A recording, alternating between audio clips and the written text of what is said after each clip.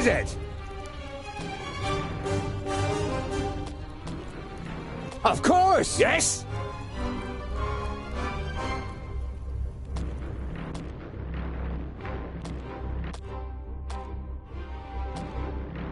On my way! As good as done! Huh? Understood.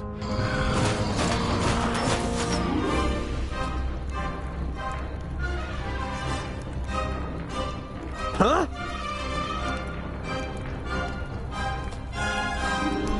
Huh? Yes? At once. And what What now? is it? On my way!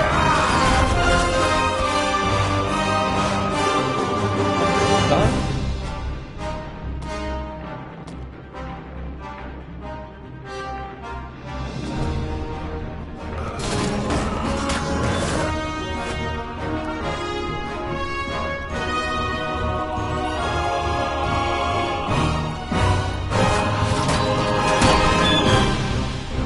Huh?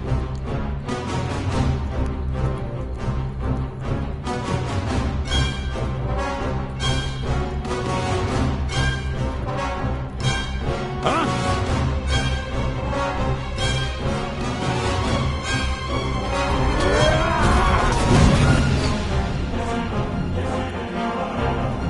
Yes? And what now? Yes?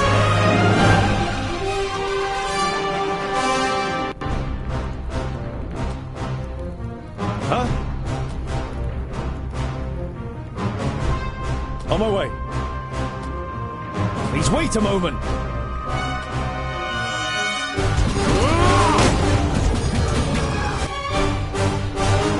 Huh? What is it?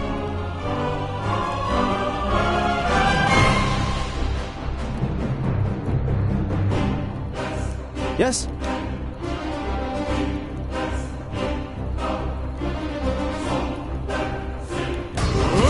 He hardly put up a fight. And what now?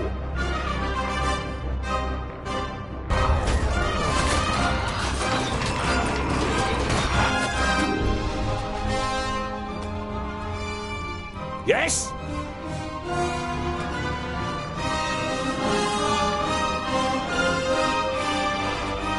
Huh?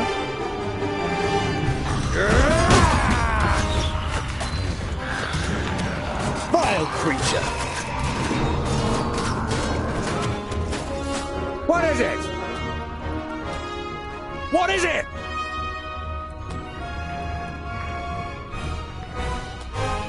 Huh?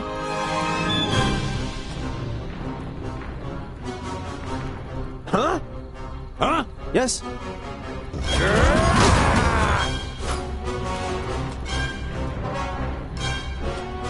And what now? Kill!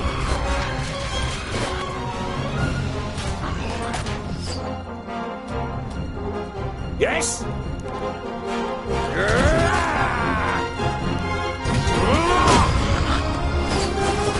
Vile creature. Huh? Understood. Huh? Yes, yes. What is it? Huh? And what now?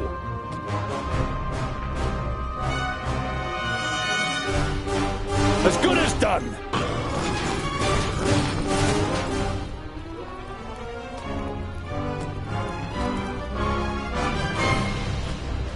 Uh-huh. At once. Huh?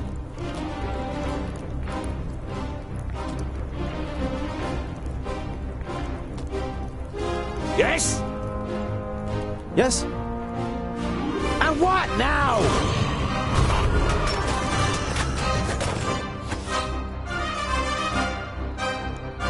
Huh? Uh-huh. Understood.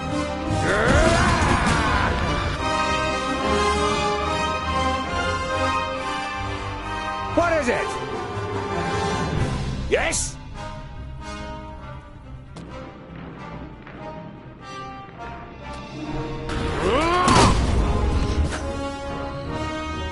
Huh?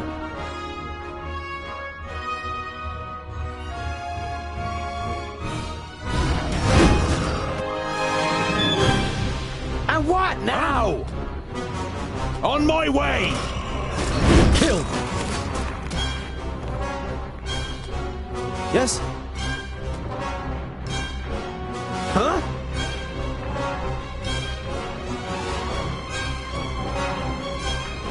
Yes, yes, soon! What is it? I am Bowendahl! Give me a hand!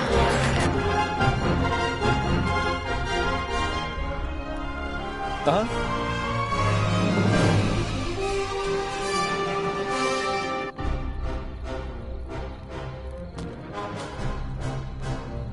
What is it?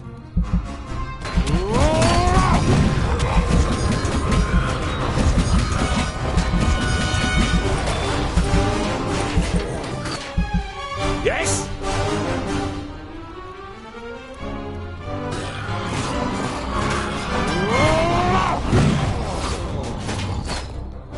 Yes?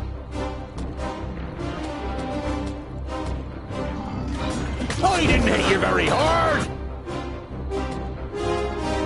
Yeah! Did you see that, men?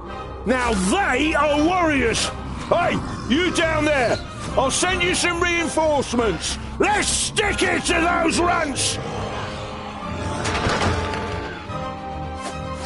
All right then. Stay close to us.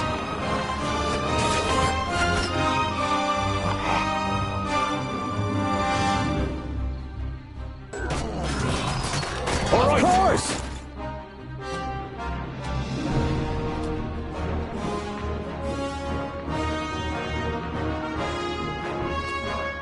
Huh?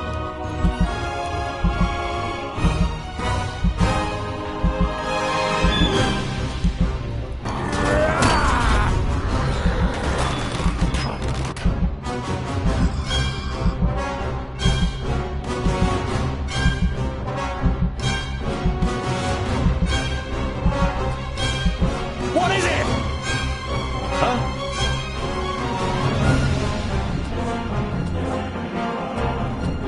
And what now?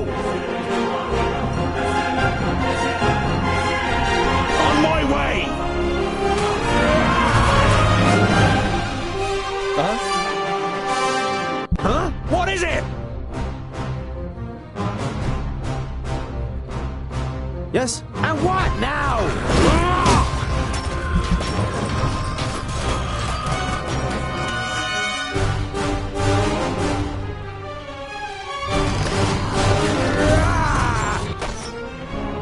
Yes?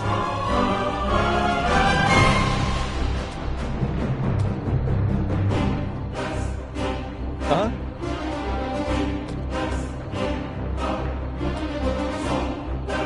What is it? Huh? Yes? And what now? Huh?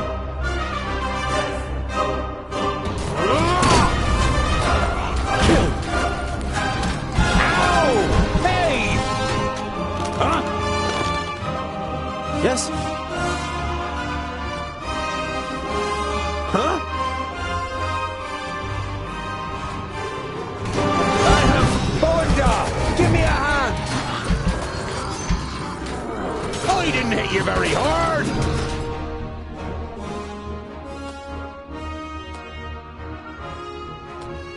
What is it? Huh?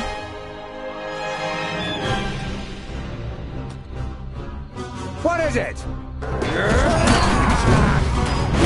Yes, yes, soon! And again! Huh? Uh-huh.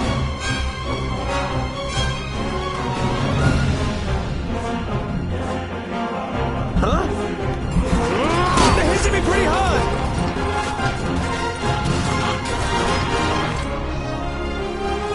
Yes? Yes? Ow! Hey! What is it?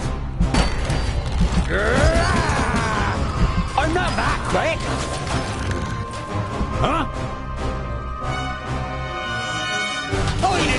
pretty hard! Huh?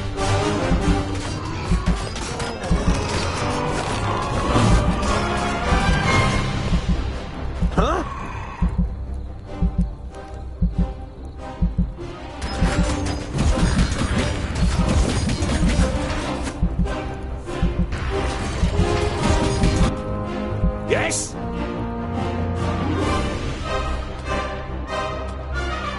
Huh?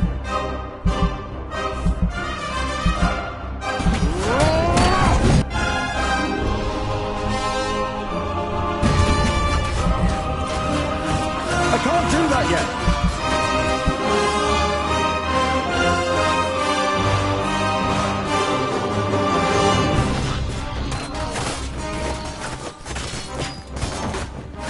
He hardly put up a fight! And what now? What is it?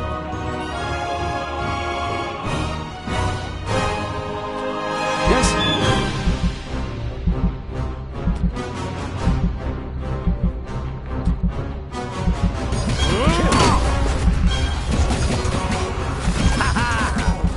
And again!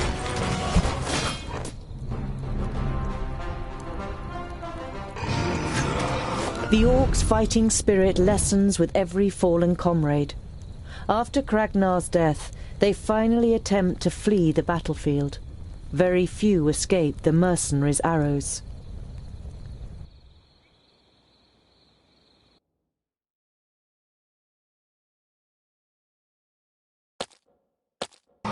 The leader of the mercenaries approaches you, surrounded by his soldiers.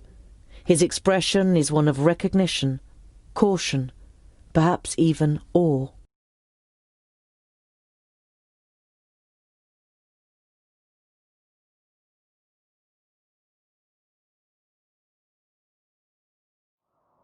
You're the groundling, dwarf, who reinforced our gate a couple of days ago.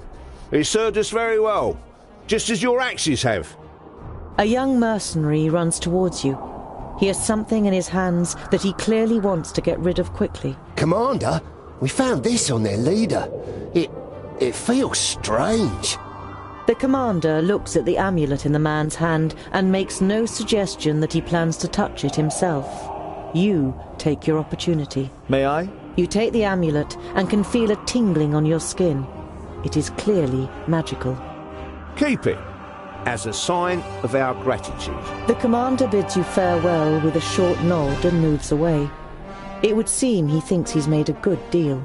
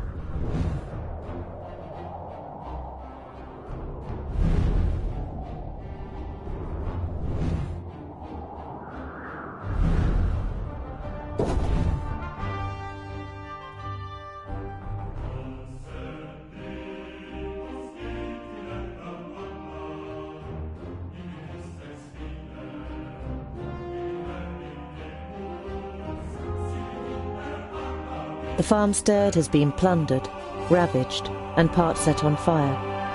But not all of the buildings are destroyed. You call out for any survivors, but there is no answer.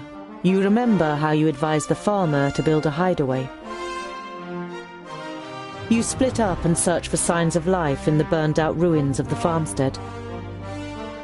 Hello? Is anyone still alive? Give us... Quick! It's coming from over there. You free a trapdoor on the floor of the barn from the... Thank Palandio. And thank you, Mr. The joy of being rescued transforms into despondency.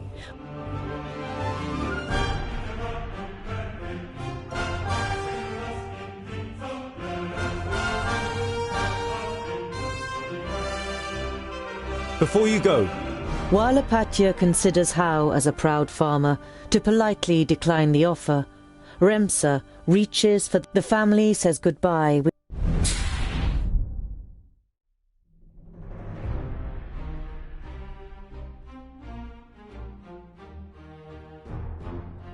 As you near Calmstead, you see that the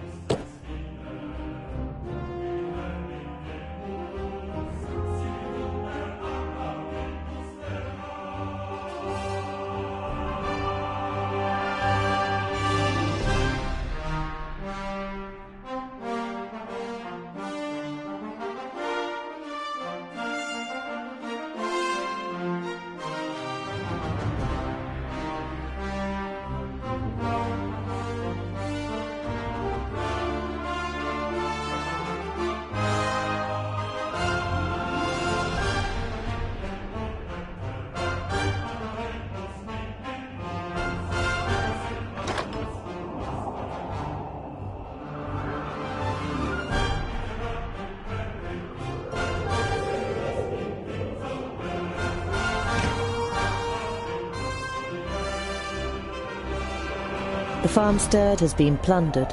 You split. hello? Quick. The joy.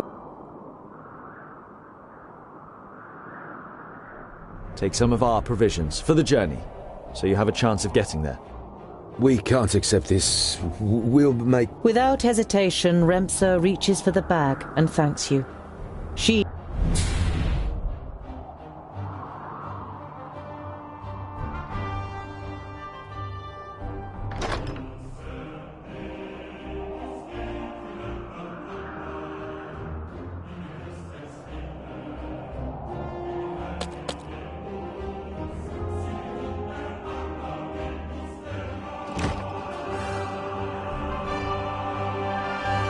As you near Calmstead, you see that the surrounding fields are in flames.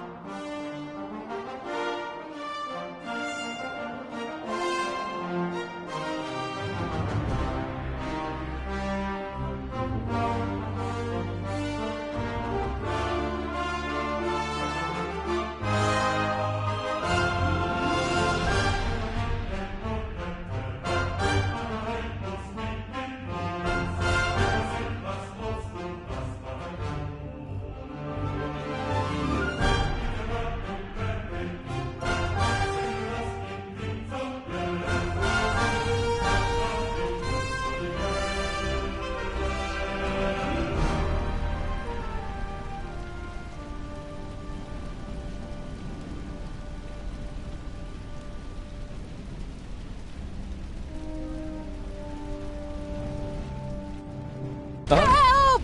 Let us out! There are still people in the houses! Let's get them out of there, and quickly!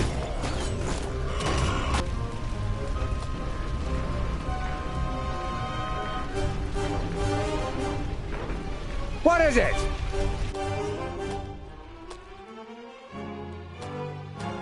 Huh?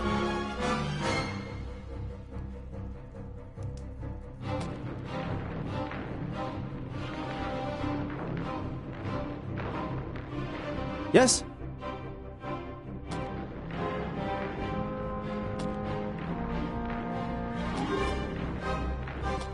Huh? What is it?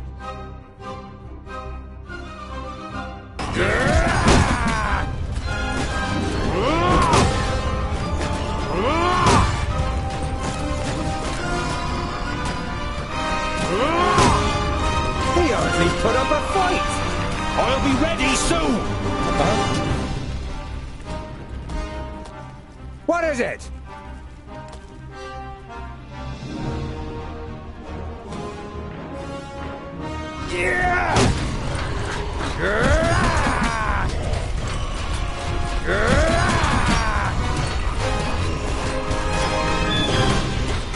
Huh? Yes?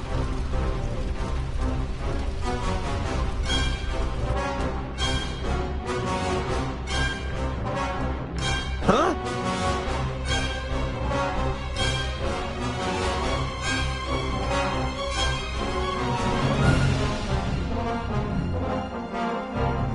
What is it? Huh?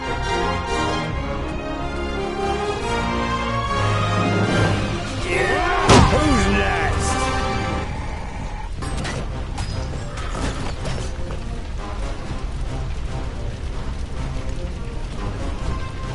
And what Yes? now?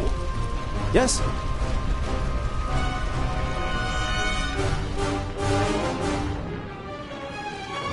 On my way. What is it?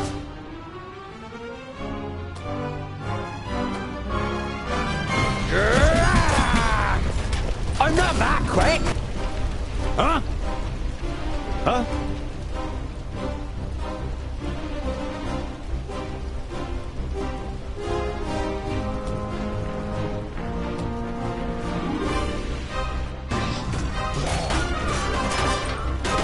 And what now?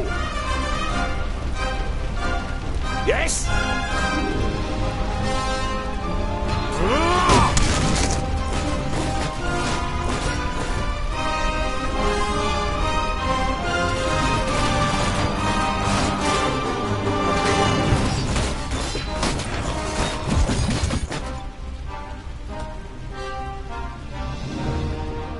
Yes?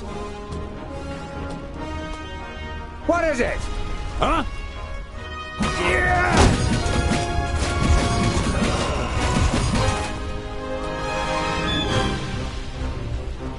Huh? And what now? What is it? Yes? What is it?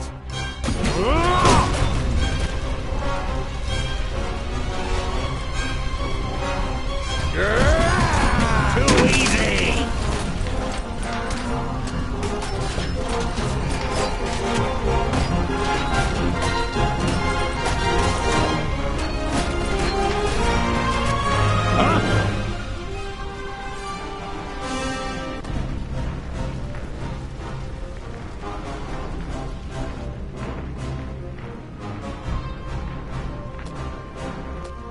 Huh? Uh-huh.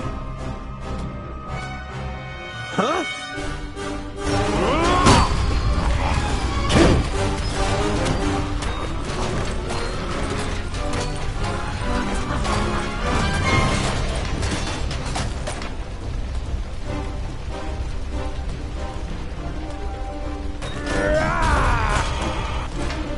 Yes? Huh? And what What is now? it?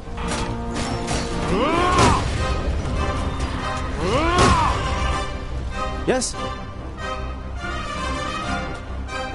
Huh? Yes? All right. Uh-huh. And what now? And again.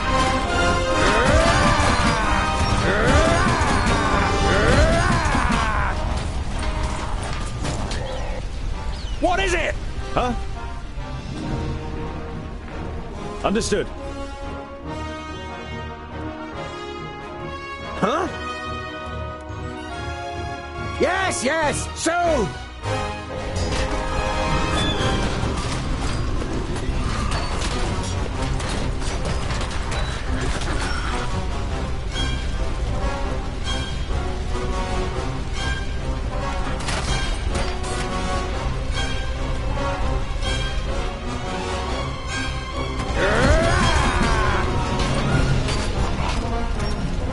Yes? Uh-huh.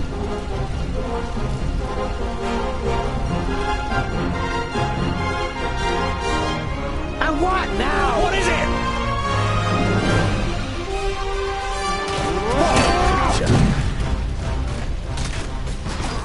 Too easy! Yes? Huh?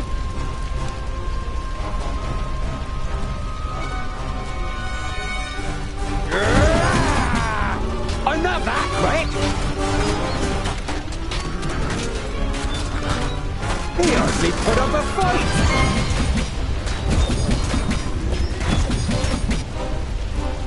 Yes?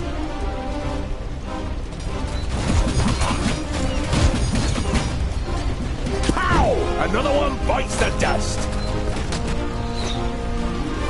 Who's next?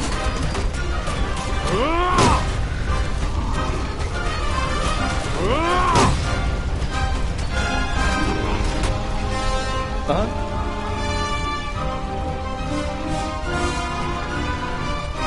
And what now?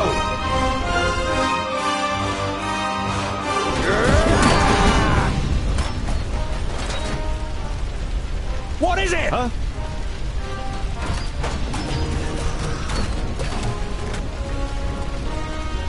Huh? Yes?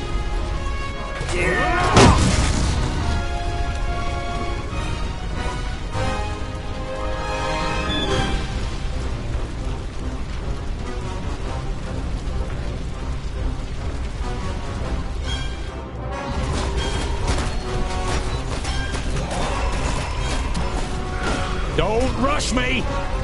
Yes?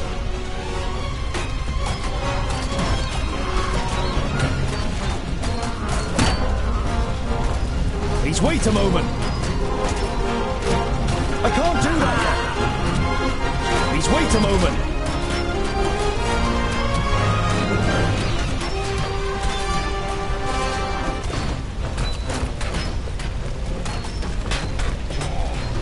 I didn't hit you very hard!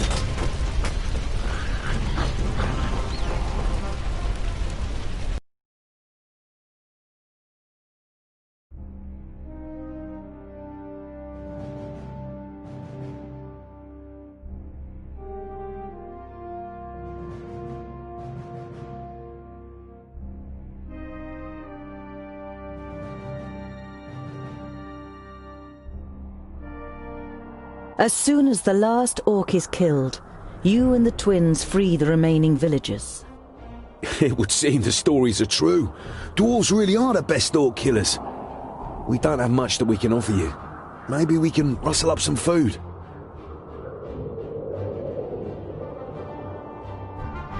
I'm sorry, but we can't accept this. We can't let you leave empty-handed. If you won't accept anything else, then at least allow us to prepare a feast for you this evening. Your protests fall on deaf ears. The food is simple but hearty farmer's fare. The beer strong by human standards. And there's also dancing. You only really stayed on out of politeness.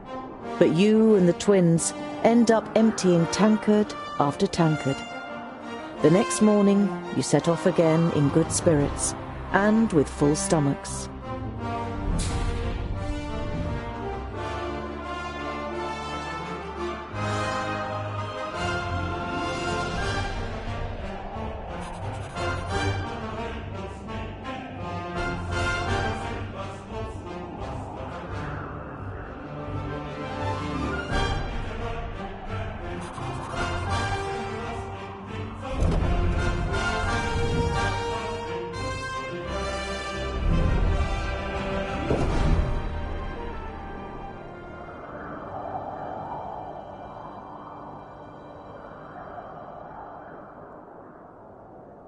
You see a light through the trees some way from the path. It inevitably brings to mind your encounter with the woodcutters. You tell the dwarves about your encounter with the woodcutters and how you intimidated them. Ha! Very dwarf-like, but I think we'll have to teach them a lesson anyway. Humans are not our enemies, Boindel.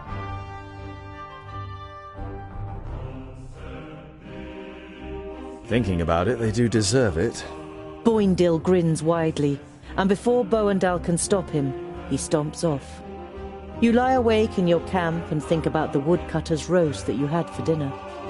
The rabbit was the best thing you've eaten in a long time. It tasted of victory.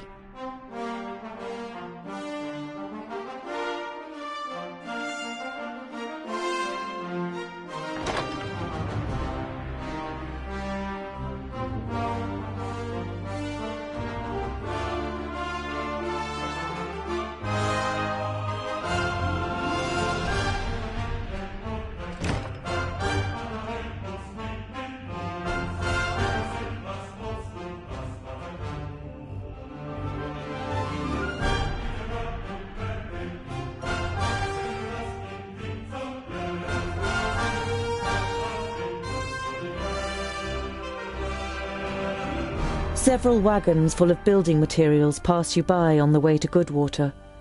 The village's fortifications still show evidence of the orcs' attack, but they are making good progress with the repair work. There they are, the dwarves! Goodwater's saviours! Come in! There's always a warm meal and a welcoming bed for you here. I could get used to this.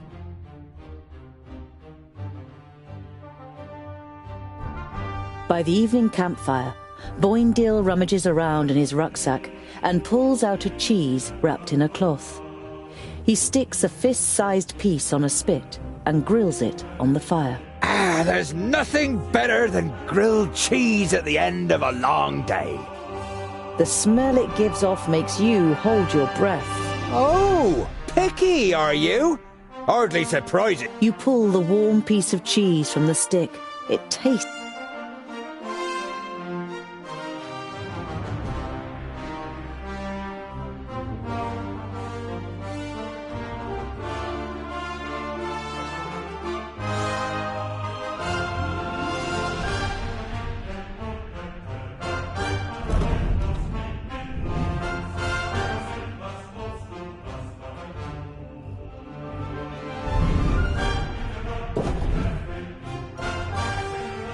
You approach Scalebrook through its expansive fields and spot smoke rising up into the sky. A short while later, you can hear the cries of battle, and finally you can smell the tallow on the orc's armour. Scalebrook is at war.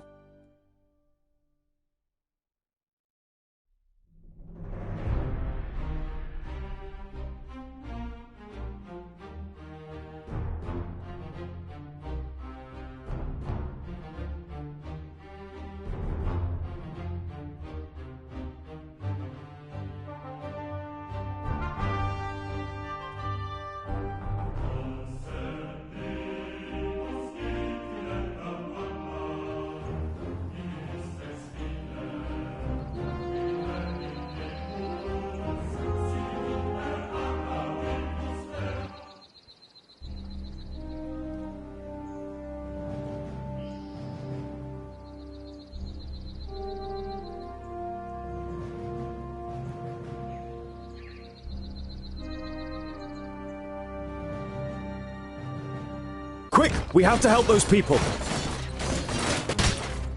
What is it? What is it? Huh? Huh?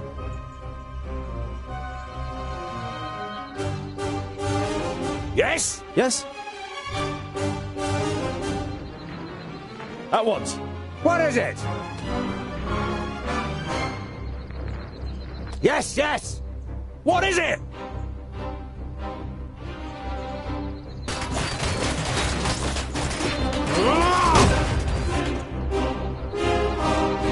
Huh? And what now?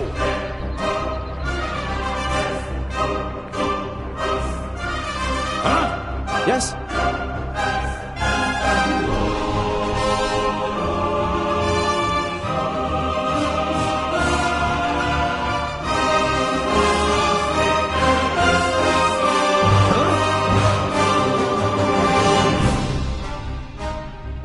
Yes?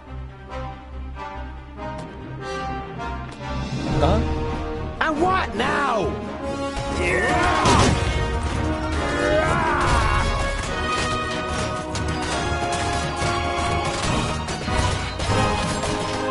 only put up a fight!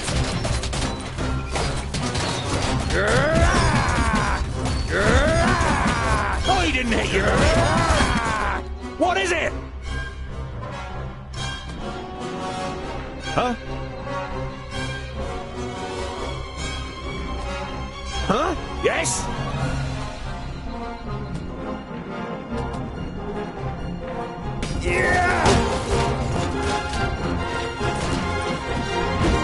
Find somewhere safe to hide. We'll come back for you once we've saved the other villagers.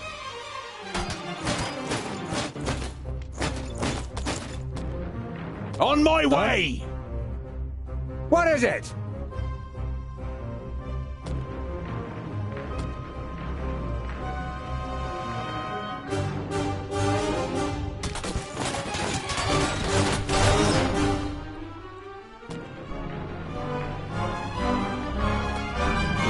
Huh?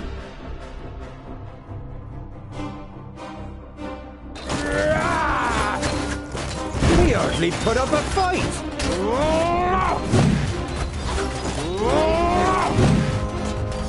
I'll be ready soon. Yes? On my way. Huh?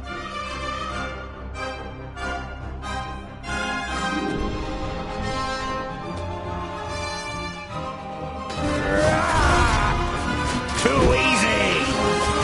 Yes, yes, soon. What is it?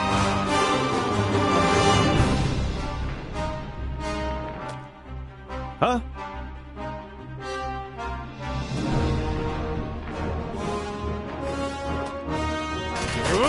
Creature. At once. And what now? Yes?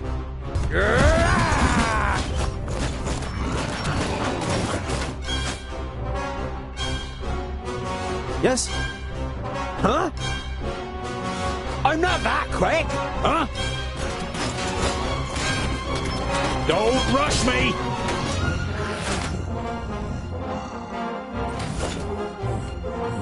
That's it. They're fleeing. I don't think so. They're just rallying. And that's what we should do too. Come on. Thank you so much. You saved us. Not yet. The orcs are rallying. You must join us. But we can't. You must. Here they come.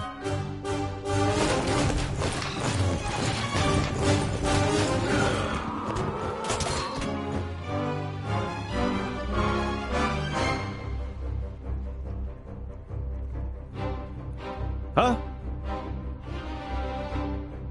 What is it? What is it? Uh-huh. And what now?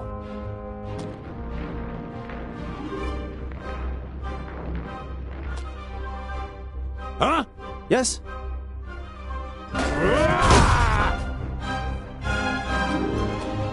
Huh?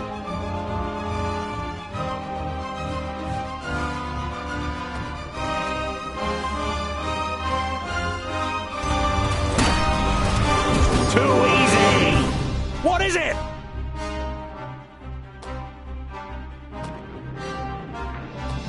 Huh?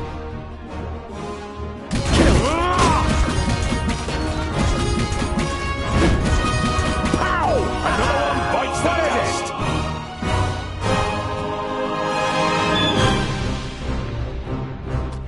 Yes? Yes?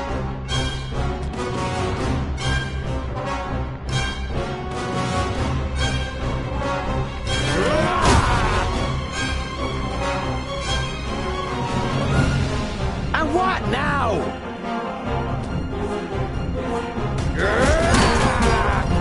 Yes, yes, soon.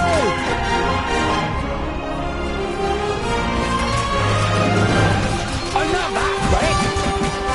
Yes, yes, soon. What is it?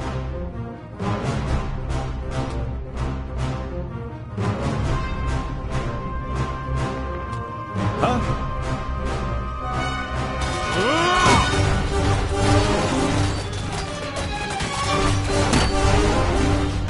I can't do that yet. Huh? Huh?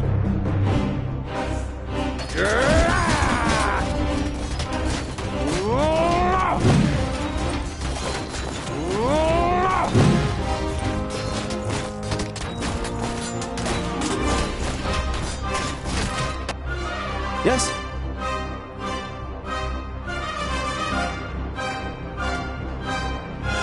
And what now? Yeah!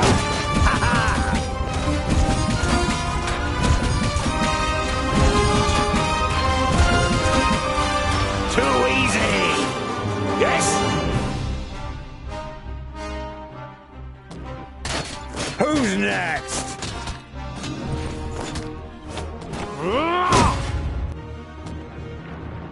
Huh? Huh?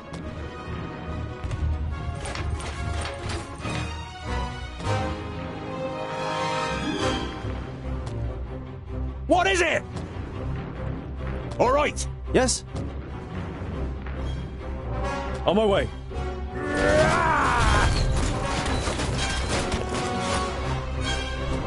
And what now? Yes? He hardly put up a fight. Uh-huh. What is it?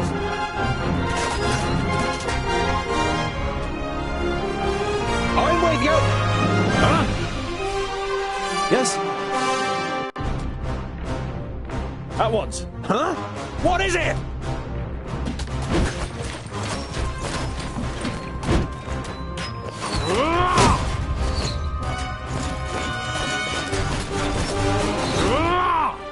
Uh-huh. On my way. At once. Too easy!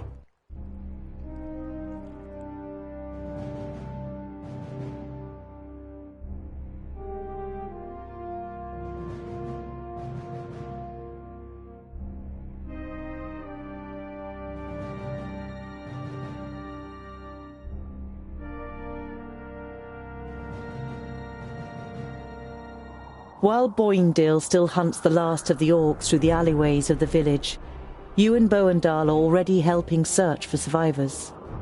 Various villagers, all with shocked, ashen faces, come and thank you for saving them. A middle-aged man nervously steps from one foot to the other and tries to force a smile. My father, the village elder, he is dead. I think I must follow in his footsteps, so I thank you in the name of Scalebrook. He left behind some gold as a dowry for my sister. She's...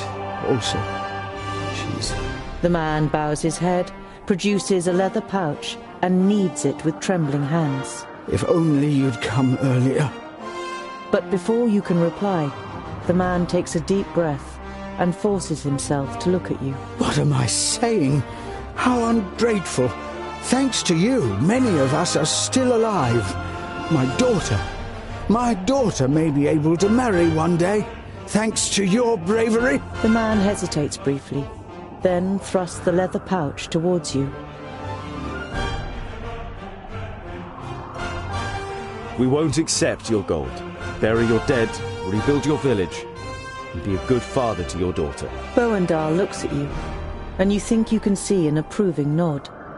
The man opens his mouth to say something, but then he just shakes his head and finally starts again. I thank you, dear sir, but there is no way I can let you go with empty hands. Here, take this. My father bought it from a trader, one of your kind.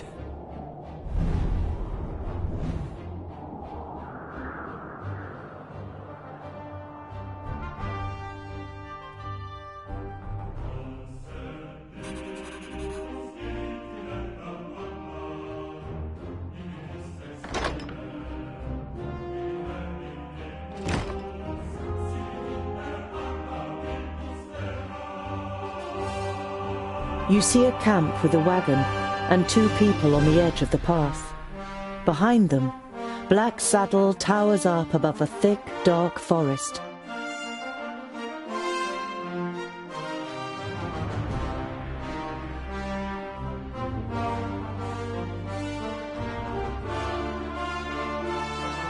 Two horses are standing near the covered wagon, grazing.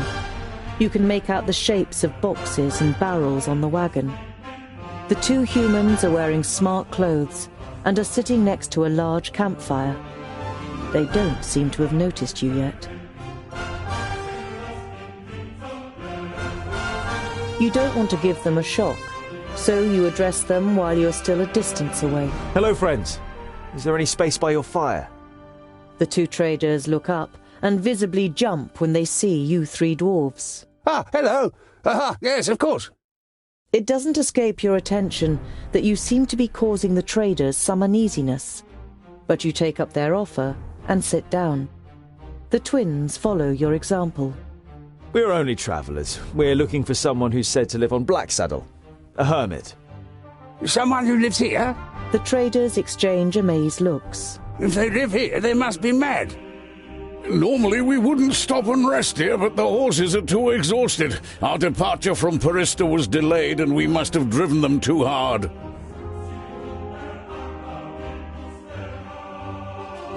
Why does Blacksaddle make you feel uneasy?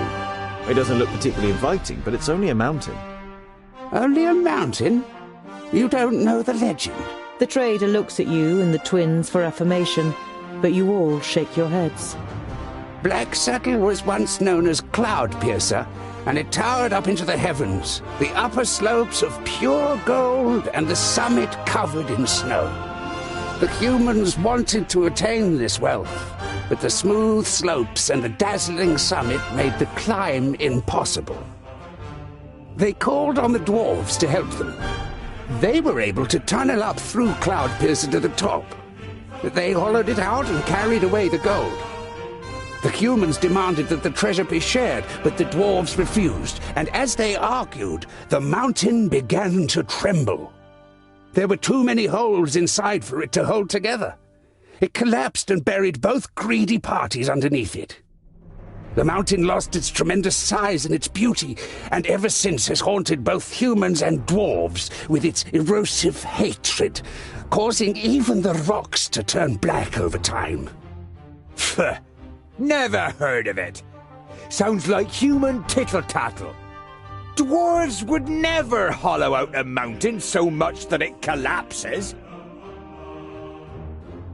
You come from Parista. How are things there? No news to speak of, I'd say. Well, except for Nudin the Knowledge Lusty. You know Nudin the Knowledge Lusty. Lot Yonan introduced him to you many years ago during a visit. What about him? Oh, nothing really. Just rumors. You nod at the trader to continue. He's behaving strangely and disappears into his tower for days on end. And he looks ill, apparently. Well, that's what someone I know said. Perhaps he got a spell wrong.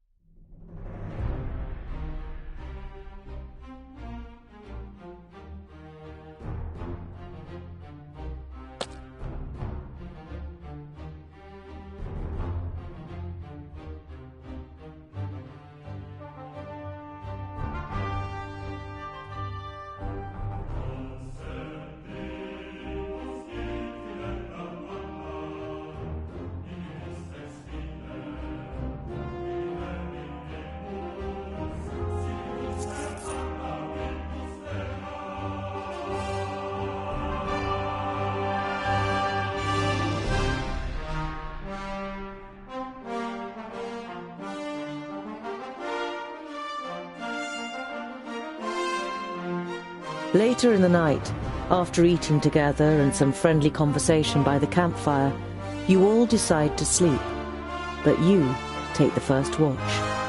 It's a night in which nothing happens, and the next morning the traders set off early. After breakfast, you also continue on your journey.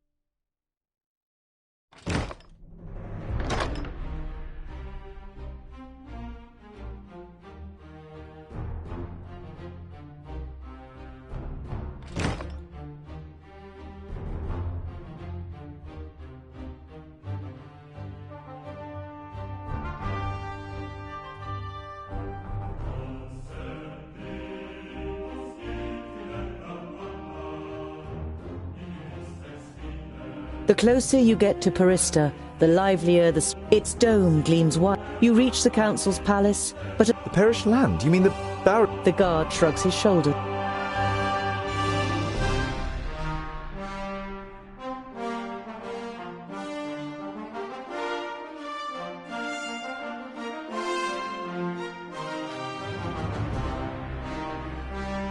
Ah, so we meet again.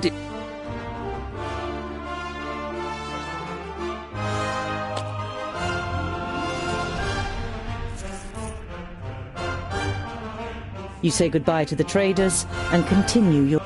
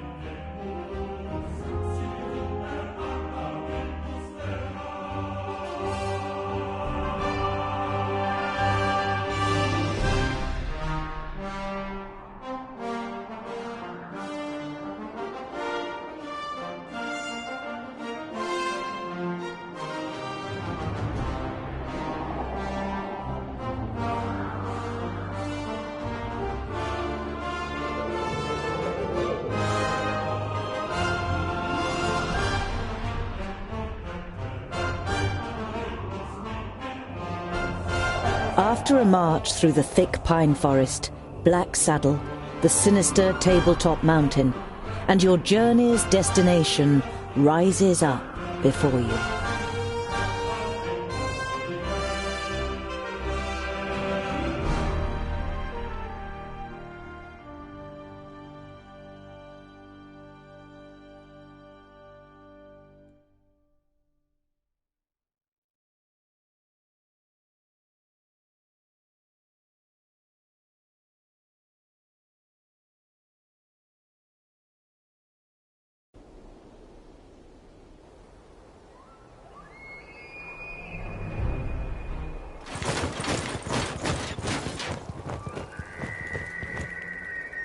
Are you sure that the Famulus lives here? Yes, according to Lot Yonan. Although you try to put a lot of assurance into your voice, you too see no signs that anyone lives here. No castle, no tunnel, no camp. There's nothing here but mountain. Then we'll have to take a closer look. You do that, scholar. We'll be waiting for you here. You think about objecting, but it would just be a waste of breath.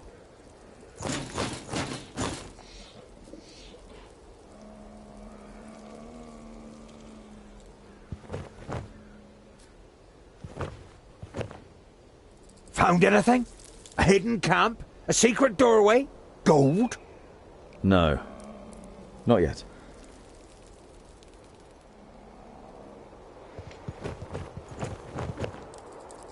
Found anything? A hidden camp? A secret doorway? Gold? No. Not yet.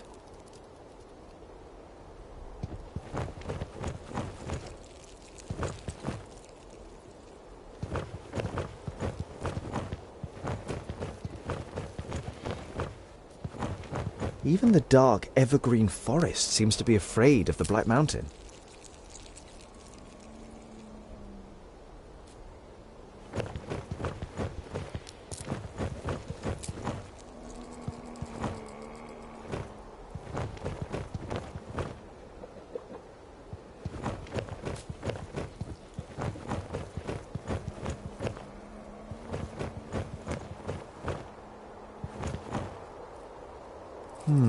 No trace of Goren here either.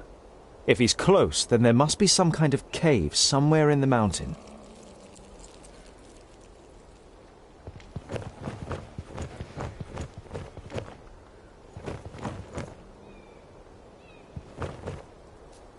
I can only climb a little way here. There must be a better way.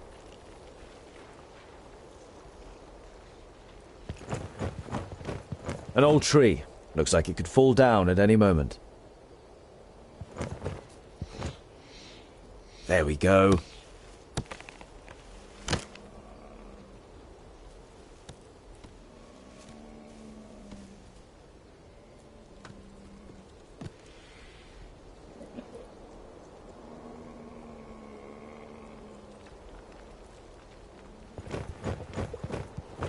If Gorin is here, then he is further up.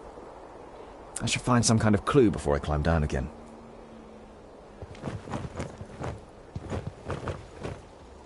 I should be able to get up here. Oh. Phew. That was close. I hope this is all worth it.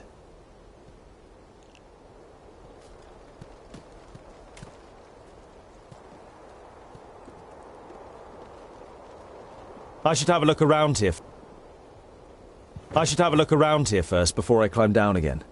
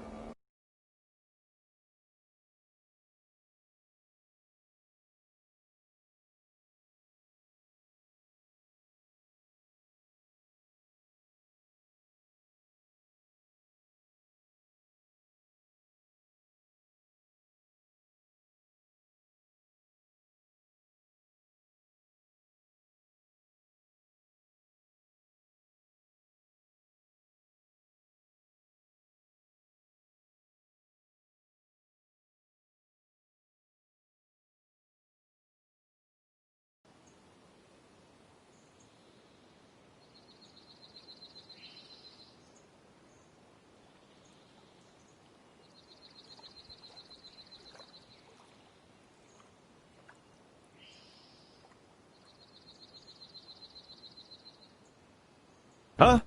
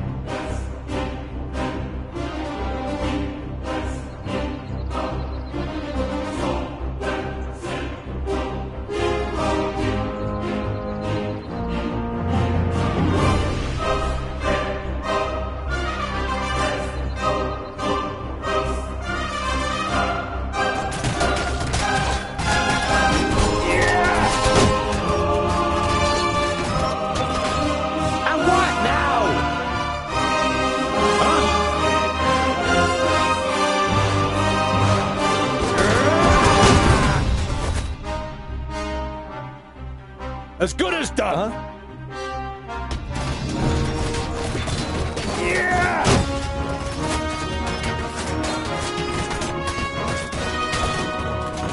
Please wait a moment. Huh?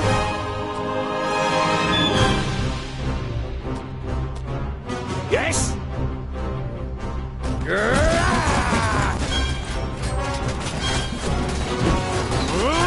And again.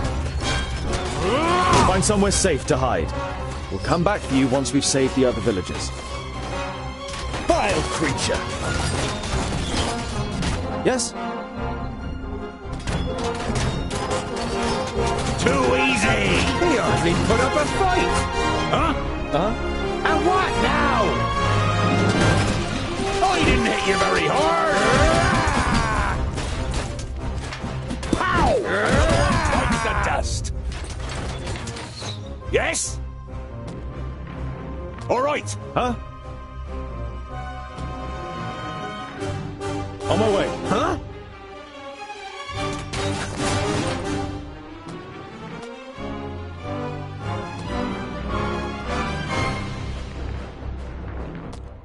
What is it?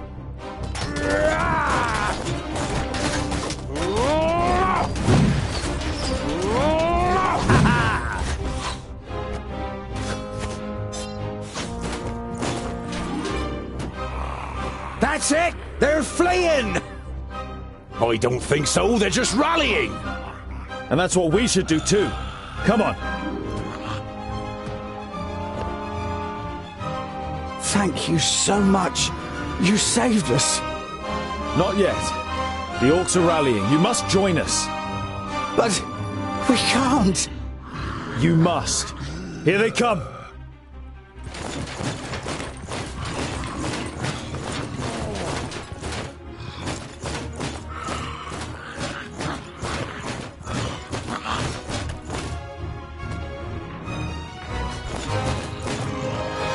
Yes? What is it? Huh?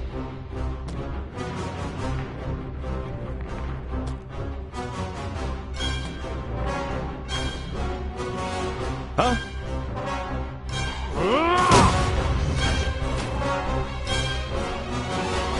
Huh? Yeah! And again.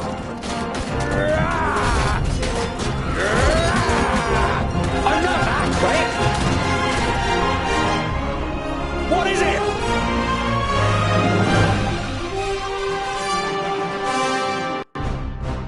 Uh-huh.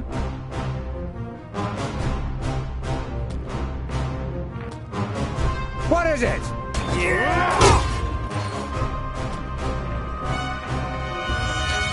Too easy. Of course! Huh?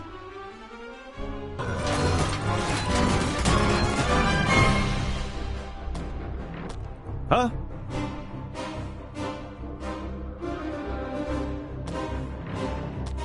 Huh?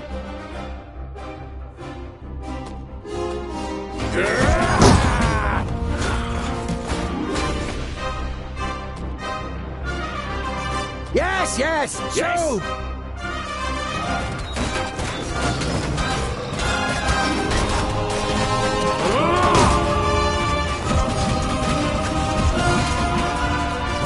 And again. Kill. I'll be ready soon. Yes? What is it?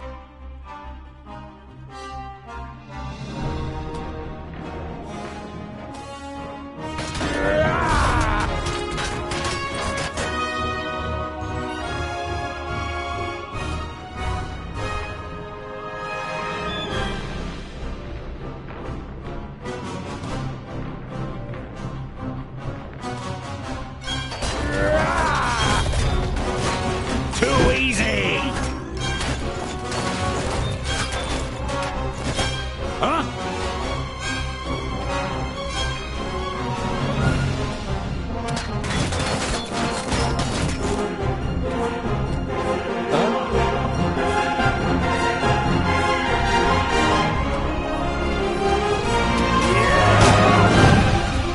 And again.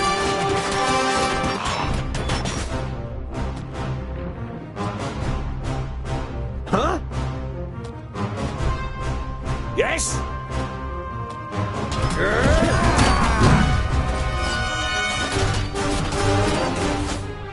Huh? Yeah. He didn't hit you very hard. Too easy. I can't do that yet. What is it?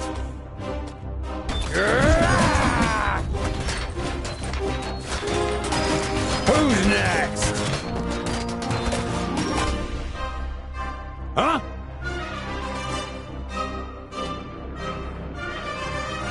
Yes? Huh?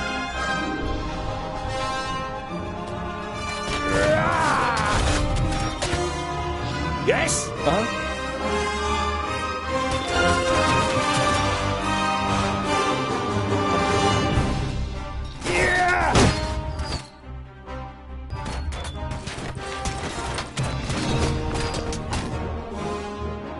what now? What is it?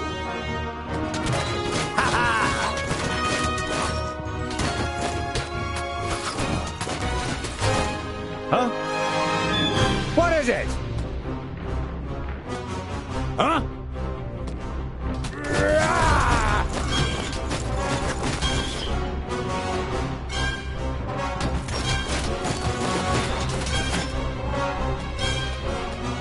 Yes?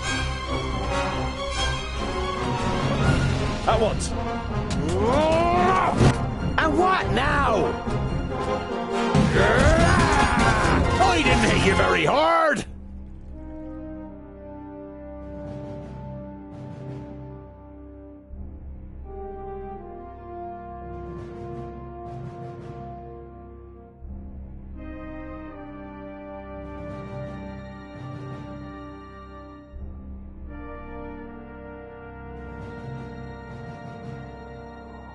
While Boindale still hunts the last of the orcs through a middle-aged... But before... We won't accept. The man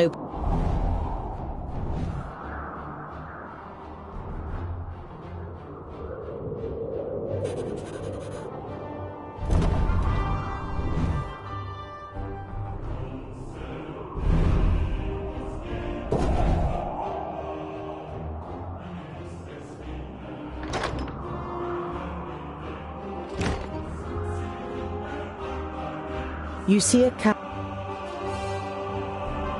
Two horses. You don't. The two. It does. We're on. No. Why did... Black, they would... You can... You... Oh, man.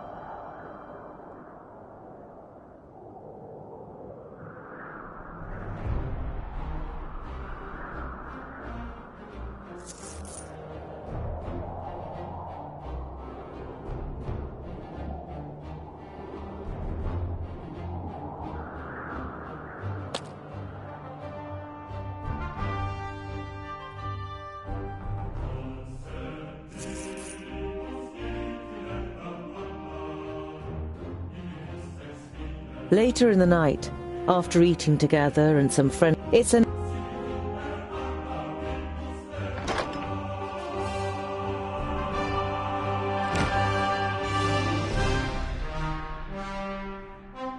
After a...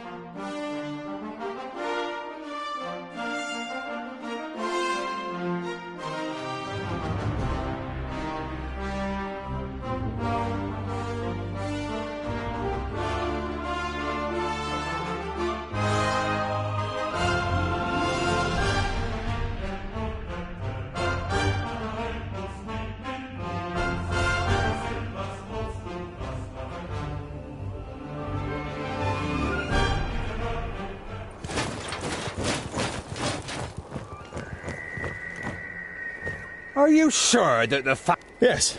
No. You...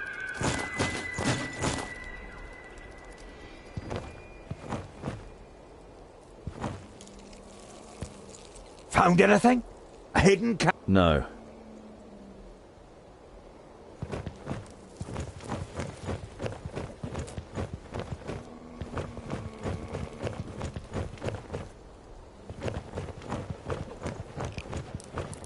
Even the dark, evergreen forest seems to be afraid of the Black Mountain.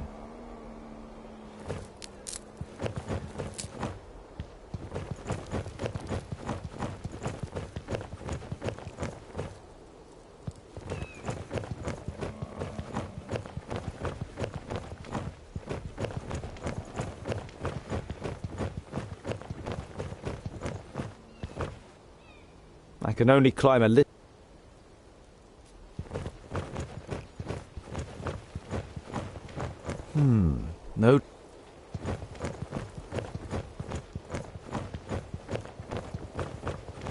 An old tree. There we go.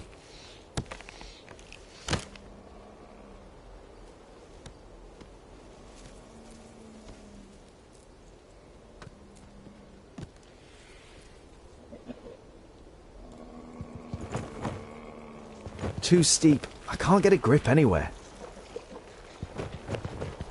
If Garen is here, then he is further up. I should find some kind of clue before I climb down again.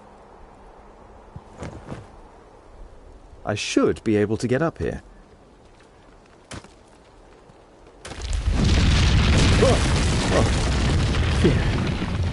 That was close.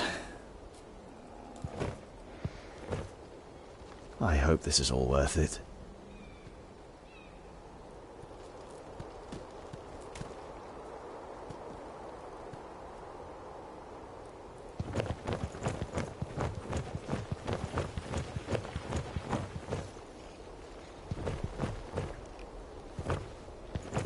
Something engraved on it. You realize with surprise that they are runes in the Dwarven language.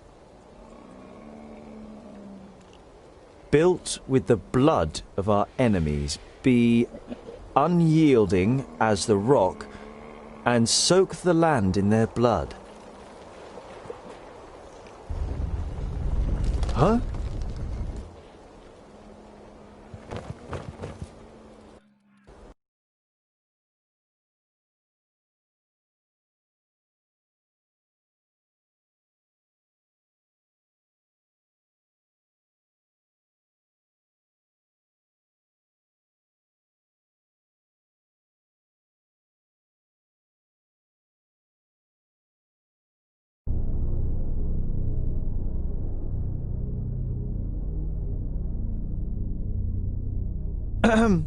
Hello?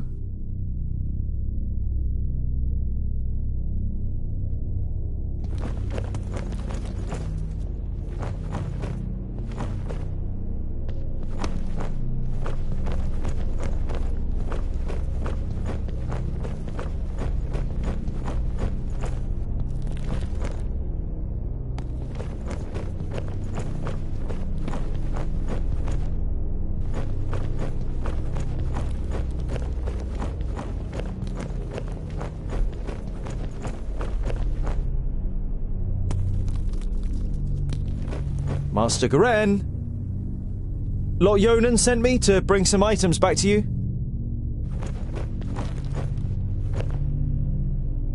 My inquiries are almost at an end. That means I can finally go to be with my sunshine. I have never been to Greenglade, but I think I will like it there. I deposited my most valuable things in the grave of Horengarth before my departure and secured it with magic. The password is... You recognize the following words as rune names, but they're written in the learned language, so you don't know which they are. Greenglade. Oh, great.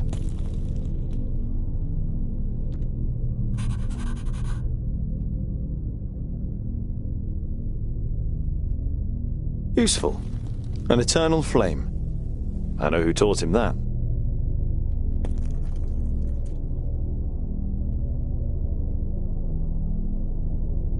You see sketches and notes on the architectural features, statues and wall reliefs.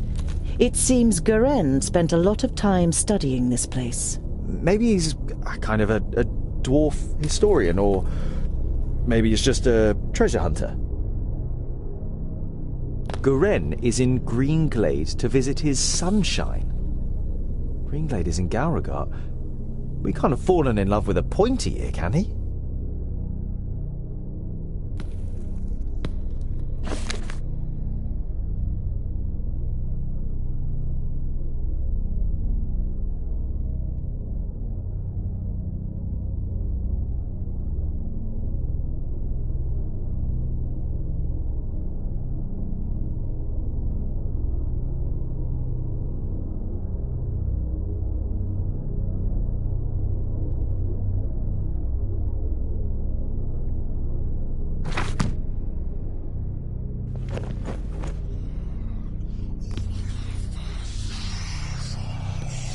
Hello? Is anyone there?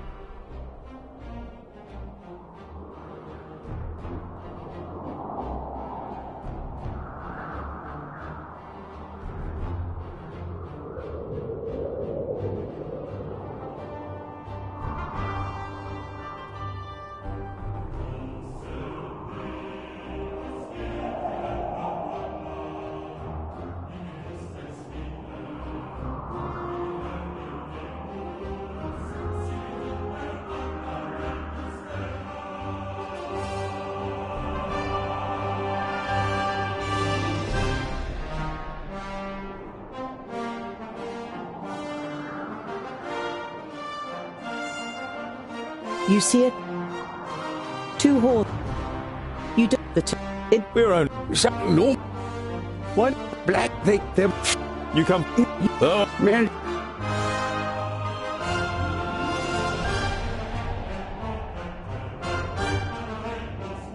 Later in the night, it's a night. After.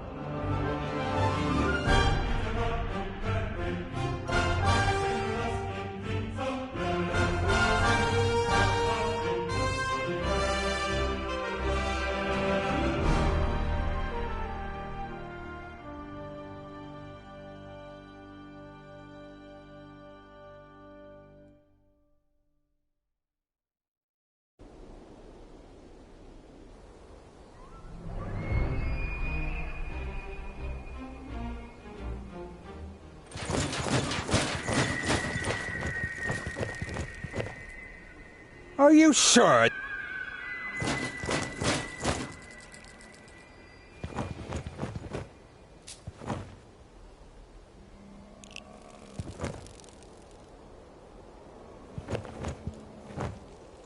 Found anything?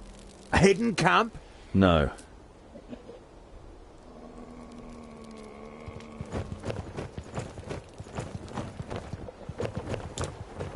Even the dark evergreen forest seems to be afraid of the Black Mountain.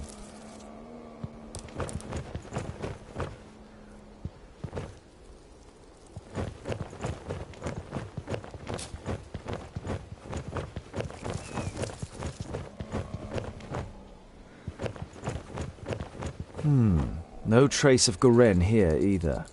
If he's close, then there must be some kind of cave somewhere in the mountain.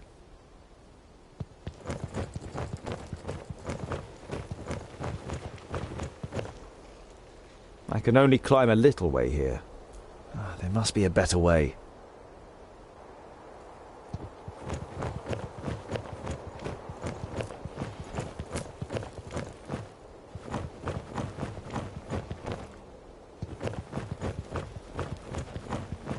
An old... There we go.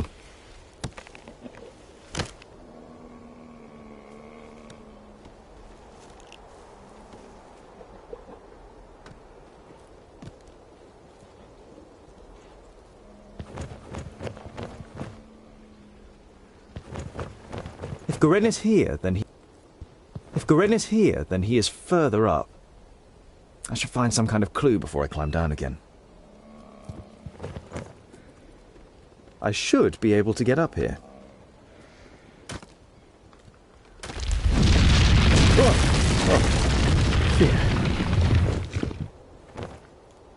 I hope this is all worth it.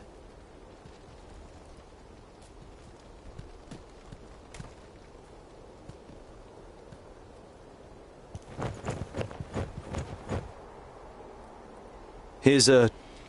No, forget it.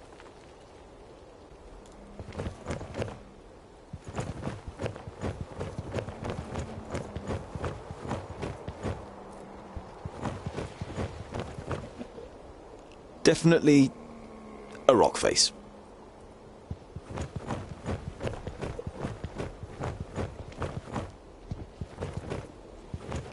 There's something in...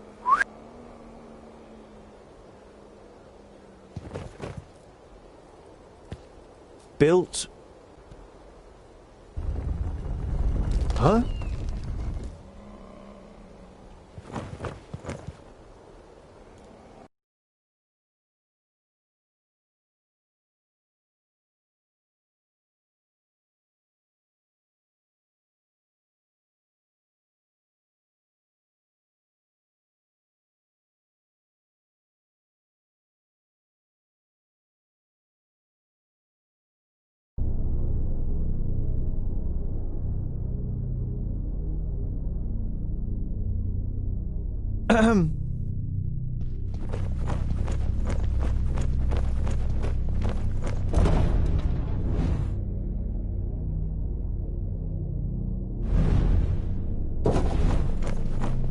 Master Garen!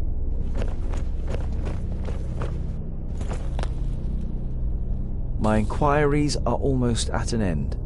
I deposited my most valuable things in the grave of Horengarth. Useful. An eternal flame.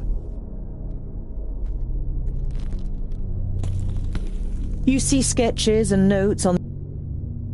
Garen is in Greenglade to...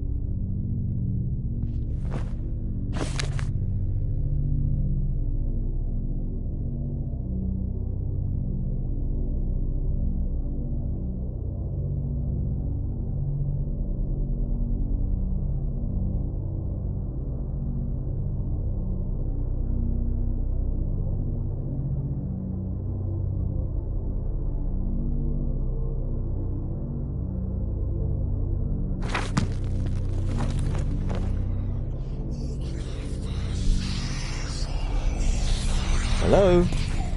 Is anyone there?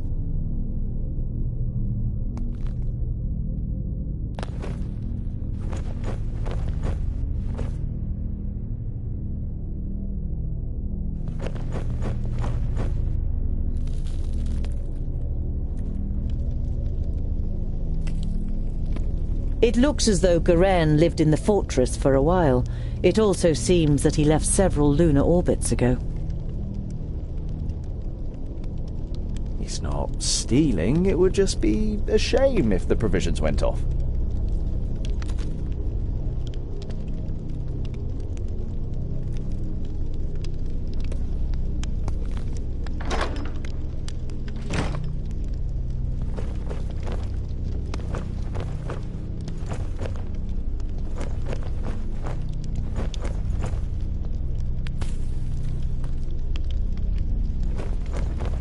A series of weapons that are all clearly of dwarven origin. The spider webs and rust suggest they have been here for quite a while, maybe even centuries.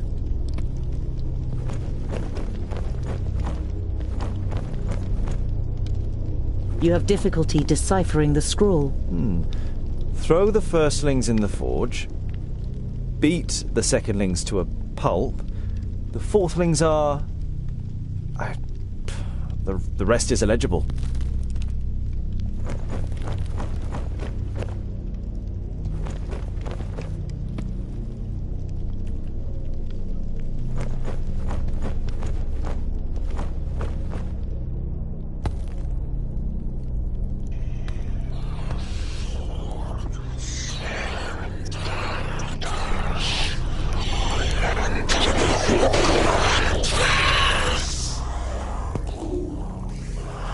Earthlings, the fortress belongs to the dwarf haters.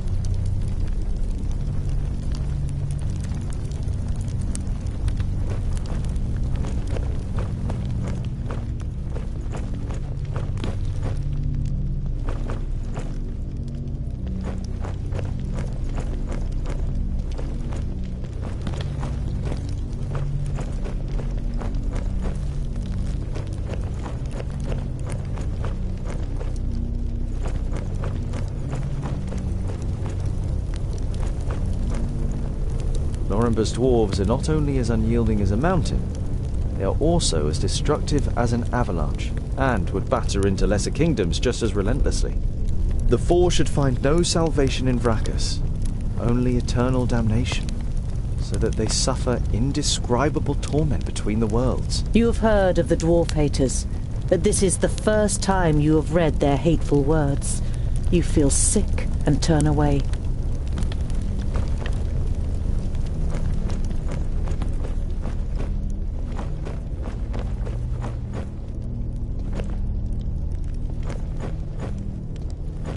Born of stone, forged in battle, arise reborn from the blood of the enemy. You're not sure if you really want to know what was once in this basin. The whole place gives you the feeling that a decent dwarf shouldn't hang around too long.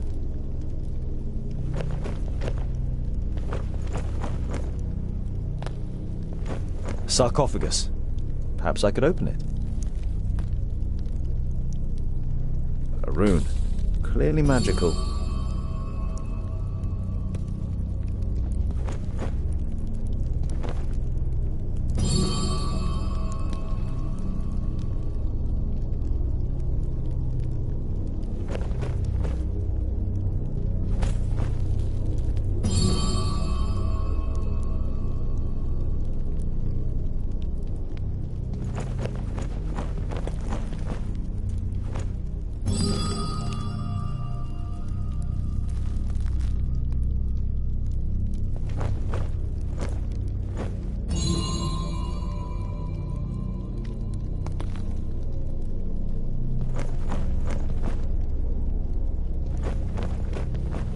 Graves.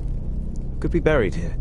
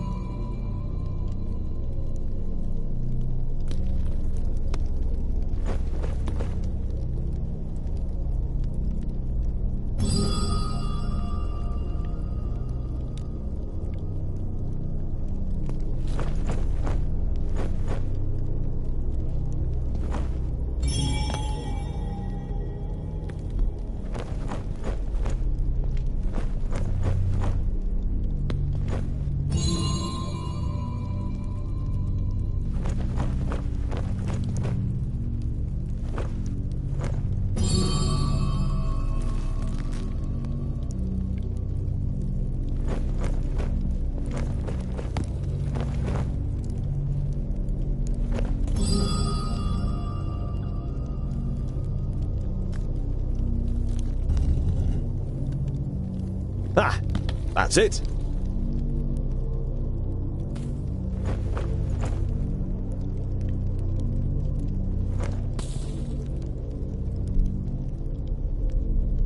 Garen's most valuable belongings. Letters from his lover, a silk scarf that must have belonged to her, and a medallion.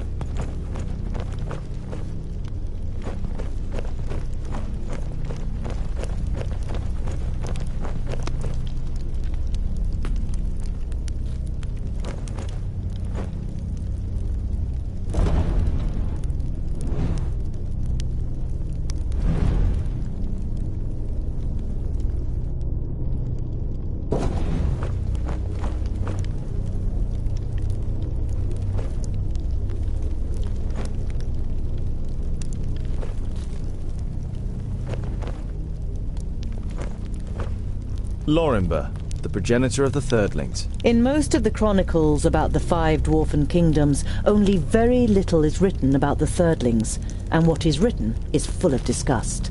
They are called traitors, or worse.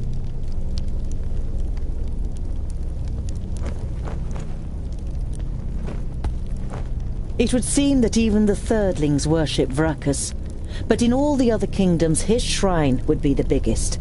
Not the statue of the kingdom's progenitor. A couple of gold coins are in the bowl in front of the shrine.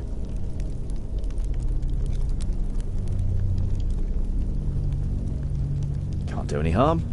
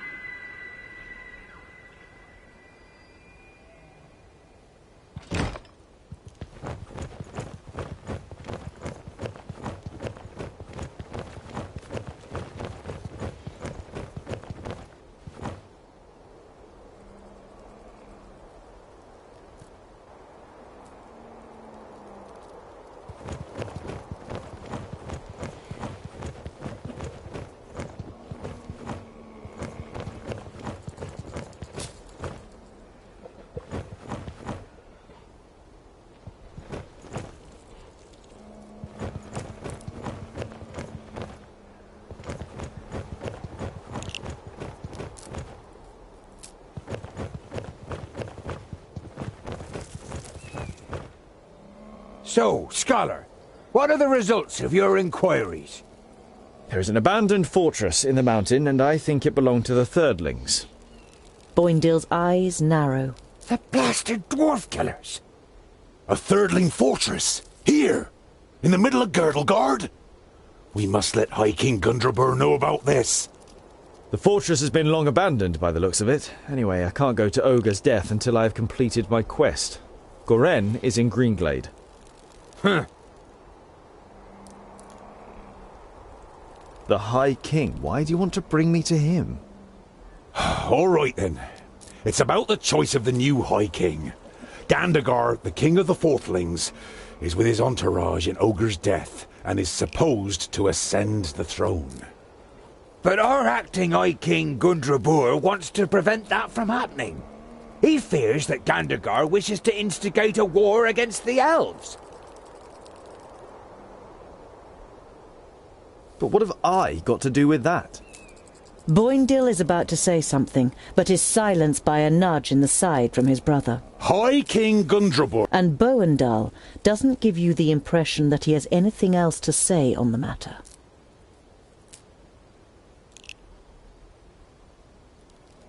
What does this King Gandagar have against the elves? Dwarves and elves just don't get along. Brachus and Satalia made us that way. I know that, but going to war for just that, after all this time? Well, there must be more behind it. They say that the king of the Fourthlings is full of hatred and is a hothead in this matter. A thirdling fortress? Here, in the heart of Girdlegard? That's strange, isn't it? And worrying. But they've always been wily. They move in the shadows and kill there too if they can. Do you know their story? I've read about it. Lorenberg, their progenitor, rejected the name that Vrachas gave him, who in turn did not give him any special talent, so his kingdom studied war. It helps them defending the East, but it also meant they ended up confronting the other kingdoms. No dwarf would ever even think of injuring one of his kind, never mind killing them. But the dwarf killers are proud of it. When they were even more powerful, they wanted to become the rulers of all dwarves. They are envious of our skills. They haven't been heard of for a long time, but you can be sure there isn't a single dwarf alive who doesn't hate them. Whatever, your High King must wait. I have a quest to carry out in Greenglade. But our quest is... Boindill raises a placatory hand and throws his rucksack onto his back in preparation. Let it be, dear brother. Look at him. He has made his decision, and you will not be able to change his stubborn dwarven mind. You can't help but smile.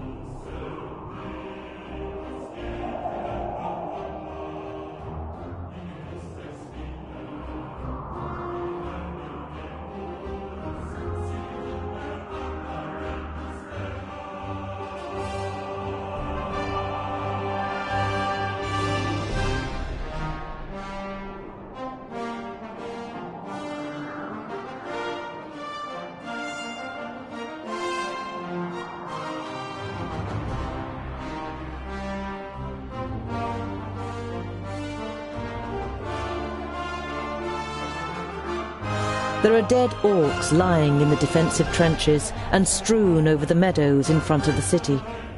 Some of the locals are busy throwing the bodies on pyres, while others repair the minor damage done to the city wall. You enter the city and the garrison at its centre without being spoken to. It is only when you reach a heavy oak door that leads, you assume, to the commanding officer's headquarters, that you are halted by a guard. Dwarves, eh? Seems we aren't to be spared anything these days. What do you want?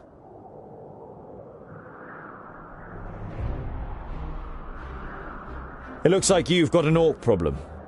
Had. Our scouts detected the army early on, and we were able to repel them without any great losses. A small army of orcs like that couldn't breach our mighty walls. Your mighty walls look like they're about to collapse under their own weight! The soldier isn't intimidated by Boindil. He juts his chin out confidently. At least they stopped the orcs, unlike your dwarven walls in the north. I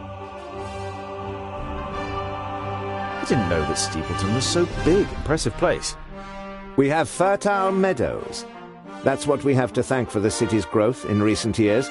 At the time of my grandparents, Steepleton was nothing more than the tower on a hill with a couple of houses. Now we have a market, a temple, and of course there are royal messengers stationed in the tower, which doesn't do the city's coffers any harm at all. You said you had messengers here. I'd like to send a carrier pigeon to Lot Yonan in Yonendar. Lot Yonan in Yonendar. No problem. It will cost you 90 gold pieces.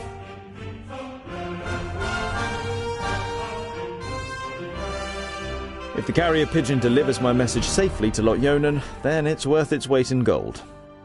Then I'll send for a scribe. You can dictate your message and thank you, but I can write it myself. Paper and ink will be sufficient. The guard nods. You don't blame him for thinking you are illiterate. Very few ordinary folk can read or write. Once you've been given the writing implements, you write down a summary of what happened at the meeting of the Alf and the Orcs. I must speak with your commander. Commander Valor doesn't have time. He's still very busy dealing with the aftermath of the Orc attack.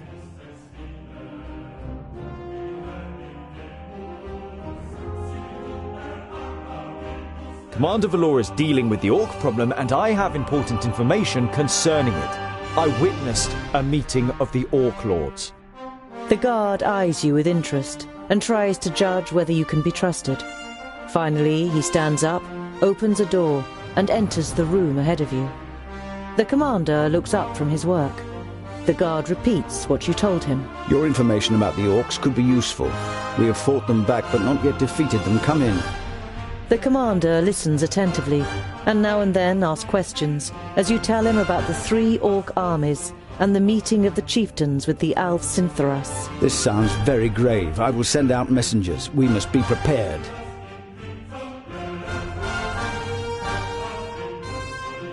The Orc army that attacked you was able to escape?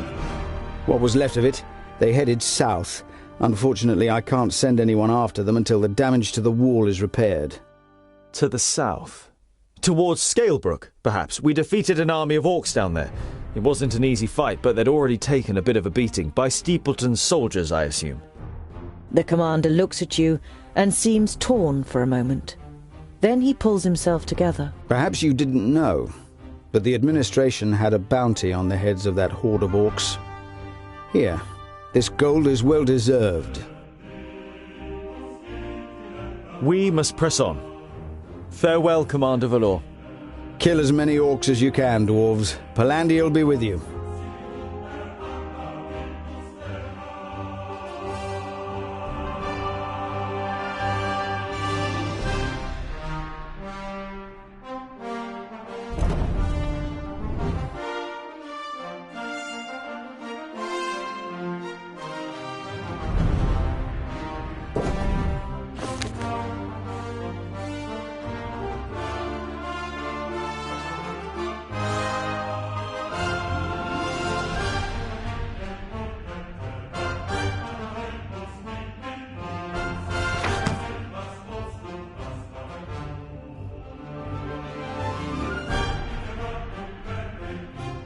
While taking a rest, you see a cart trundling along the road not far away from you. A young couple are sitting on the box seat, clearly in love and more interested in each other than the rest of the world around them. The sight reminds you of a long, unanswered question. So, I was wondering, what do female dwarves look like? pretty. Very pretty. Aha. You were expecting a little more information. Do they have beards? No, I would say it's more like fluff. Oh, very attractive. And what do they do? I mean, are they warriors too? In our kingdom, most take care of domestic life. They take the animals down to the meadows in the valleys, make sure the larders are full and that there's plenty of good beer, and make our clothes. It only ever causes problems when men and women stand shoulder to shoulder in battle. Some of them are talented stonemasons and smiths, and beware of insulting their skills. They are no less proud than we are.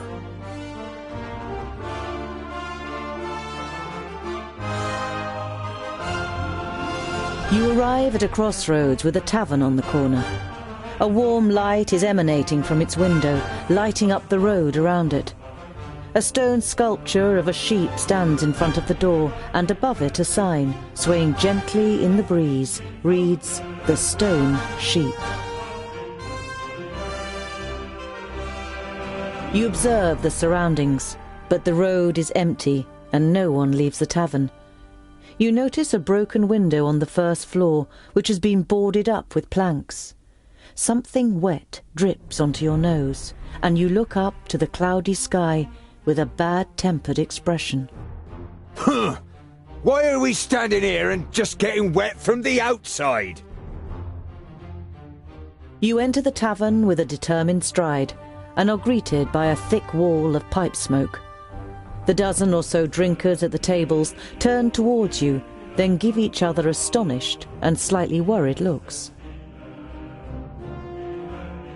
In the tavern there are half a dozen people sitting at the tables, and just as many at the bar, clearly farmers and labourers from the surrounding villages. Boindale pays no attention to the other guests and trudges over to a table.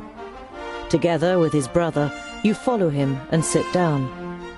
The landlord comes out from behind the bar. What can I get you? You hear surly muttering from one of the tables. What are groundlings doing showing their faces here, now of all times?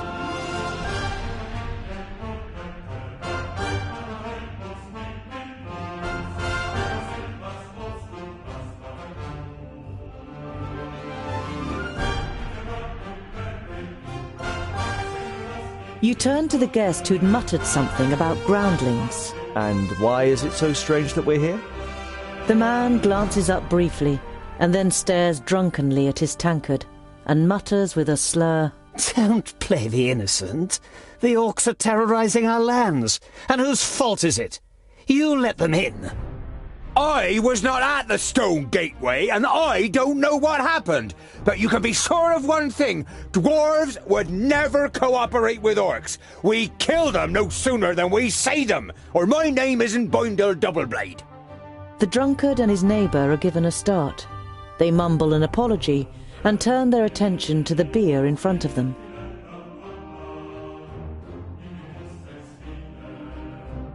I wouldn't mind a pint of ale. The landlord nods and takes the twins' order too. Shortly after, he returns with your beers and puts them down in front of you. Is that all? You stand up and turn to the room. This round's on me. The faces of the guests and the landlord brighten up immediately. The landlord gets to work pulling everyone a beer and handing out the tankards. Some of the guests say cheers to you as they get their drinks. Did two travellers pass this way? One was a famulus, the other a mercenary. The landlord shakes his head indifferently and mumbles something incoherently. One of the guests is about to say something, but shuts up when the person next to him gives him a poke. Come on now, tell us what happened. We're all friends here. The man who was going to speak the first time round looks over to his neighbour, who nods. Two travellers spent the night here. One had a robe on, the other was a mercenary. The next day they left, all in a hurry. Said they'd been attacked by an elf. One of the other drinkers finds his voice too. There was a hell of a lot of noise that night.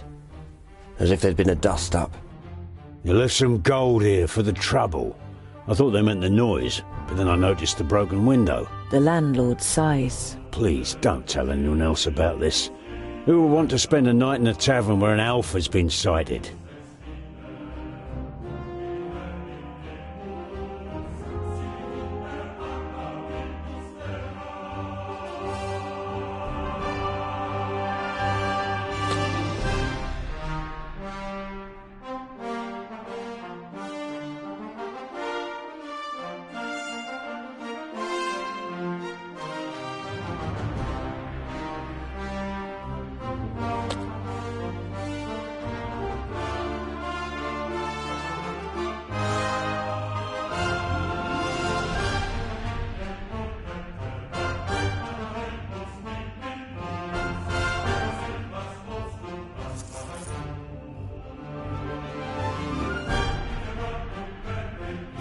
We're tired and long for a proper bed.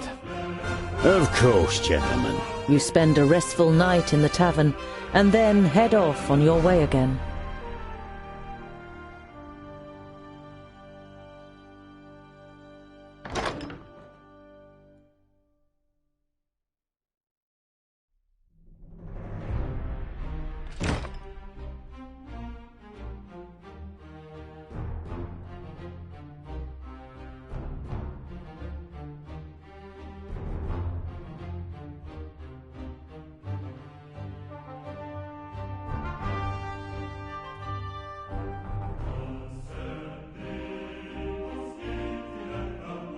A colourful trader's wagon drawn by two stocky horses is coming towards you. A small man is sitting on the box seat, and as soon as he sees you, the wagon slows down. As it draws to a stop next to you, you realise that the driver isn't human. He's a dwarf. Greetings, my friends. All too rarely does one meet wayfaring dwarves around here. You can call me Mort. Greetings, Mort. I am Tungdil. This is Boindil and Boendal. You are happy to meet another dwarf, and such a friendly and eloquent one at that. Wayfaring dwarves may not be common, but a travelling dwarf trader? Now that really is weird. Then you see what great luck it is that we've met like this. Come, have a look at my wares. I'm sure you'll find something to make a dwarf's life a little sweeter. I'll make you a good price. Mort, I hope you don't mind me asking, but which kingdom are you from? The dwarf's clothes seem more like those of humans, and he isn't bearing any coat of arms. My kingdom? Is that important? I'm my own kingdom. I go where I please and enjoy the fresh air and the sun on me skin. At your side, Boindil is tensing his muscles, and you think you see from the corner of your eye his hands moving a little nearer to the handle of his axes. Is your kingdom important? You two must be secondlings, right? I can tell by your armour. But you... He looks you over for a while. You're not a secondling, are you? As you yourself don't know for sure which kingdom you belong to, you give no answer and just shrug your shoulders. Mort throws you a knowing glance and nods slowly. Where are you heading? To Clintel, a small village where I can expect to do very little business. But the people there are nice and kind. I've known some of them since they were smaller than me. Isn't it astounding how much they manage to achieve in such short lives? After glancing at Boindil's grave expression, Mort continues unfazed. I can say in all certainty that there's not the same ambition to make a difference and change things in our halls. That is because there is no reason to change things if you do them right first time. We dwarves think first before acting. As it is Boindil of all people making such a claim, you're sure it must be a joke. But your friend continues to eye the trader with a serious and distrustful look. I grew up with Maguslot Yonan in Yonandar. I would have given anything to meet someone like you. I rarely leave this area. People know me here, so the abuse isn't too bad. Mort shrugs his shoulders, as if it were no big deal. When he sees the concerned look on your face, he adds, I don't blame them. It's our fault too. We turned our backs on other races. People fear what they don't know.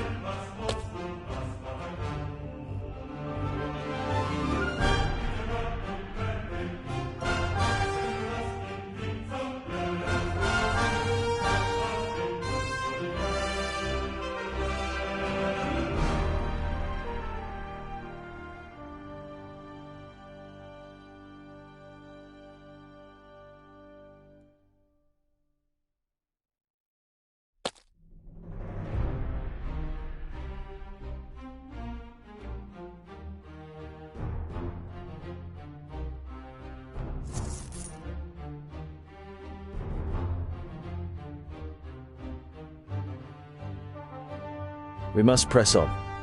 It was a pleasure meeting you, Mort. Mort smiles. The feeling is mutual, Tungdill. You shouldn't be so trusting. The wagon is no more than a few yards away when Boyne... He's an outcast, Tungdill. His kingdom and his clan have banished him. It's a severe punishment, only dealt out for serious offences. The twins enter into a long discussion about what crime the trader may have committed, and go on to teach you the basics of Dwarven law. As dramatic as their accounts may...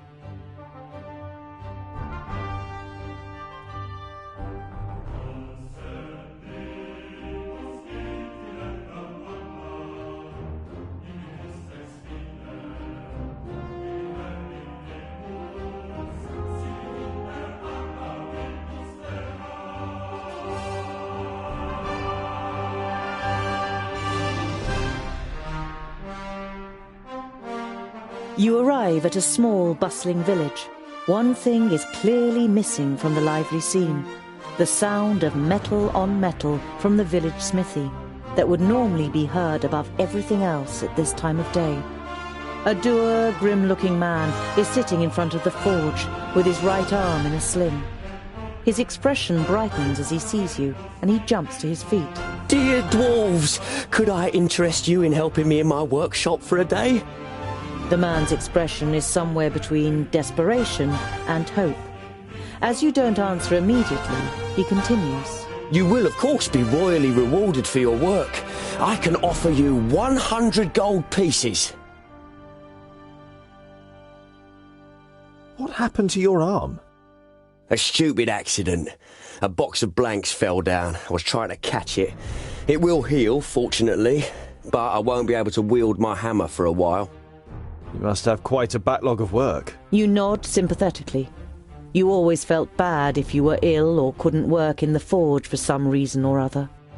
Loads. But if what I hear about the metalworking skills of the dwarves is true, it will be easy for you to manage it in a day.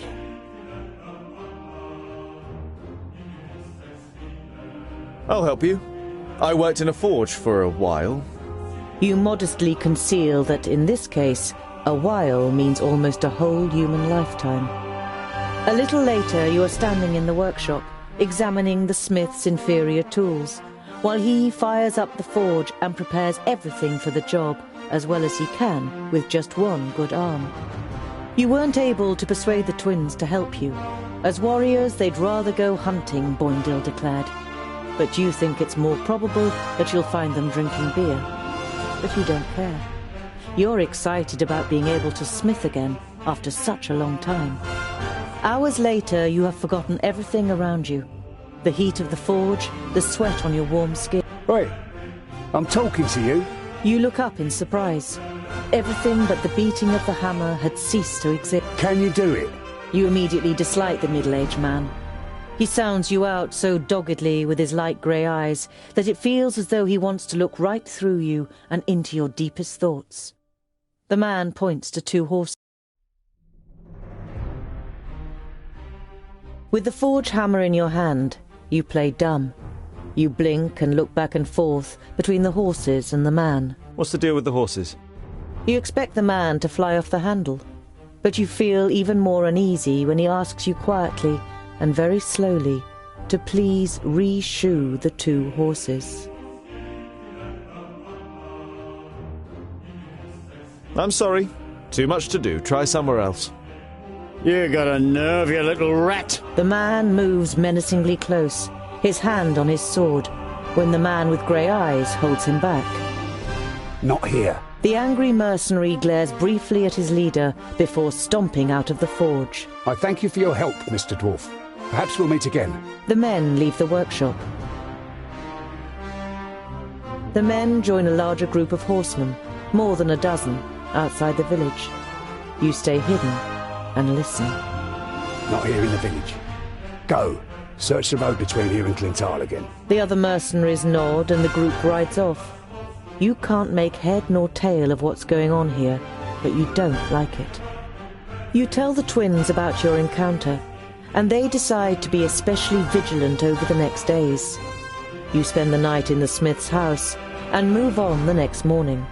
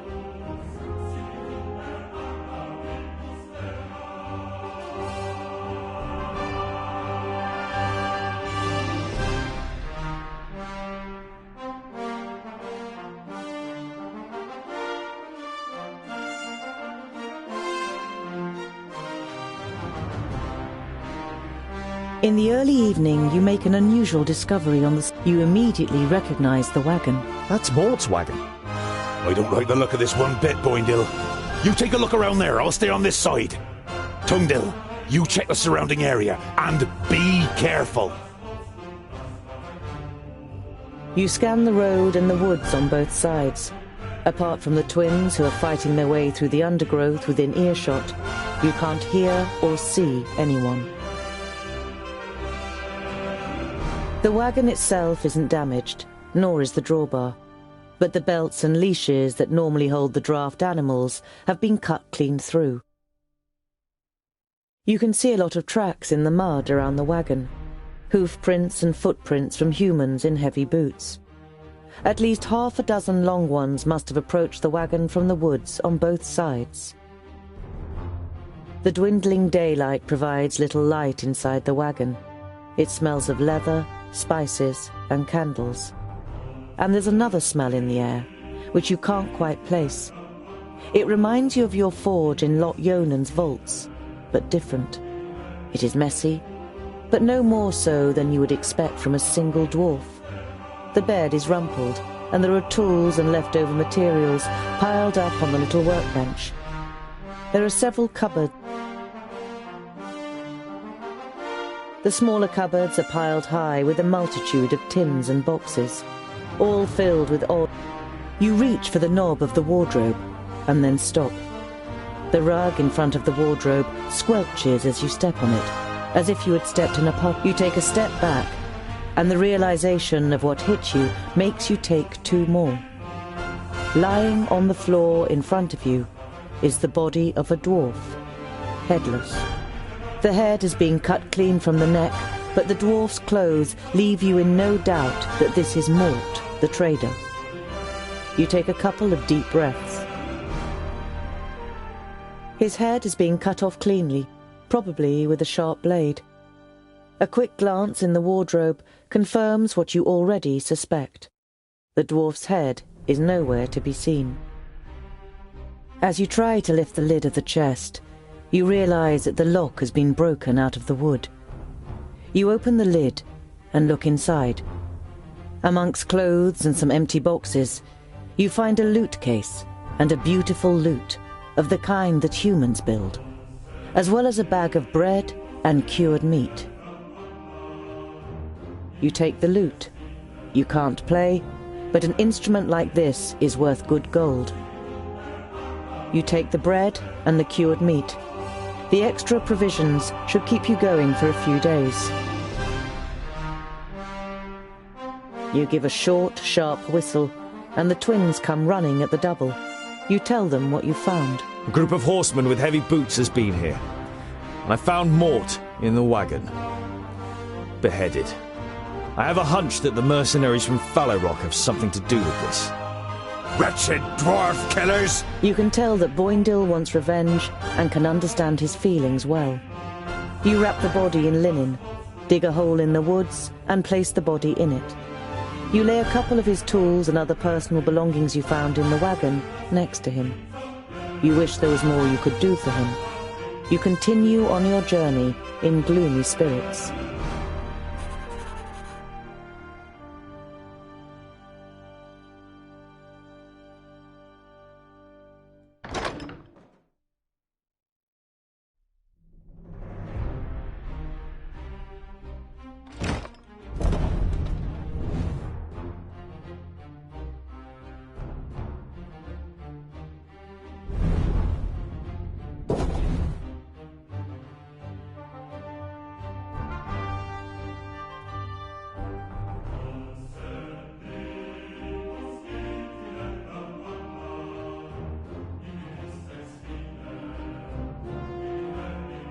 You come across an orchard next to a farmstead and surrounded by several fields of wheat. You don't see anyone working in the fields, but there's a young man lying under an apple tree. He has his legs crossed and a straw hat is covering his face. Excuse me, but we're looking for a group of mercenaries. Have they passed by here? The young man is startled.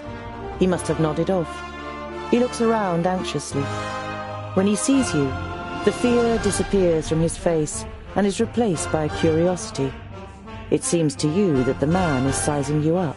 And if I answer, what's in it for me?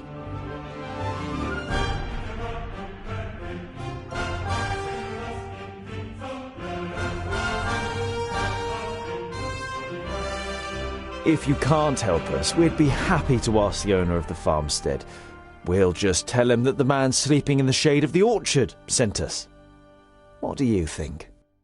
The man seems to size you up, and then a crooked smile spreads across his face. All right, you caught me. The people rode northwest. But please don't tell Father Mullen. There's no reason for that if you told the truth.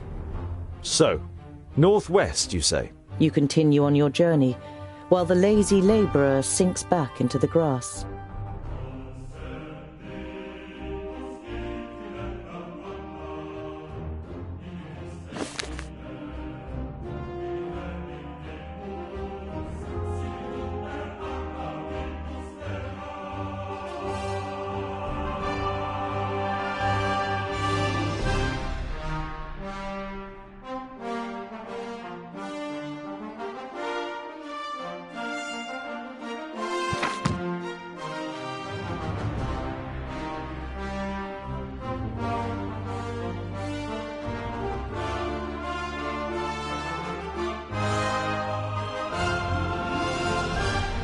The first thing you notice as you enter the village of Clintal is how quiet it is. There's hardly a soul in the streets, and the few people you do see immediately disappear into their houses as you get closer. Boindil draws his axes, and Boendal his raven's beak. Something's not quite right here. Be alert. You walk on until you reach the village square. Without a word, men enter the square from the left and the right, cutting off your way. You recognize the leader of the group of mercenaries, looking you over with a satisfied expression. Standing next to him is a frail man with greying hair, who doesn't seem able to cope with the situation. He tries several times to say something, but can't find the right words.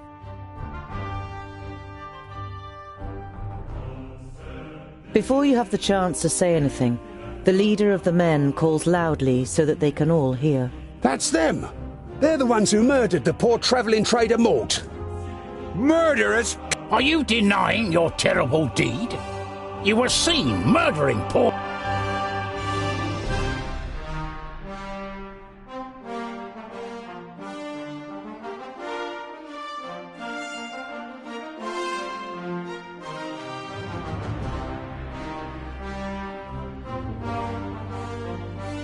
So apparently you saw us committing murder, but you didn't intervene? And then you overtook us and only set a trap for us now, and here, several days' journey from the place where it happened. Your story doesn't seem to make much sense. We knew that the good people of Clintel would stand by us in confronting you. Mort was well known and respected around here. But how did you know that we would come to Clintel of all places? If you were really tracking us, that wouldn't have been possible. But if you, on the other hand, were the ones being tracked, then it would have been easy for you to steer us into this trap. He does have a point, Medarin. Why did you? The village elder stops mid-sentence as the leader of the mercenaries draws his sword. The village elder turns from the mercenary to look at you, and then gives his men a signal to withdraw.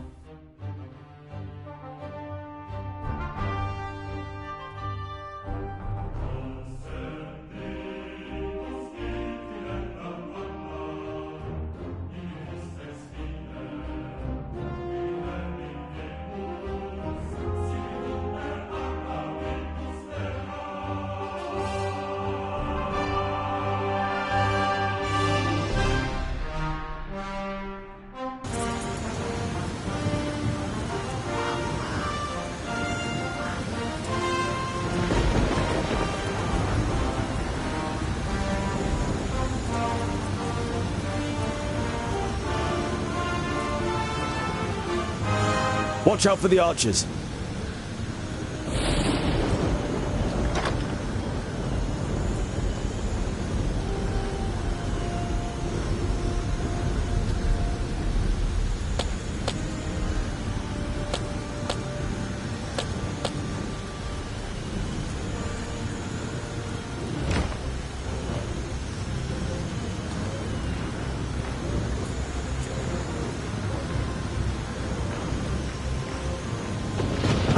What is it?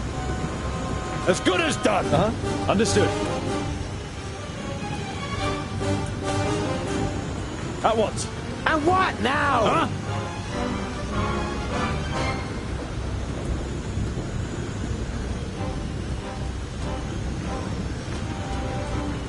On my way! Understood. Yes, yes!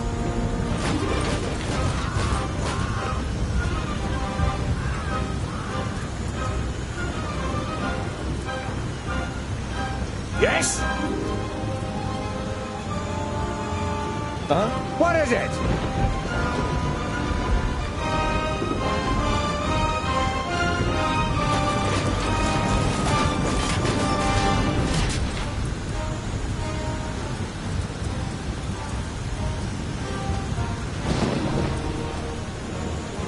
What is it?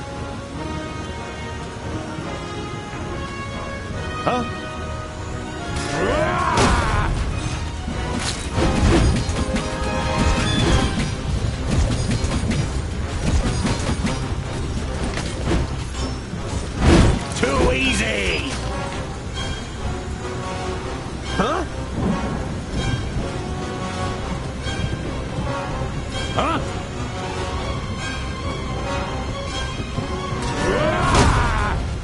Yes?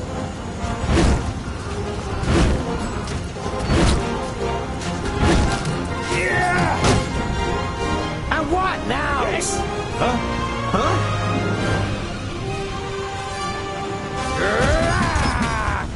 I'm not Too easy!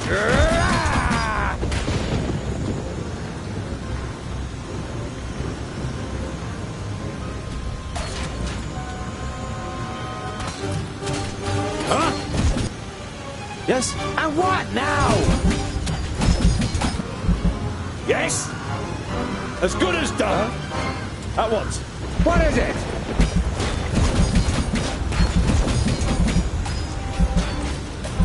He hardly put up a fight.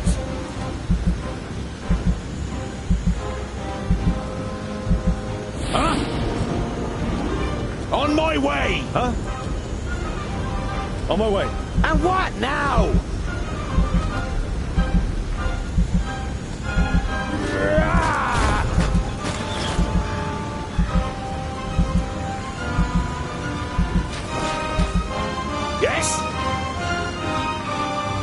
As good as done. At once. Huh?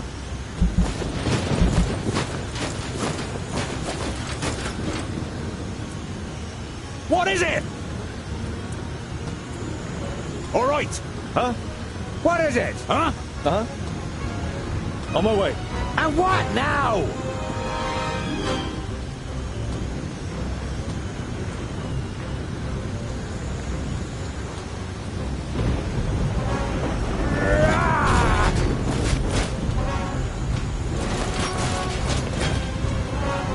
Yes? Yes?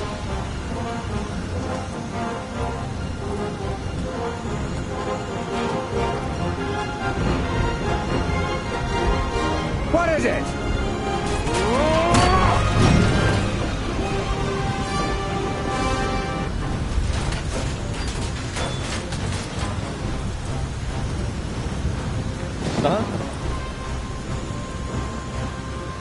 Huh? What is it? Huh? What is it? Ow! Hey! Yes? Yeah! Huh?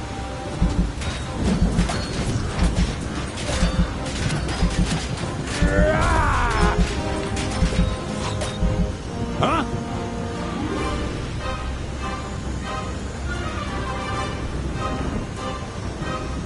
Yes? What is it?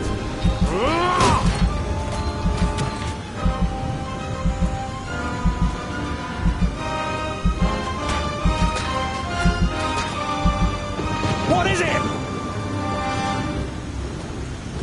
Huh? Pow!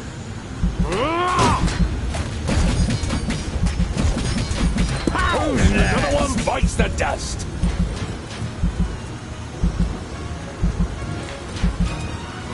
As good as done. On my way. Understood.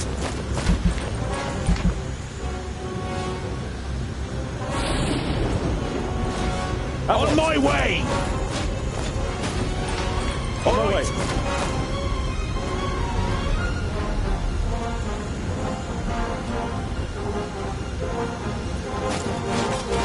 As good as done.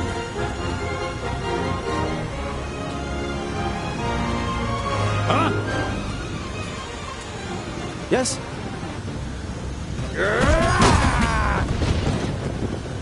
What is it?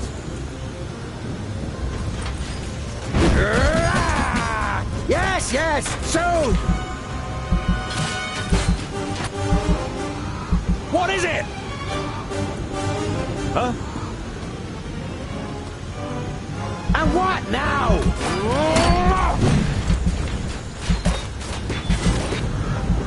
Huh? Yes?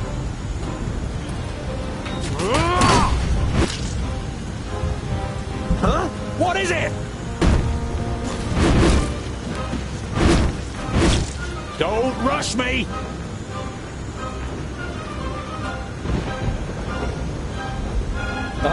And what now? I'm not that quick! I didn't hit you very hard! Yes, yes, soon! I'm not that quick!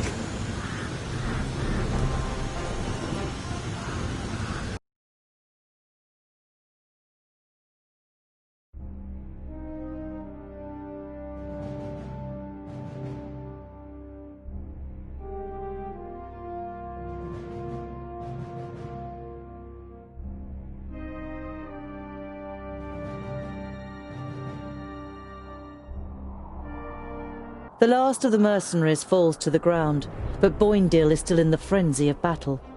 You and Boendal have to physically restrain him until he comes to his senses.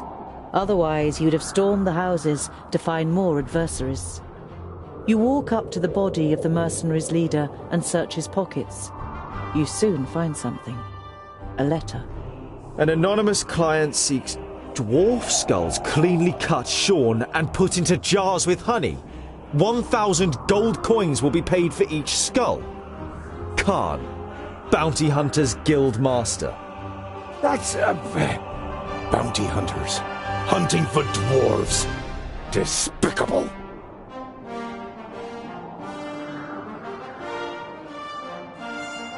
You hold the letter aloft so that everyone can see it. Look, citizens of Clintel, proof that these men are the killers. They are bounty hunters hunting for dwarves. The village elder comes out of one of the houses, flanked by other villagers. You ignore their weapons, as well as their sinister expressions, and hand over the letter. It would seem you are telling the truth. And you only killed those who deceived us. I thank you for this. The village elder signals to a woman, and a few moments later, she brings you food and a bag of gold. Take this in thanks for your actions.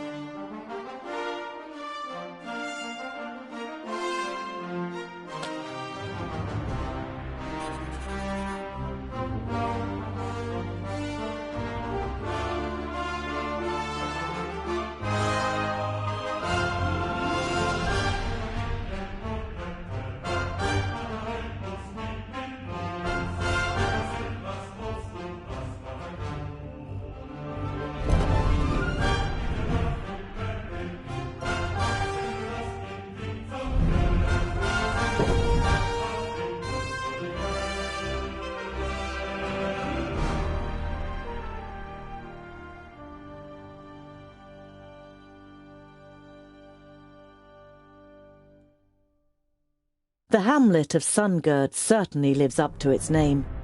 You arrive as the sun sets behind the tower of a Palandial temple, lighting up its stained glass.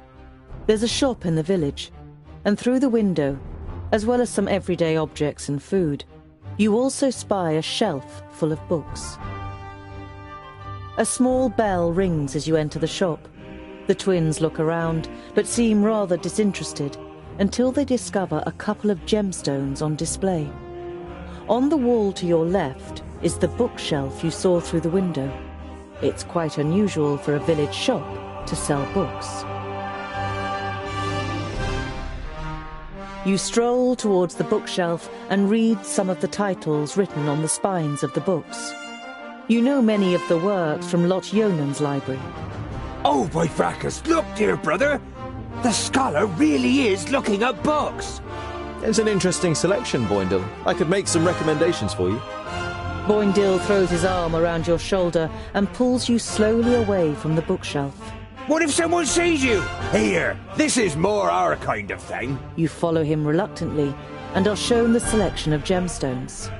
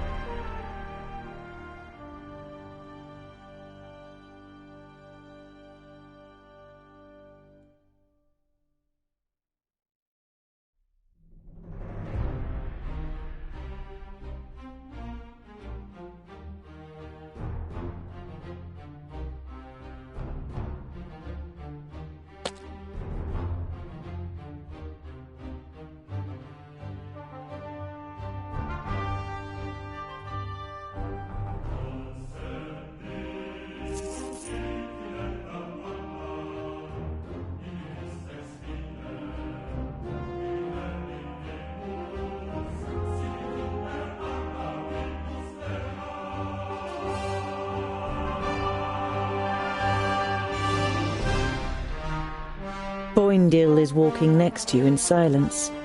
Now and then he looks at you from the side. And you really do like books? Yeah, I'm curious. And you can find many answers in books. Won't you have found all the answers at some point? Quite the contrary. The more books you read, the more questions you ask. Ah, I knew it. Oh, just a waste of time. Ah, so we meet again, dear dwarf. Tungdil, wasn't it? Interested in buying something? The closer you get to Parista, the livelier the streets become.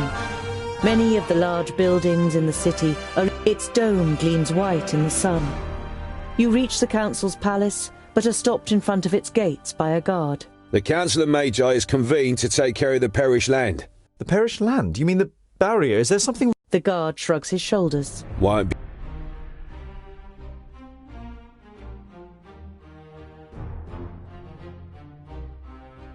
You say goodbye to the traders and continue your journey.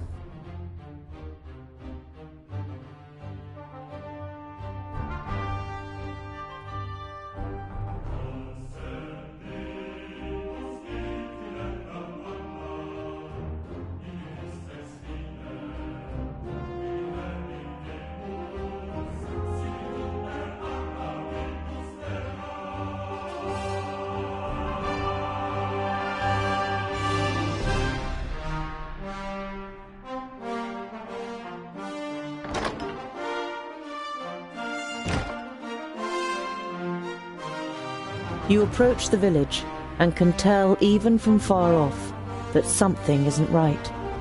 The smell of burnt wood and death is in the air.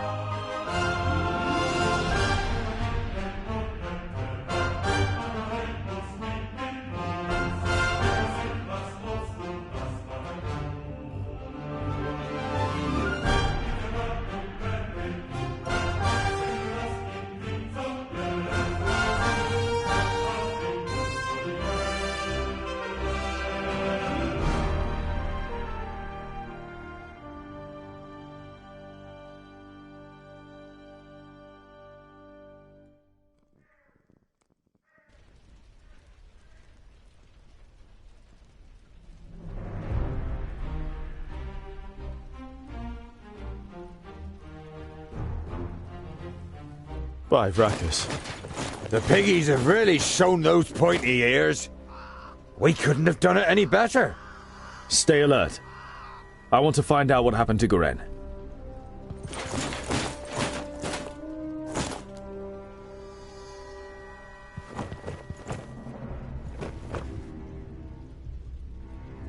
The elf maiden's graceful snow-white face still radiates beauty, in terrible contrast to the rest of her appearance. From the neck down, she is nothing more than a blood-red, damp and glistening skeleton. There are long nails sticking through her thin bones, and where her beautiful eyes once were are now gaping black holes.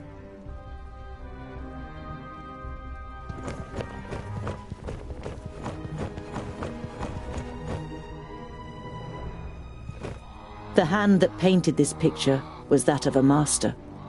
It is composed exclusively in shades of red, but every single little detail is painstakingly and precisely reflected. Trees, the remains of buildings, bodies. You hesitate. This picture portrays the village in its state of ruin. Examining the canvas more closely, you realize that it is actually made of skin, and the red paint seems more than suspicious now.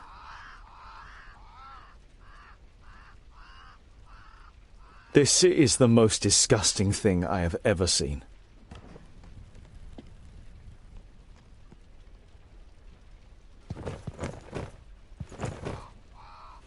The smell of the smoke has accompanied you for a while now, but here, so close to the bodies, it is masked by the sweet smell of death. You have a bitter taste in your mouth and have to pull yourself together to avoid vomiting in disgust.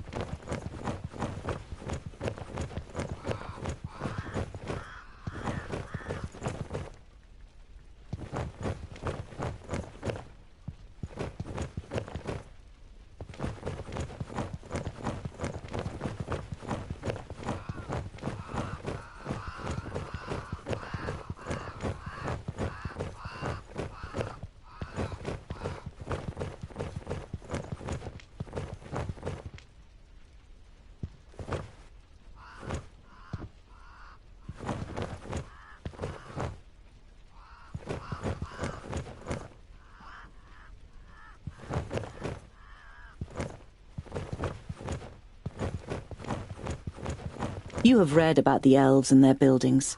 This here had always just been a small example of their architectural skill, which achieved perfection in Alandur.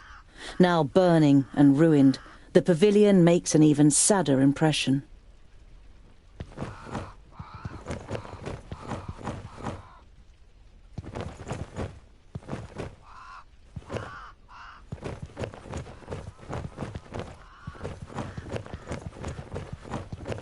Hoofprints! Burned into the ground! Alfar? The fire in Boindill's eyes flares up with delight. Huzzah! That would make a change from those stupid Peggies. Did you hear that, brother? We might get to test our blades on Tion's pointy ears.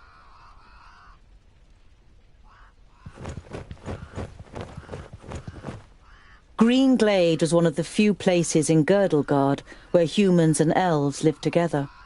You don't see any elven features among all the faces contorted with pain and fear. You look away.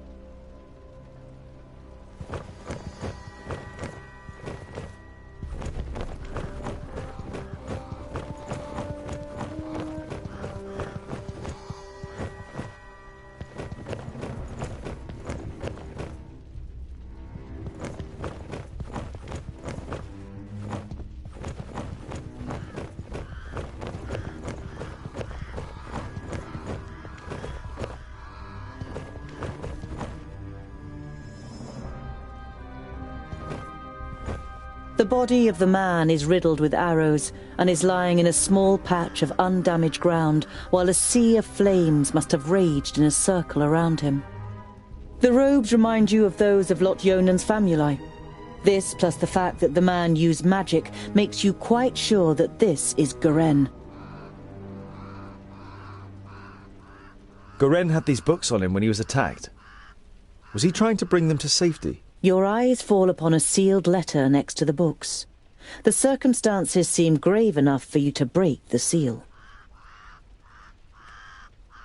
Greetings, Turga. I am glad to hear that you finally wish to confide in Lot Yonan. I have found out something new about the demon. It's all written in these books. I think they are the key to his destruction, or I hope so, at least. Yours faithfully, Goren.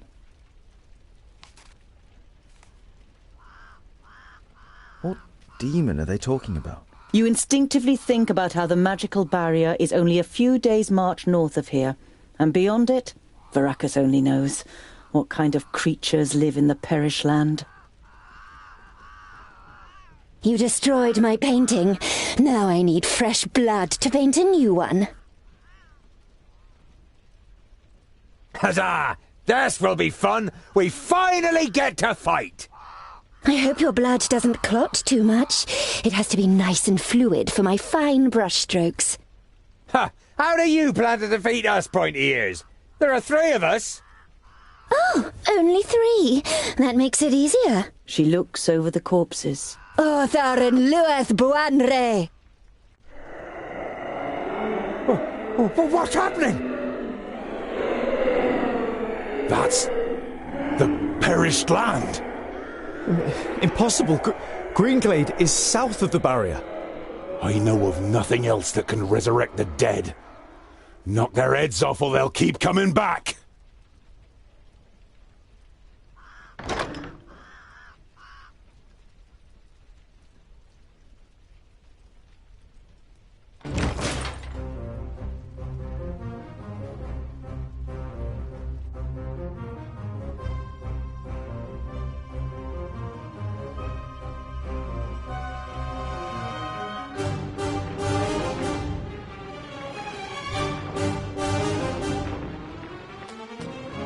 On my way.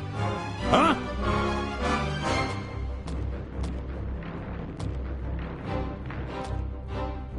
Huh?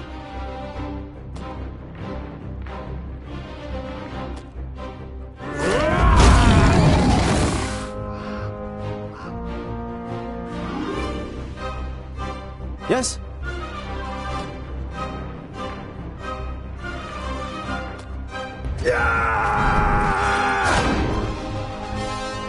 Yes? And what now? Huh? What is it?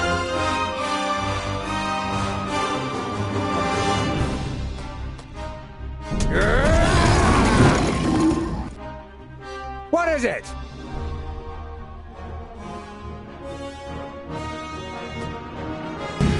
Yes, yes, shoot! Huh?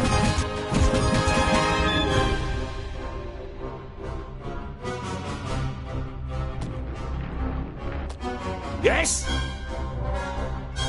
Huh? I'm not that quick!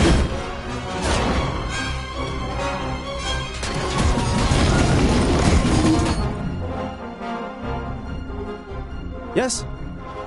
What is it?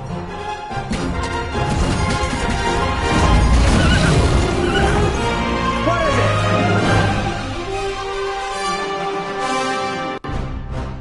Huh? Huh?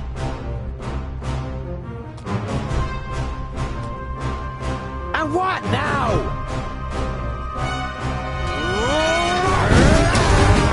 Yes, yes! Another one bites the dust! I'm not that quick! Huh?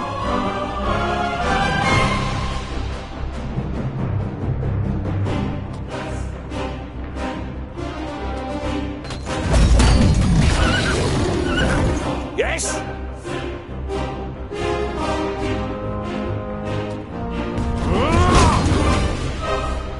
Huh?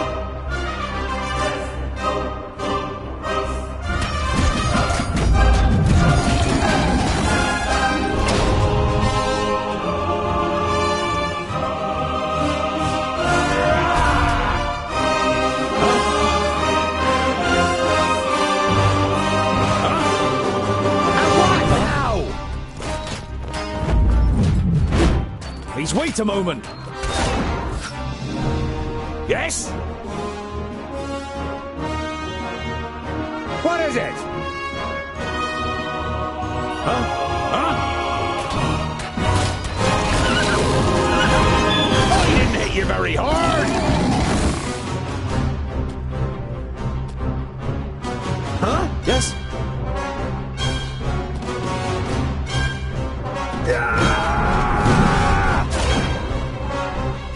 What is it? What is it?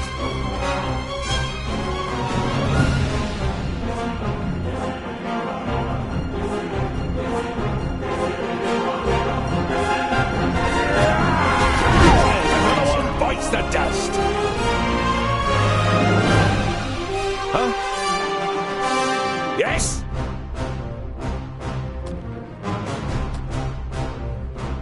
Huh?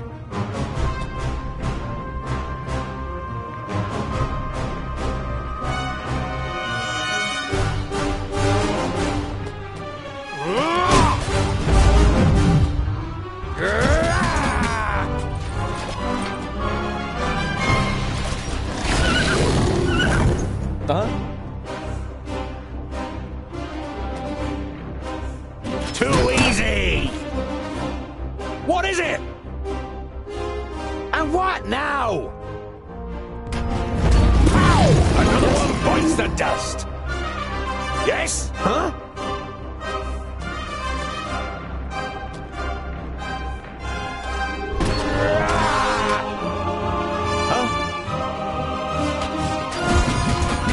Boy, Neil! What you do with your axes over here? Huh?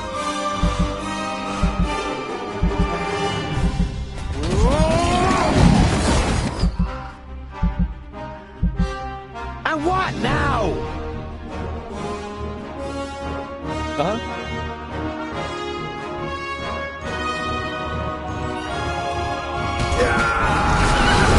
Next! What is it? Huh?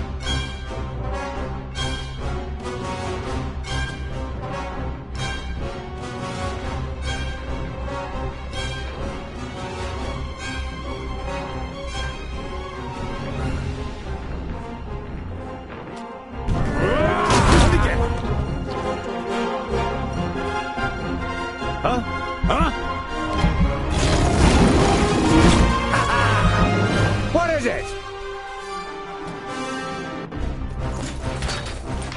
Uh-huh. What is it?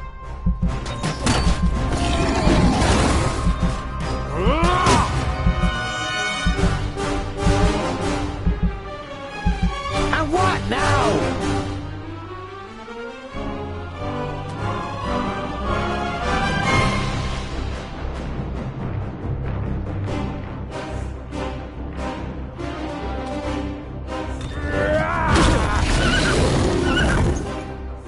Huh?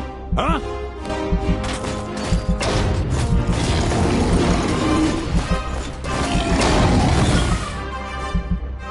Understood. Of course!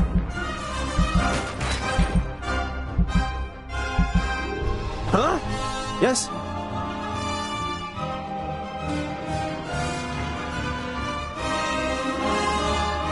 Yes?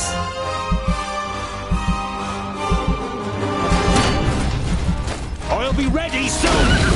I wasn't expecting this.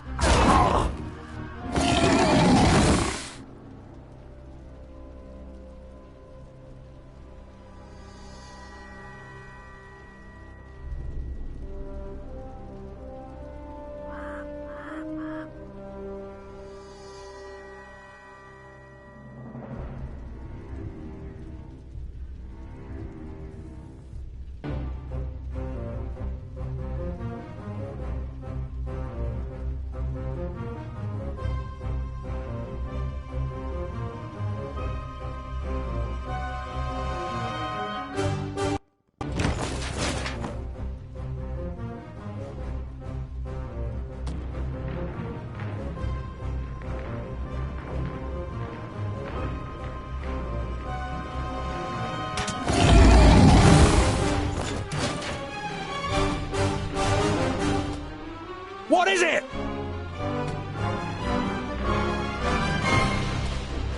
What is it?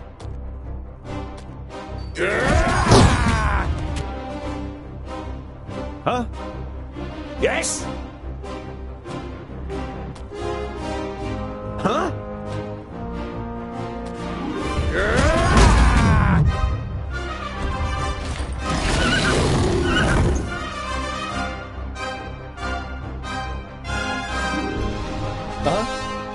What is it? What is it? Yes?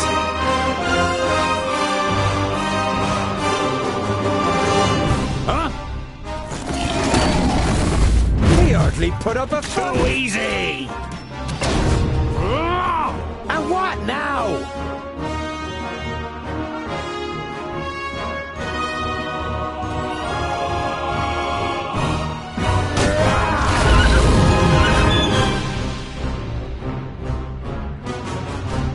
Yes, yes!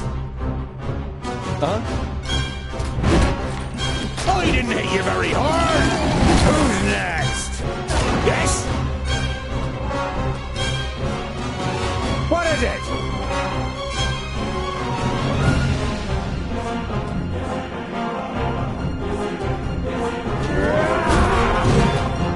Yes, yes! Sold! Yes?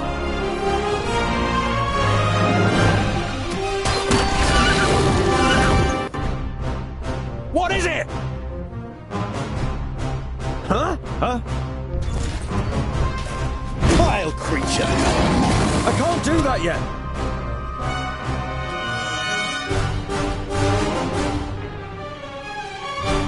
Huh? What is it?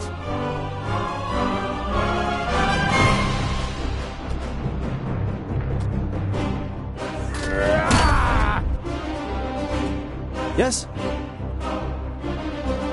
Yes? Huh? Huh?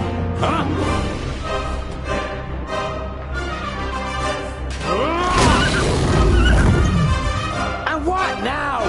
Huh? I need help over here! Quickly!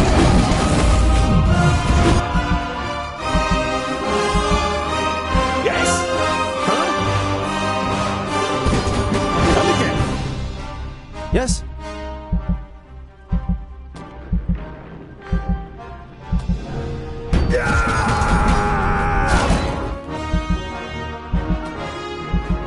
On my way.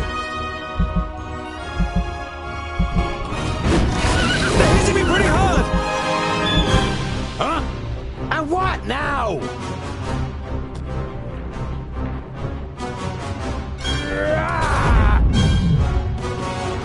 Huh?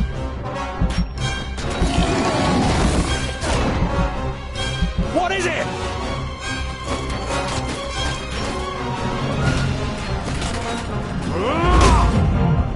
What is it? Yes? Too easy! I can't do that!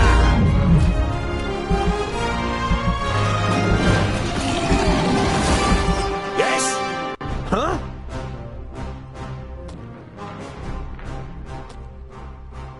Uh-huh.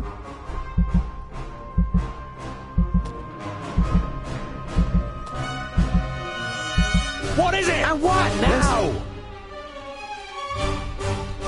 Ah! Huh?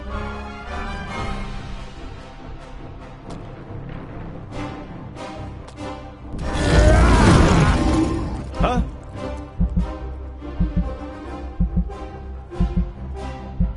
Pow! Another one put up the dust!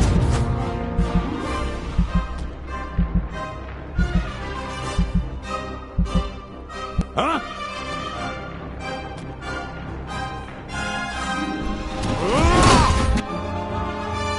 What is it? Vile creature! And again!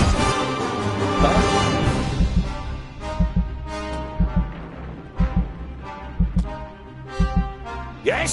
And what now?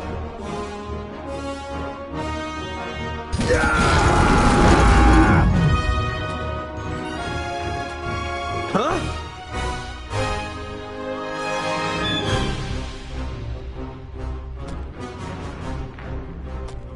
Uh-huh.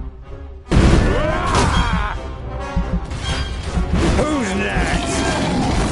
I am Boendar. What is it? Give me a hand.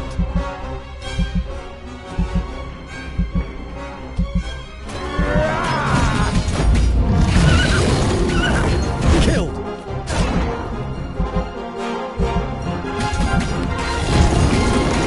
And again.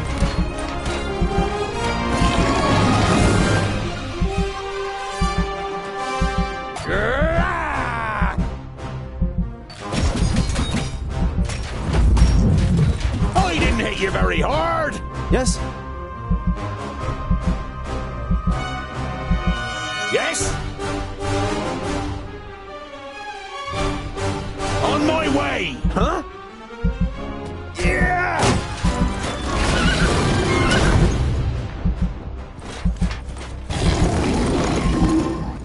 Uh-huh. Understood. Huh? All right.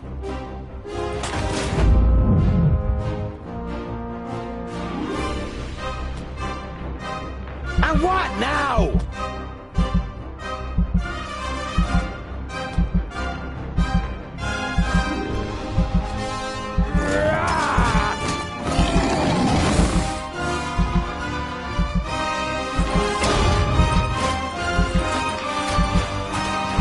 I need help over here! Quickly! Huh?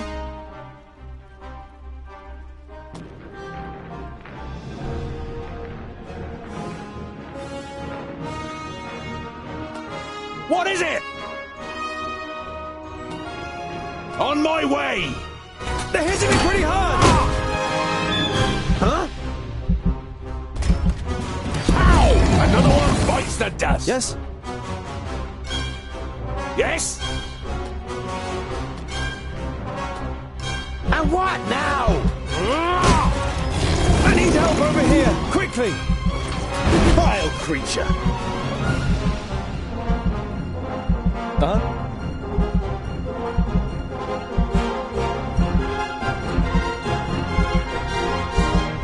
Huh?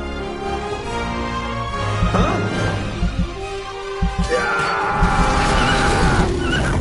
Yes? Yes? What is it? Huh? Huh? And what now? Huh? What is it?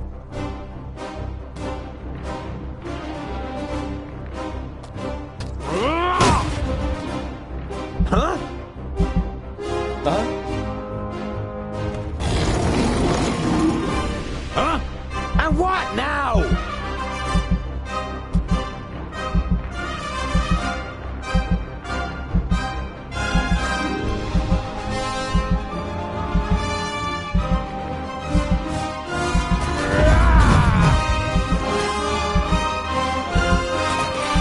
I need help over here! Quickly! I didn't hit you very hard! Yes? Yes?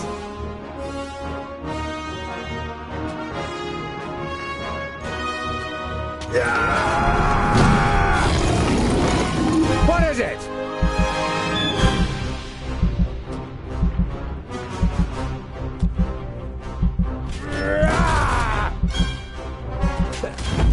He cheated!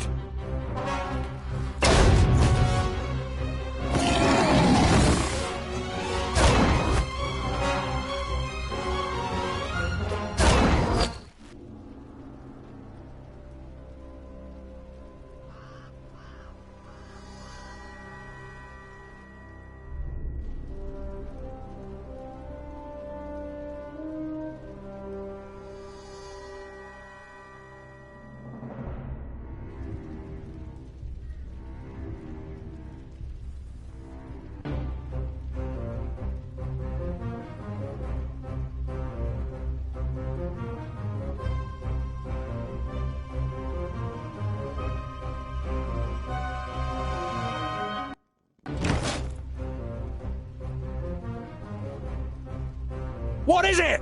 Huh?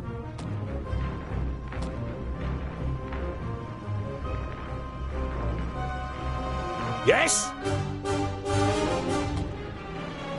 And what now? What is it?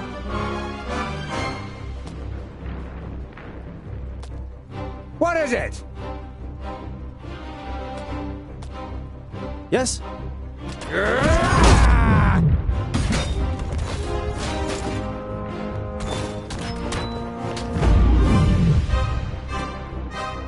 Yes?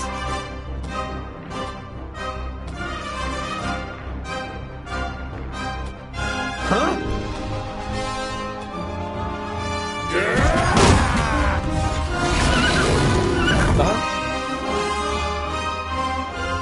Huh?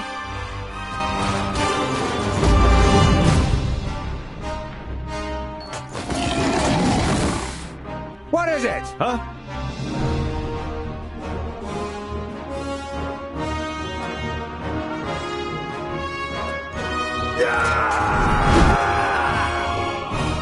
What is it?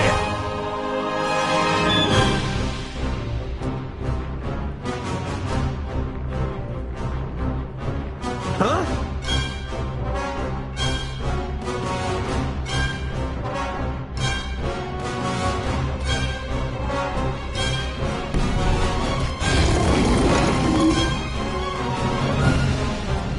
Yes? Yes? What is it? Huh? We only put up a fight! What is it?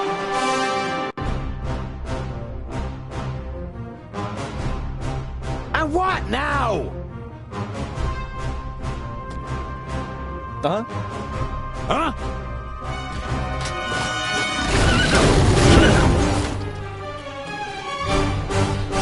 Huh?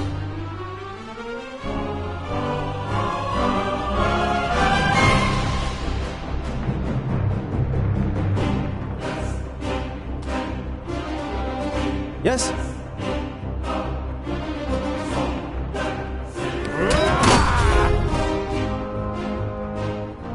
Yes? What is it? Ha Huh?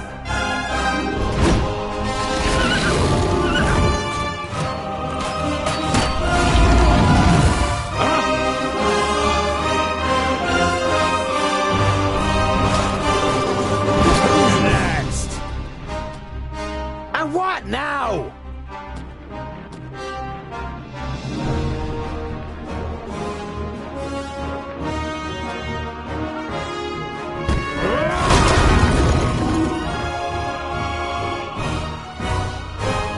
Yes? Yes! As good as done. Huh?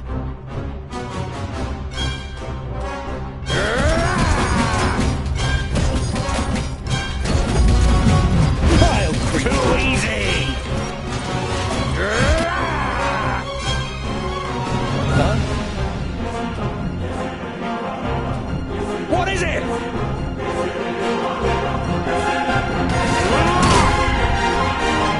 And what now?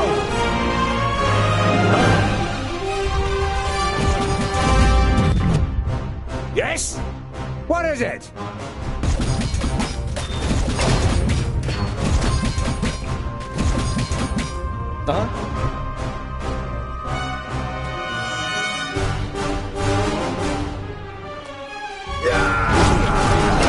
Very hard.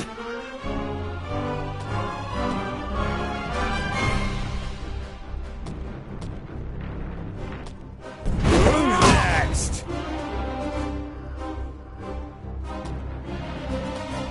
Huh?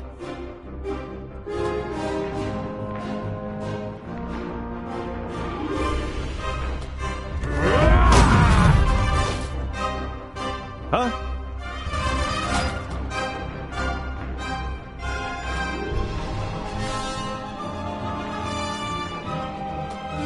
Yeah! What is it? And what now? Huh? Too easy! What is it?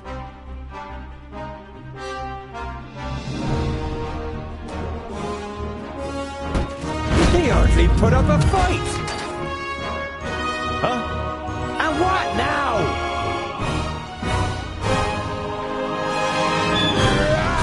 I didn't hit you very hard! What is it?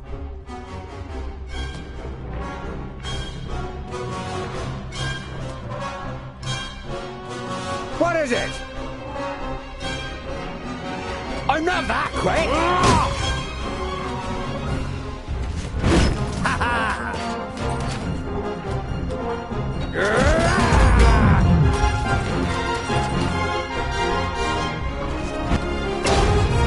Yes?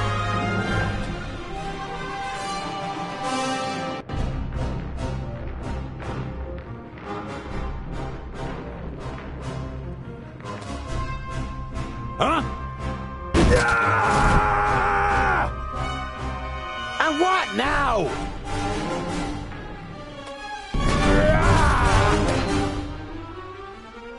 Huh? Yes? What is it? Huh? Huh? Pow! Another one bites the dust. And what now?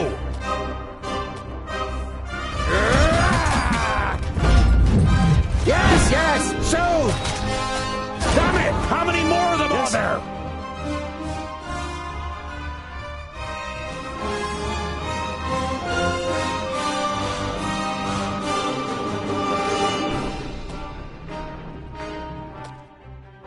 Boindale!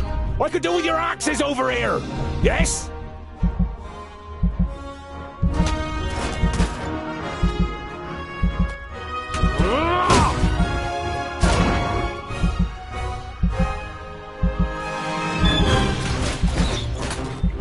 Huh? Huh? Please wait a moment. What is it? And what now?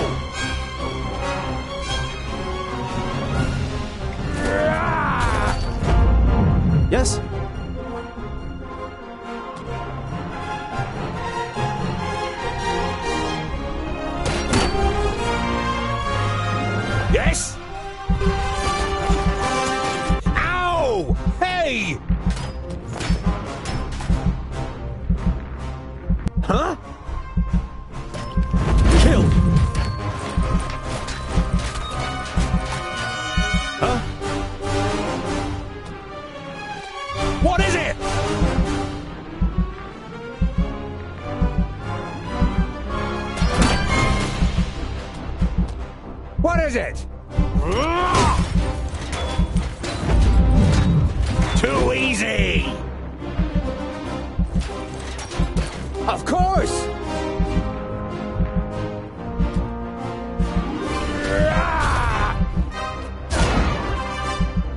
Yes? Yes? And what now? Huh? What is it?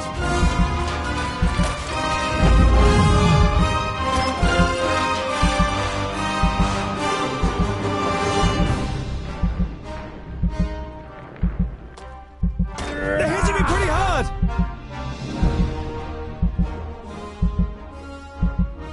Huh? Yes? And what now? Huh?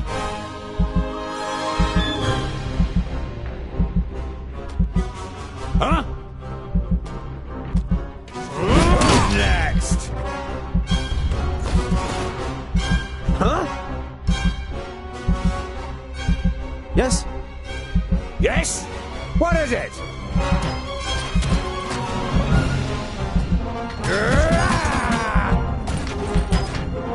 Huh? Boindale! What could do with your axes over here? And what now? Damn it! How many more are there? Too easy! Kill! He hardly put up a fight. Yes? Yes? Ow! Another one bites What is the it? dust! Huh? Who's next?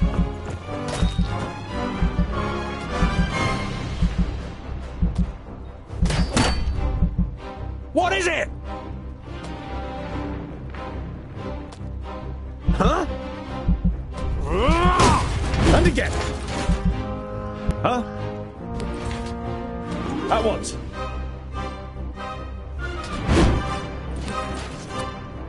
Huh? What is it?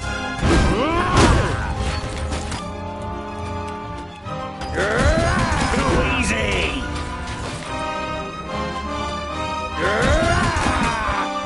Huh? Yeah! Yes? And again.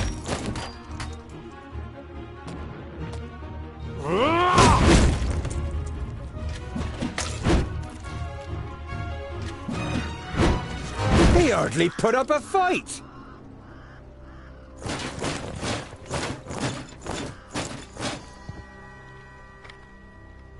Dwarves, you protected the glade.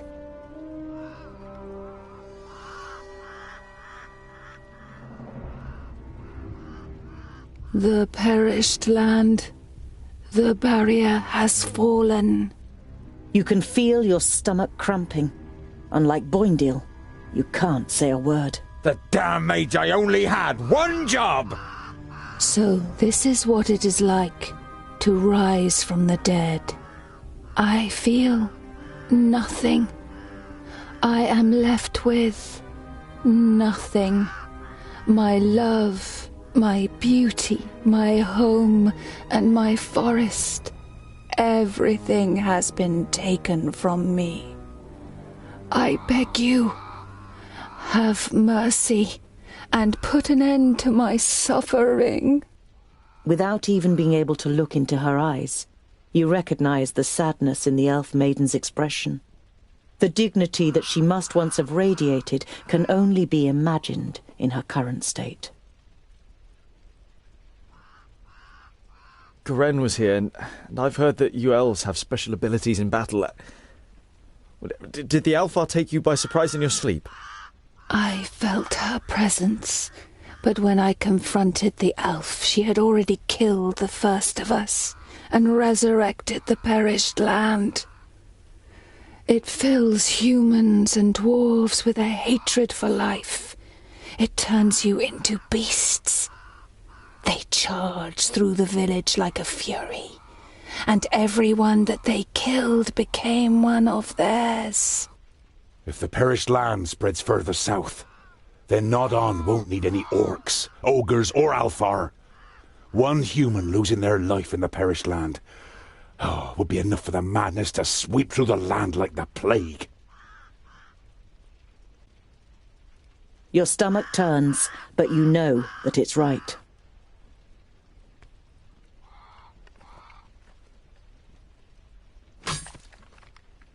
You've never seen the twins looking so serious. They would pit themselves against any army of orcs, but this is something beyond their power, and yours. We need the Magi. They must rebuild the barrier.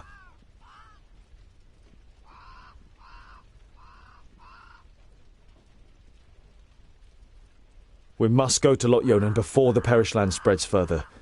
He will know what is to be done. Neither of your companions objects. I can't believe it. The barrier has fallen. How could that happen?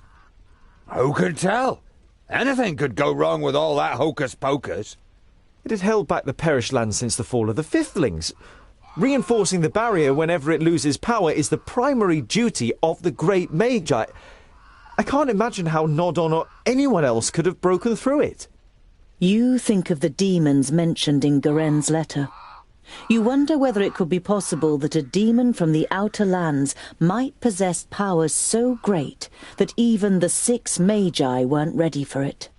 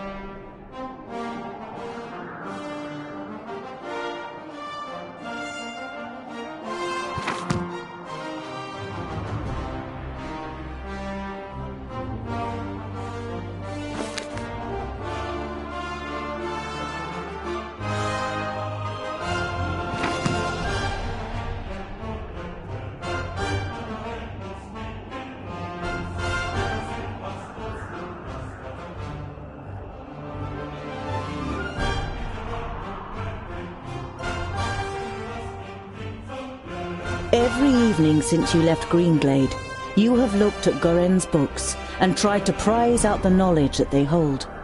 But now, you must admit to yourself that you can't decipher them. They are written in the learned language for High Magi. However, you're sure that the books are important. Why else would Garen want them sent to Turga the Fair-Faced? Did Garen ask Lot Yonan to return the magical artifacts in the pouch? You pick up the pouch and look at it. Lot Yonan forbade me from opening the pouch.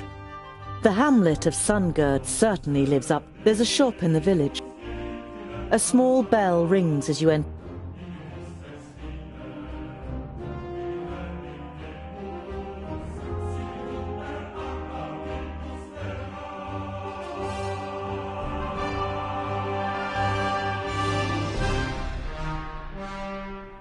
Just like previous nights, you are haunted by the image of the elf maiden nailed to the tree in Greenglade. You wake from your sleep and look around. You're about to lie down again, but suddenly feel something cold against your throat. Next to you, the pale face of an elf slides into view. Good.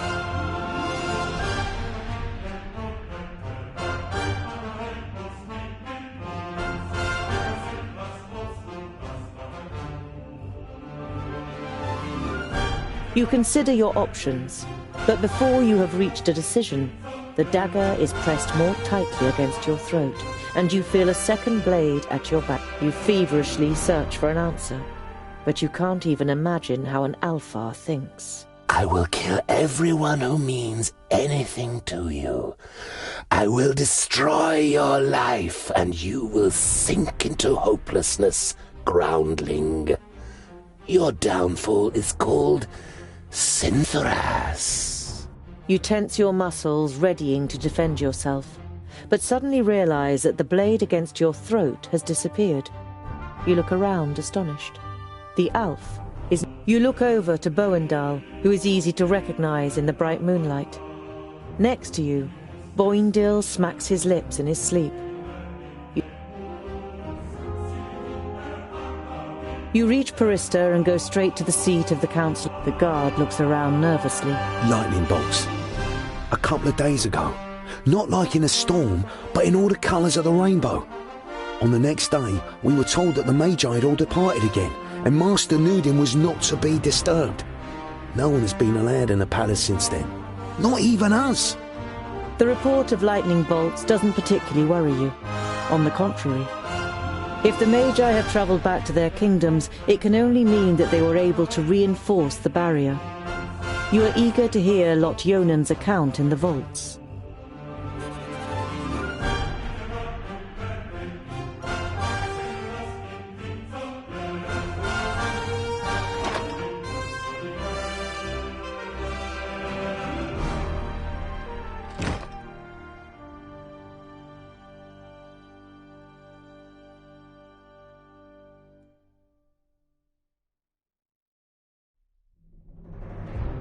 Boindil unwraps his dwarf cheese again and cooks it on the fire. When he offers you a piece, you take it. I knew we'd make a dwarf of you in the end. You chew on the cheese so you don't have...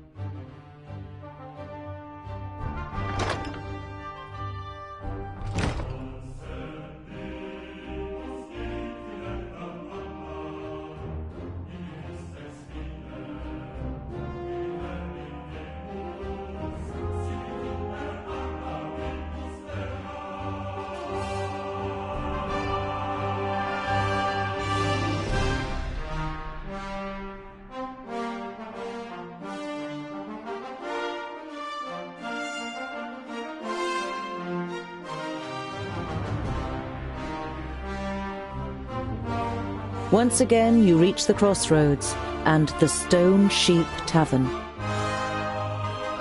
You walk to the nearest empty table with the twins in tow and sit down.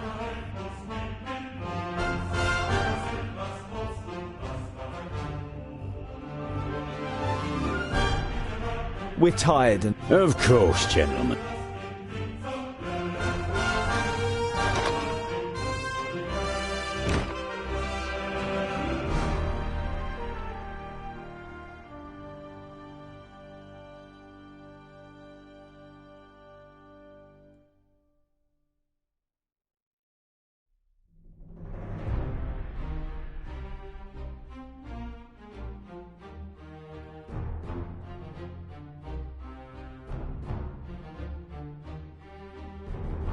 Clute Meadow is recovering from a recent battle. Green-skinned corpses are being incinerated on dozens of pyres. Some of the buildings were damaged, but repair work is already in full swing. You hear some villagers talking about the attack. It would seem that King Tilligorn's cavalry had protected the settlement and destroyed the army of orcs. But the cavalry have already returned to the capital, Talborough.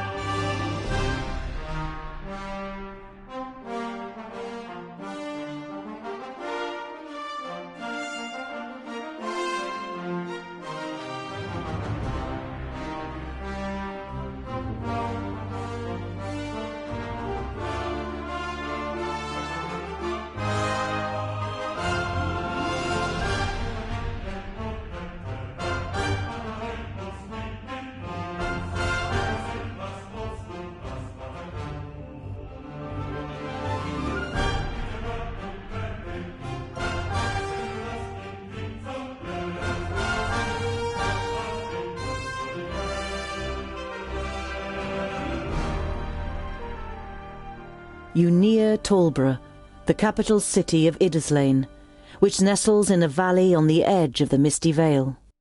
In the city you hear that King Tilagorn and his cavalry have returned.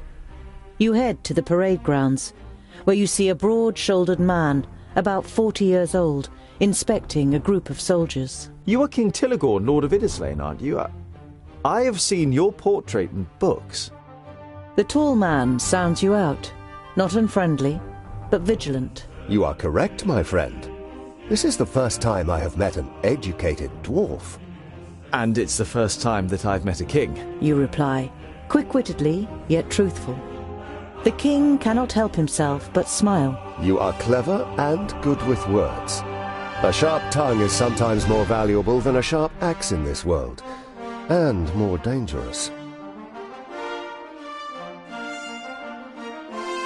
We were in Goodwater. The orcs were already there, but we were able to defeat them. The king sighs with relief, and it seems as though a heavy burden has fallen from his shoulders. Thank Palandir. We would never have made it on time. We rode for 4 days and 4 nights to get thus far. I didn't want to stop, but the horses needed rest, and we had to take the wounded to the capital after the orcs' onslaught. Tilagorn takes a deep breath in, then breathes out calmly. The good news is certainly welcome.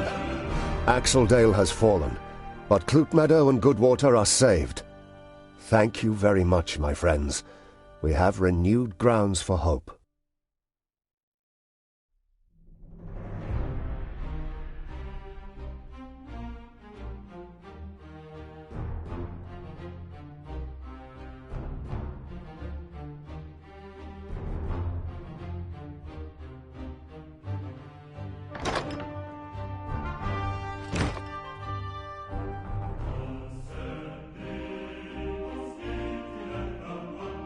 Axeldale is shrouded in an eerie silence as you approach. There's not a single fishing boat on the river, and many of the houses are now just burnt-out ruins. The big-nosed beasts have made a grim job of it. Seems they don't like fish. Boendal gives his brother a reproachful look. There are dead bodies everywhere, but it seems to you that there should be more of them. For a brief moment, you hope that the villagers had fled. But then you realize that the orcs were probably hungry after their victory, and your stomach turns. Boendal lays a hand on your shoulder. Let's go. There's nothing more we can do for these people. But maybe there are others we can help.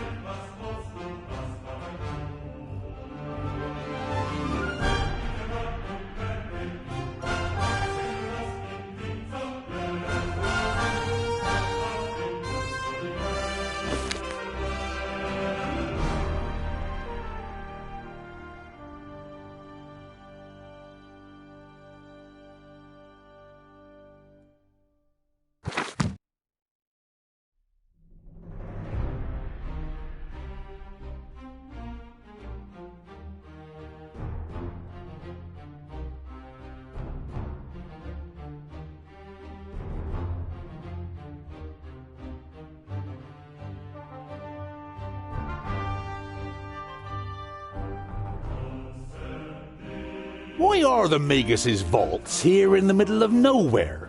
And why does the Lord of Yonendar live in a vault and not in a castle?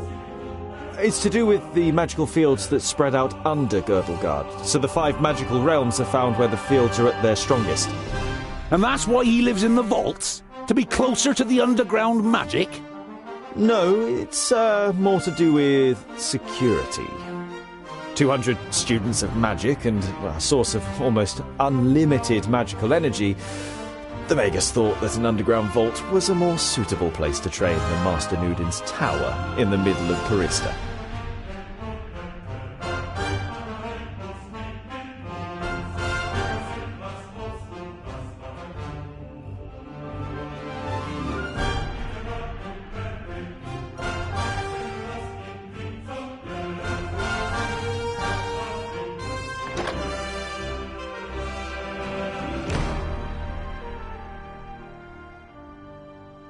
I don't like it here.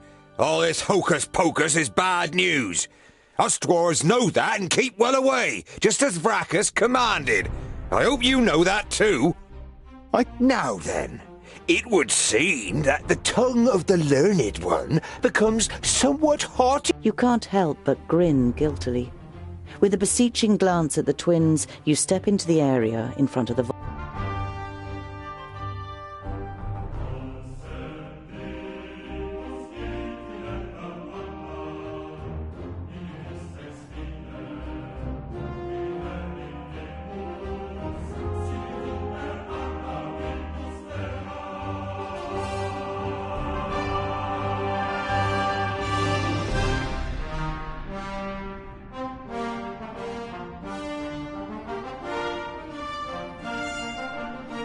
Who the hell built this tunnel? Bowendahl examines the crumbling roof with a mixture of disbelief and indignation. Be quiet. I want to surprise them. Is that such a good idea? What if we give your master such a shock that he casts a spell on us? I don't want to be turned into a mouse or a bar of soap.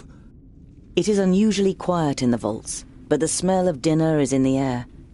You imagine Frala looking up at you from her cooking pot in the kitchen and smiling. There's boiled and roasted meat for dinner. Come on. That's no reason to go and get ourselves turned into something weird.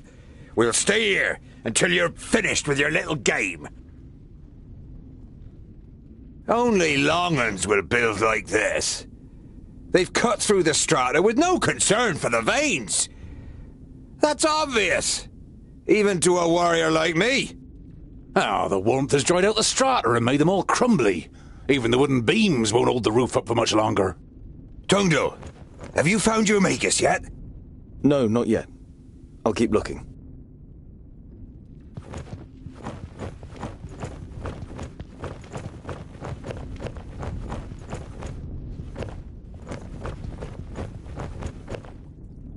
Ikana isn't in her cradle. Where could Frala have taken her?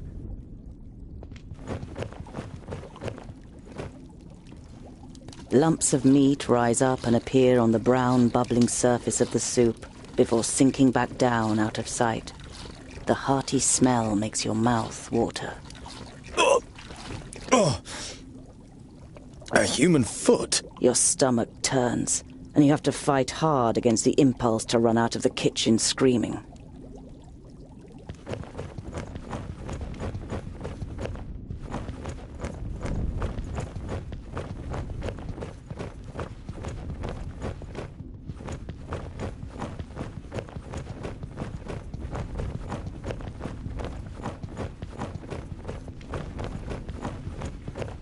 You look around the workshop with growing panic. No one to be seen.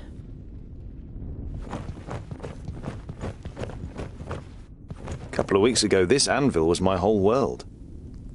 Now my world's a whole lot bigger.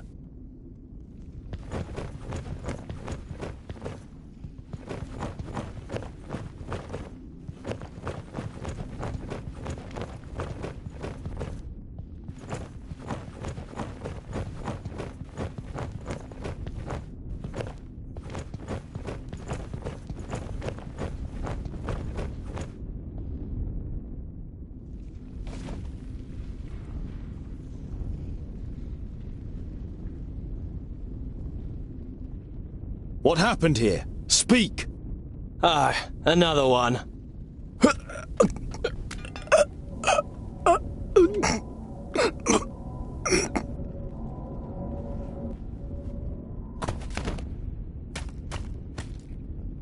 Don't even think of using magic, or I'll lodge this pretty piece of steel in your brain. It takes the Famulus a few seconds to comprehend the situation he suddenly found himself in.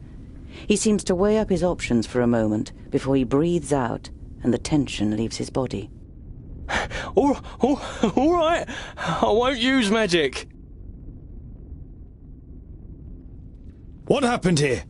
Where is everyone? For a while, the Famulus seems to be playing with the idea of being stubborn. Bowendahl pushes a little harder on the end of the crow's beak, and the tip penetrates the skin. Blood seeps out.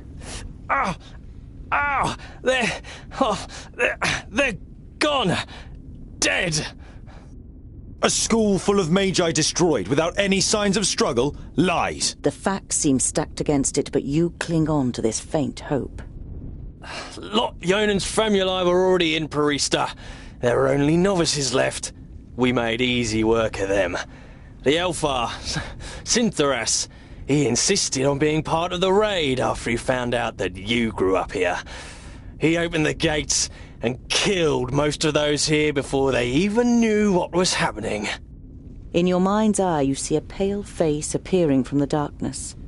You saw what Elfar are capable of in Greenglade.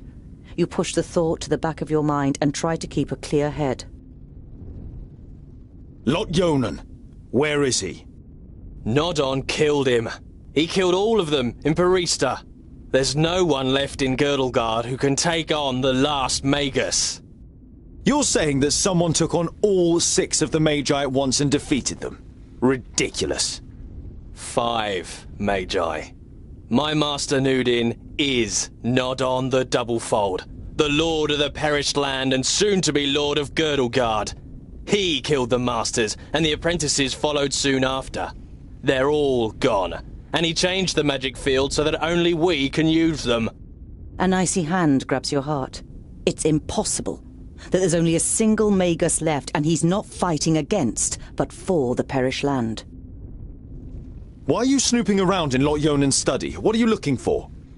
I'm looking for artifacts that Lot Yonan, when he was in Parista, claimed he had forgotten and left in a cupboard. And for the books that were stolen from Greenglade.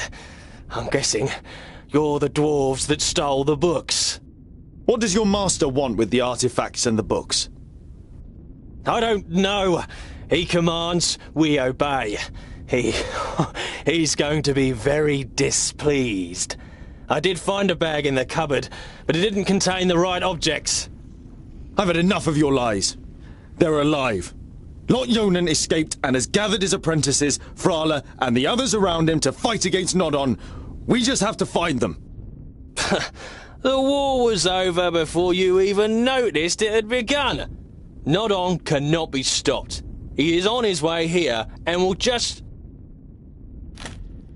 Blah, blah. We will leave immediately. This news is of great importance to the Council of Dwarves.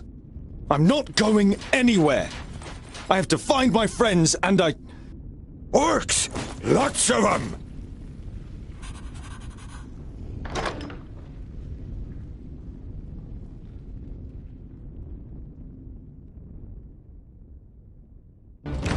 All right, with you!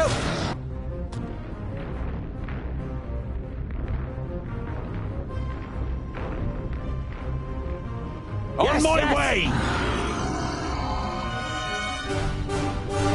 All right. With you! As good as done!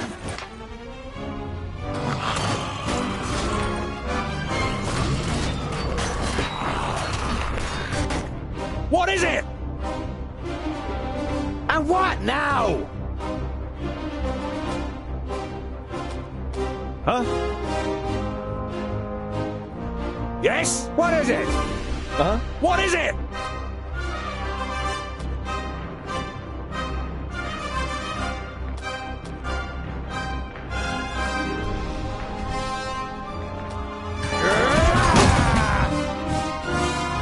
Huh?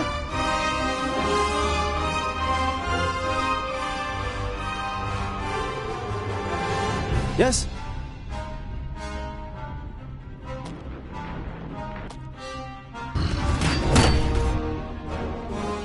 Huh?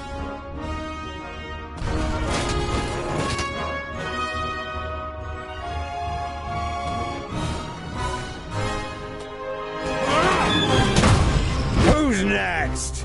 What is it?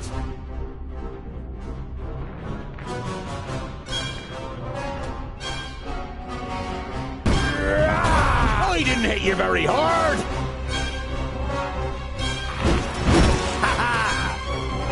Huh?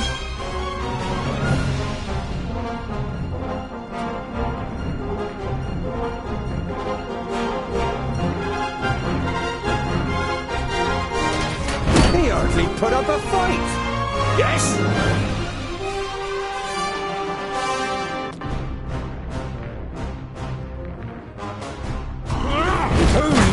The pillars!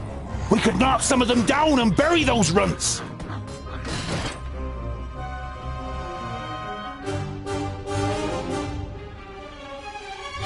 Huh?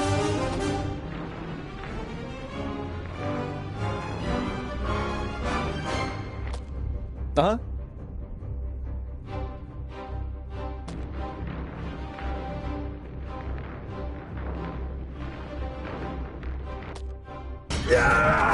Too easy! Huh?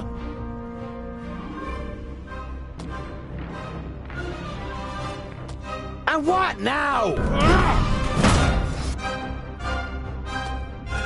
I didn't hit you very hard! Yes? Yes?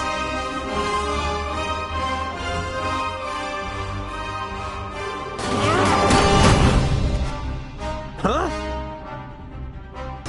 Kill!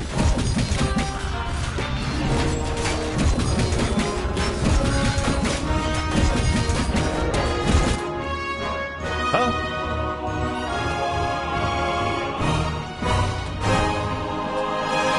What is it? And again!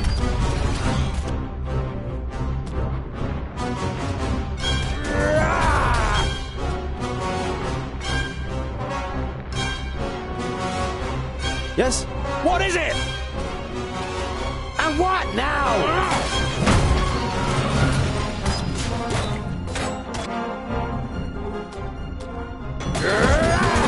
Too easy! Uh-huh.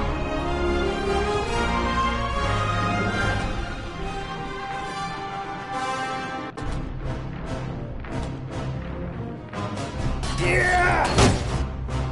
Huh?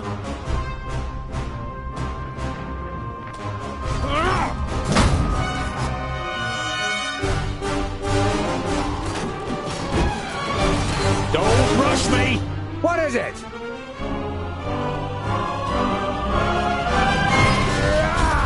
Pow! Another one bites the dust. Yeah! What is it? I didn't hit you very hard. He hardly put up a fight.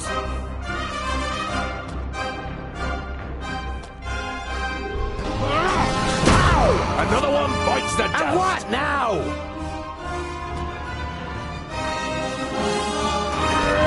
Too easy. Uh-huh.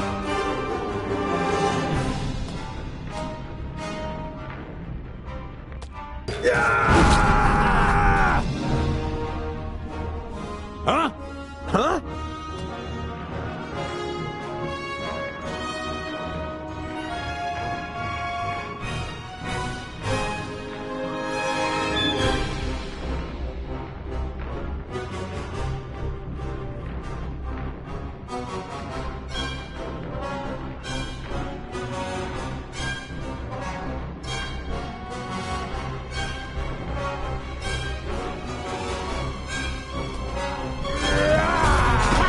Another one bites the dust.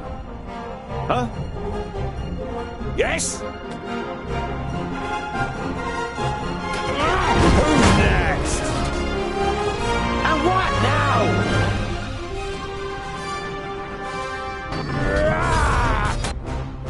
Uh-huh.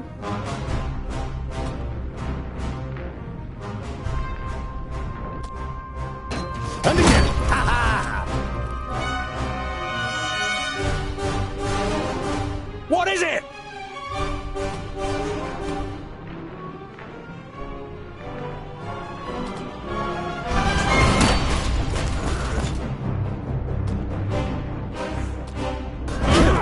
I didn't hit you very hard. Huh? Yes?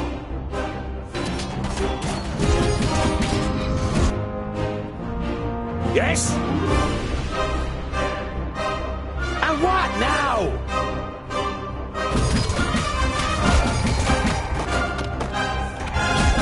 He hardly put up a fight. Huh? Vile creature! What is it?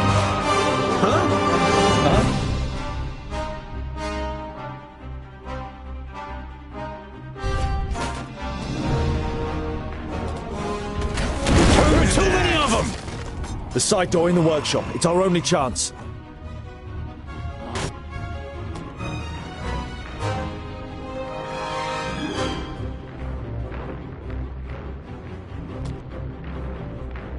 Yes? And what now?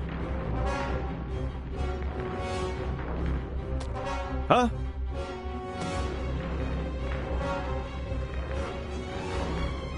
Huh? What is it?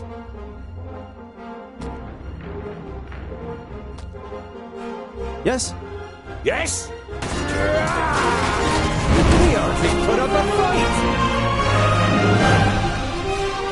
Huh? What is it?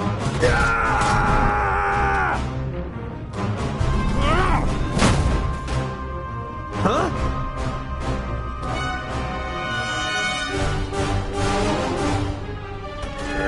Too easy!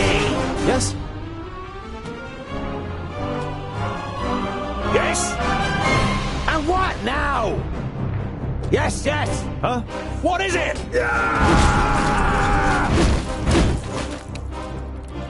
Huh? Yes? Yes? He hardly put up a fight! And what now? I didn't hit you very hard! Huh? What is it? Huh?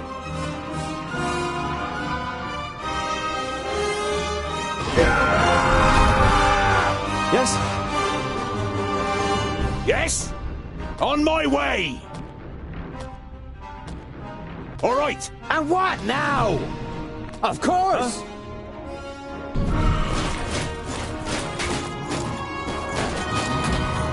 Too easy!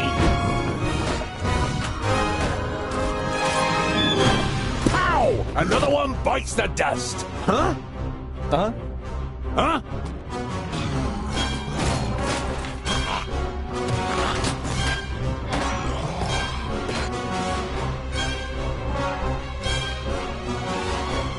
What is it? Huh? What is it? Yeah!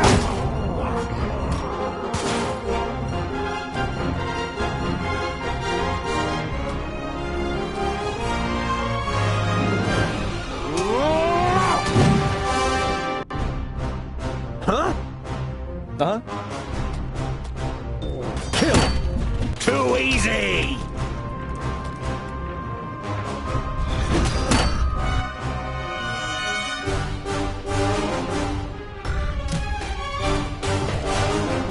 Yes?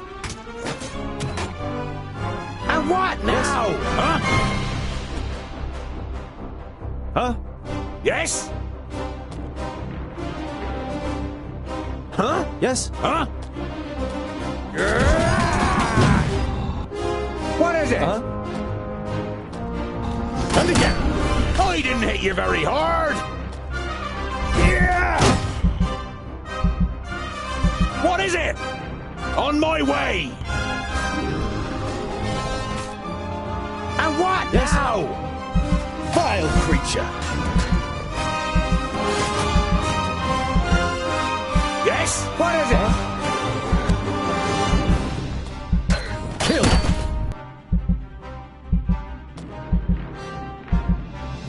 Yeah! What is it? Huh?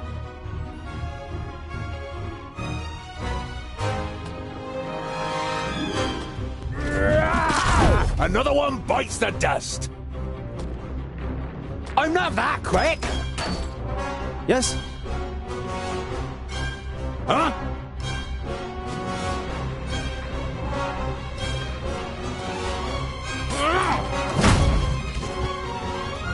What is it? I didn't hit you very hard. Pow! Another one bites the dust. Huh? I didn't hit you very hard.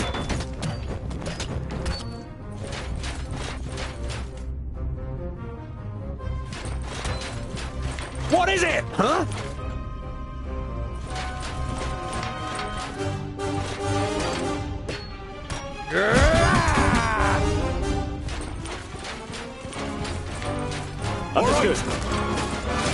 On my way!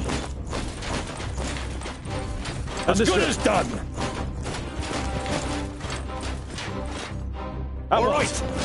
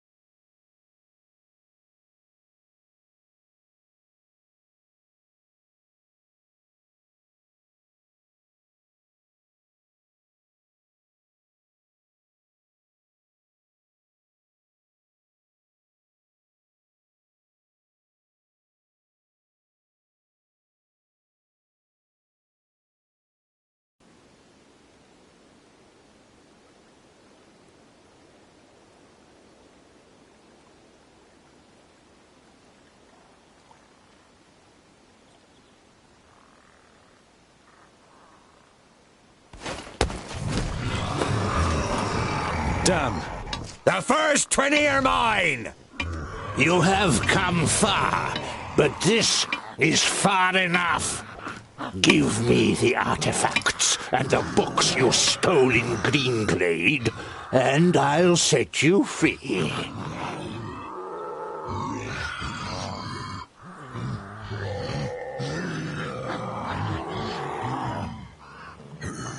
What's with the artifacts and the books?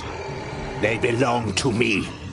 Lord Yonan was supposed to bring them to Porista, but forgot them. So, I came to pick them up. That's all you need to know.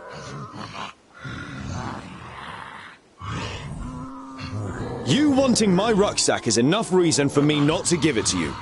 I don't need your consent. Look after the rucksack. If you lose it, you will also lose your life. What have you done to the other Magi? Your famulus told us some cock and bull story about you forcing them and their famuli to go to Porista and then murdering them. I did what had to be done to protect Girdlegard. I wish there had been another way. But they would never have understood. Do your eyes deceive you, or do you really see a brief moment of real regret on the swollen face of the Magus?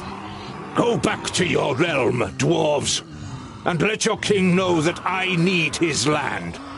Either he hands it over without a drop of blood being spilt, or my troops and allies take it by force. You can take this one with you. I have no use for him.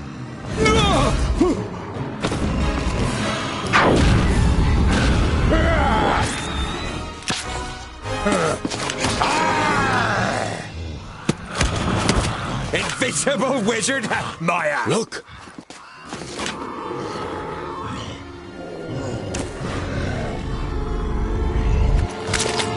Let me handle her. Kill the dwarves!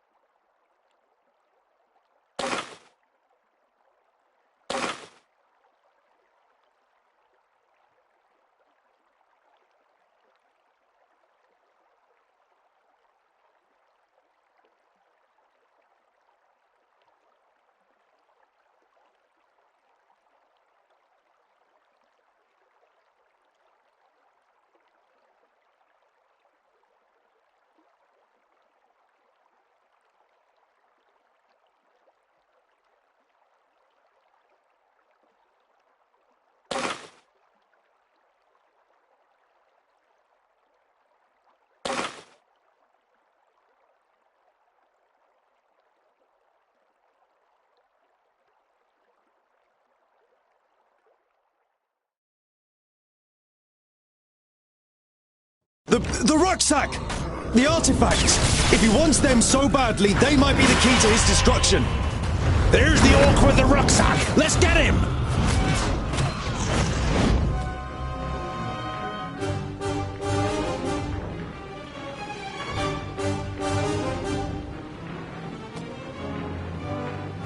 What is it?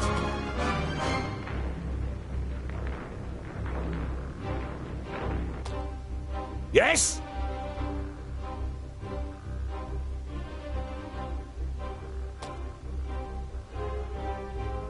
I'll be ready soon! Don't rush me! I'll be ready soon! Don't rush me!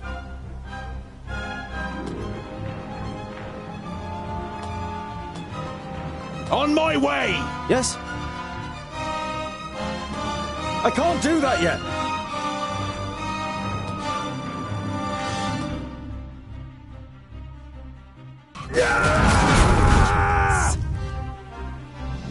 Huh?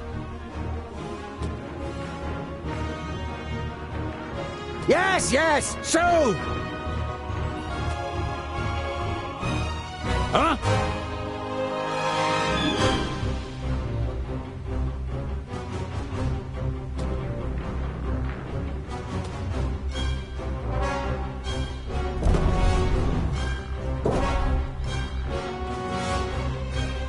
I'll be ready soon!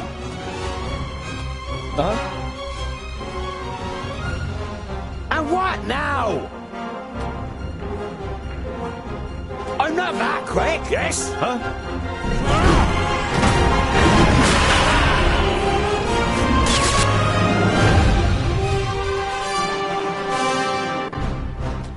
What is it?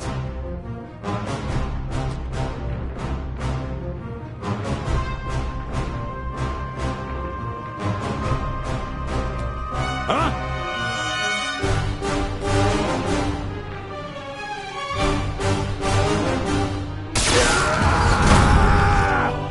Yes? Understood. And what now? Kill! I've got the Go rucksack. easy!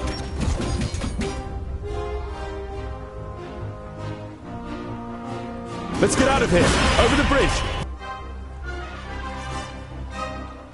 Yes? And I didn't even take off my gloves. Huh? What is it? Huh?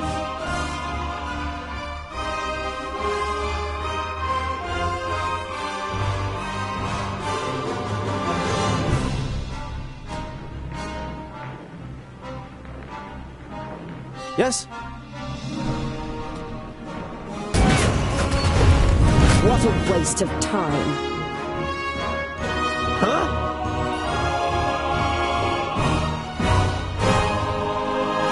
Yes? Huh? What is it? What is it?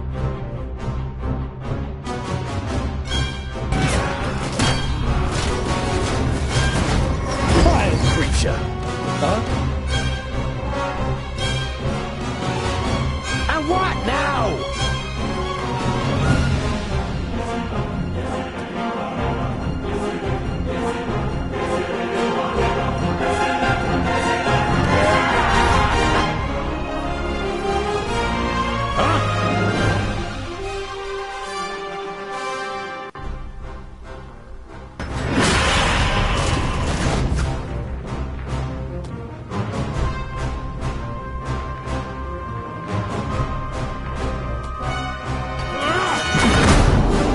Didn't even take off my gloves. And again.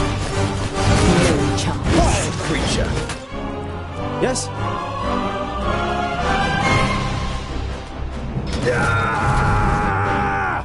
Huh? What is it? Who's next?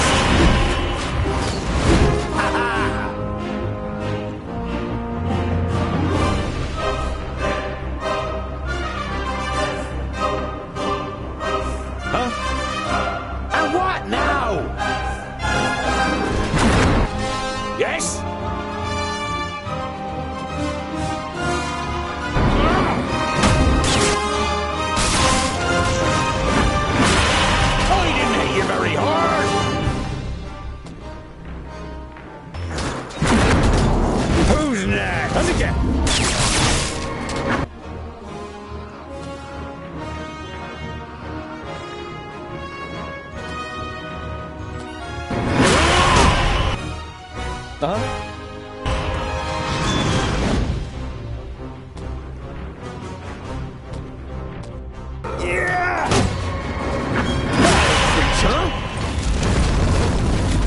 Let's get out of here!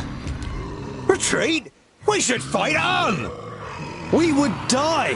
Perhaps you've noticed that Nodon has risen again, headless. He is more powerful than the Perished Land itself, but the key to his destruction is in here. We will return to the Secondlings and tell them what the Magus is up to. We'll be safe at Ogre's death, and there we can hatch a plan. If we manage to get there. Nodon will do anything to stop us. Then let him try!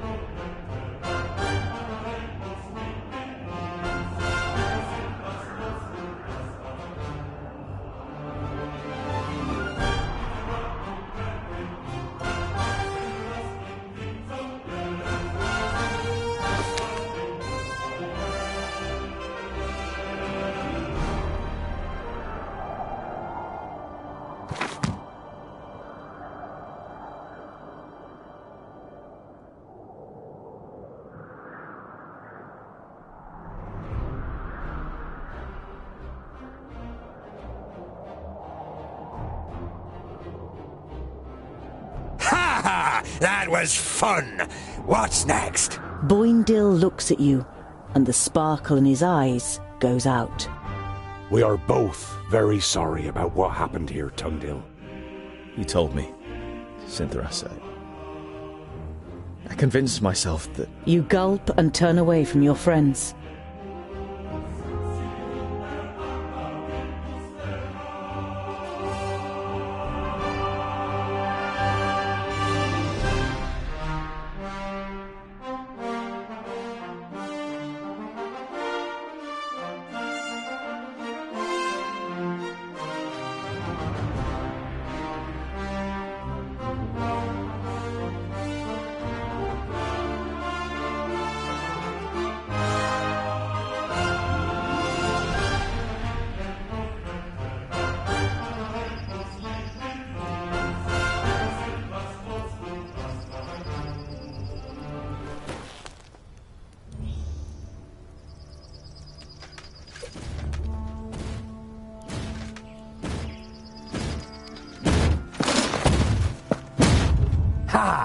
That's what I call a goodly challenge. Cover me.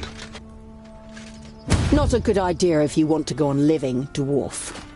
You've got quite a big mouth for someone who sounds like a girl.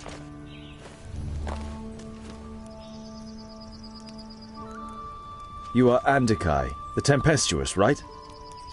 Correct. And you are Tungdil, Lot Yonan's charge.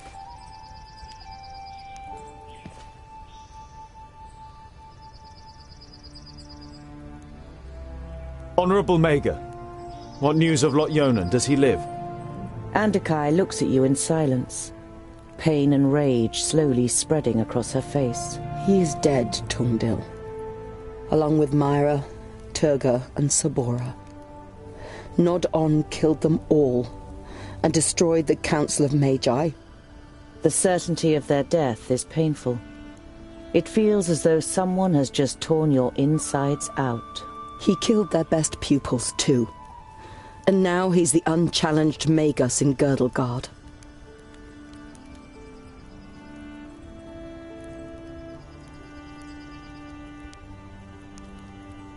Your companion, won't he sit with us and introduce himself? Yes! Hey, you up there! Can you even hear us with that bucket on your head? Jeroen is mute, and he won't do you any harm unless I command him to. And as long as you treat him with courtesy, dwarf. Boindil seems to briefly weigh up his chances against the two of them. I decide when I'm courteous. Just don't get in my way. And the orcs are mine! It was you, wasn't it, that attacked them with the lightning? Were you any more successful than we were? Andakai shakes her head. He defied everything I threw at him. All of my skills. In vain. I soon realized he was superior to me, but I wanted to buy you some time. What happened? How could he defeat the Council of Magi? Nudin called us to Perista, under the guise of reinforcing the barrier against the perished land. Instead, he tricked us, took control of most of our powers and attacked us. I cut him down with my sword, but he rose again and impaled me with his staff.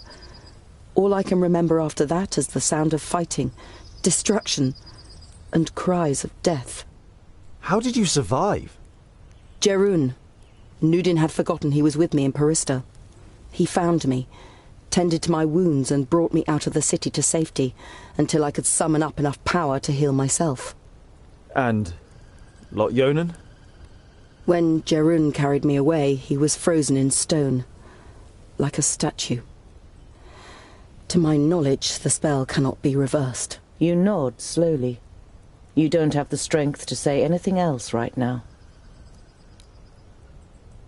Nodon's famula said that he had changed the magical fields, but you still seem to be able to use them. Andakai smiles. I'm not quite as benevolent as the other Magi. My god Samusin is the god of balance. He loves the darkness as much as the light, which means I can use both. But my powers aren't unlimited. It is difficult for me to store and use this altered magic. We should avoid confrontation as much as possible. What will you do now? Leave this place. I'm not so foolish as to believe that I could restrain the perished land or nod on. Why should I stay here? Foolish, no! But cowardly!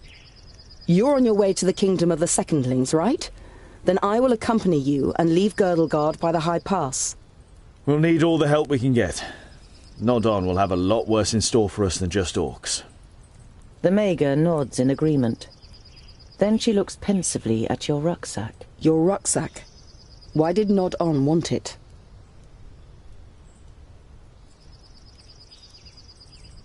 I don't know. They're only keepsakes from Lot Yonan. Nod-On wants to subjugate the whole of Girdlegard, and you're telling me that he's wasting his time on a couple of souvenirs from an old friend? You aren't a very good liar, and the Mager could snatch the rucksack from you at any time and look for herself. You saw how she fought against Nod-On, and you can't decipher the book. I was taking some objects to Goren, one of Lot Yonan's famuli. He was murdered at Greenglade by an elf. there were books lying next to his body, which he was planning to send to Turga the Fair-Faced. May I see them? You nod, take the books out of your rucksack, and hand them to her. She goes through the letter and the books, one after another, without showing any sign of emotion. Finally, she closes the last of the books. Is that all? They are only sagas and travelogues from the Outer Lands, which tell of legendary creatures and myths. I don't know why they should be of interest to Nod On. There must be something in them that's important to him. He destroyed a whole village for them, and the vaults. Possibly. I'll study the books. But let's sleep now. Jeroen can keep watch. We are still being followed.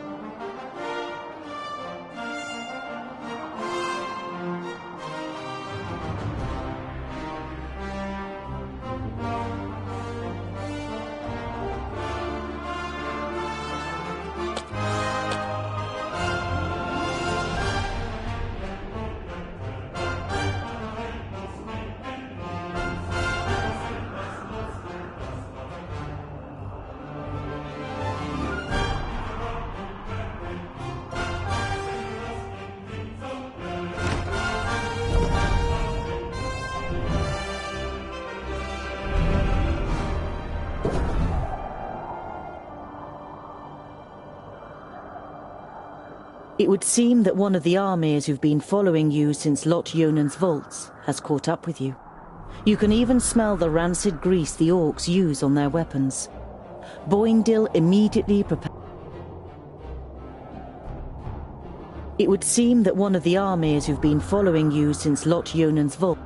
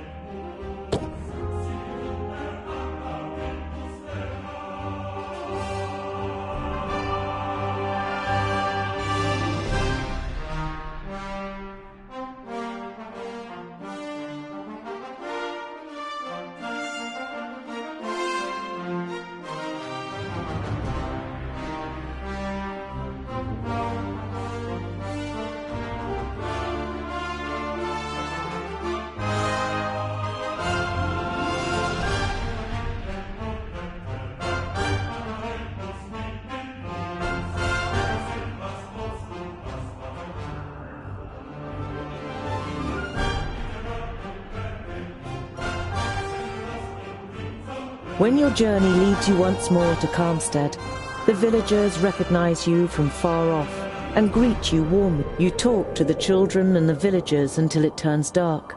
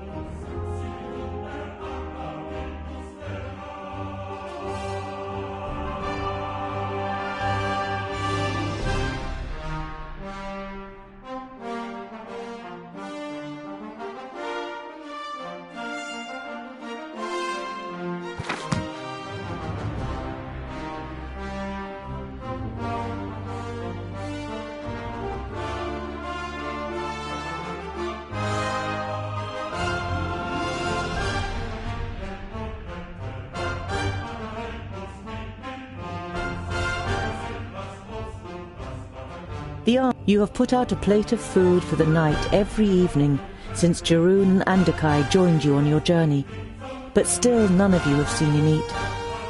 You decide to pay particular attention to him this evening, to try and find out what is under the helmet. Andakai is sitting not far from the giant, studying the books. Have you found anything useful yet? She looks up at you. You think I will stay and fight if there is a spell in the books that might defeat Nodon? Yours is the god of balance. Don't you see it as your duty to create a balance between light and dark? Instead of answering, Andakai rubs her eyes and closes the books. It's too dark to study. Let's see what tomorrow brings. Disgruntled, you watch the Mager as she walks over to her bed for the night. Your eyes fall upon Jeroen and the plate at his feet, on which not a crumb of food is left.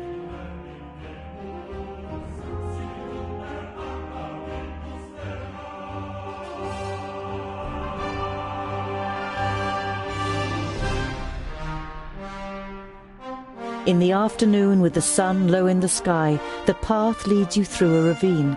A glance at your map suggests that you're near to Boribor, the Orc realm. Fracas, may we remain unscathed. About a mile further on, Boindil suddenly stops in his tracks and sniffs. Can you smell that? Piggy snouts! And lots of them too! Let's proceed with caution. Perhaps we can take a few of them out before they raise the alarm.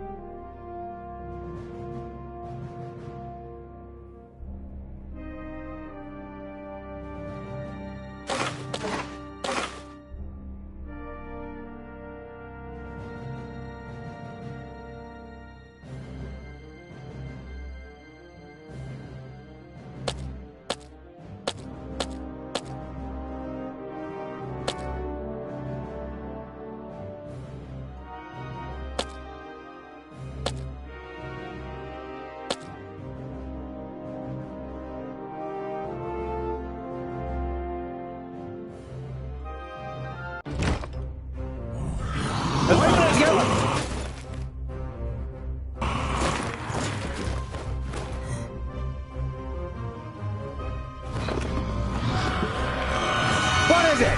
Huh? What is it?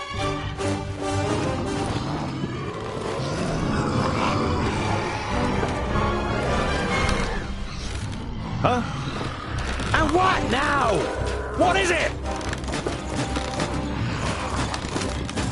Now you've got me interested. Huh?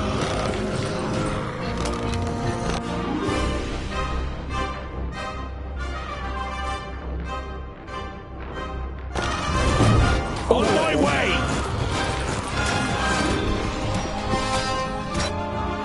Yes? What is it?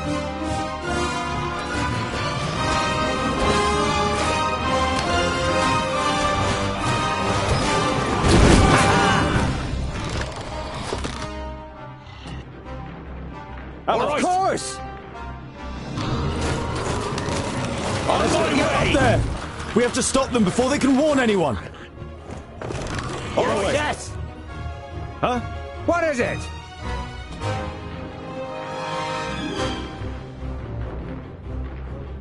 Huh?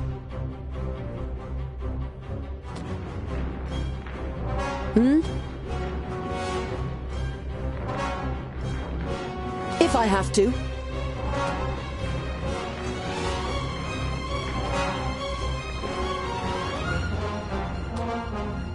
Yes? Huh? Of course! Yes? What is it? Huh? And what now? What is it?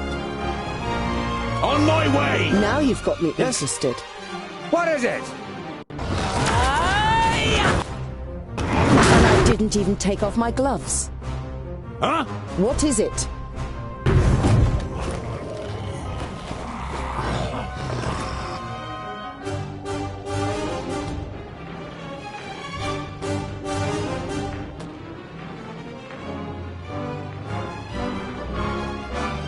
I'll tell you when I'm ready.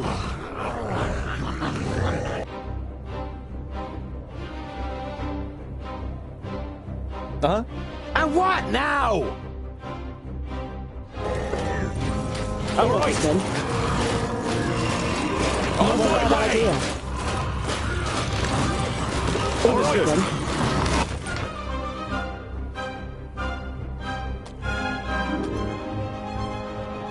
Oink, oink, little piggies! Yes?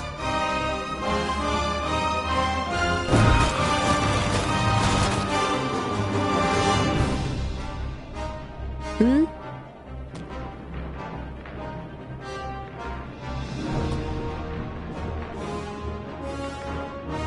Huh? What is it? What is it?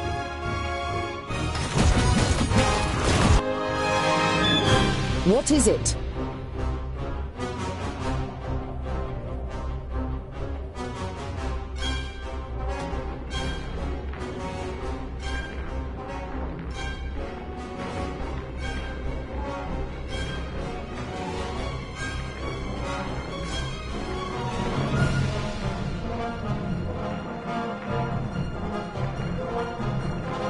On my way!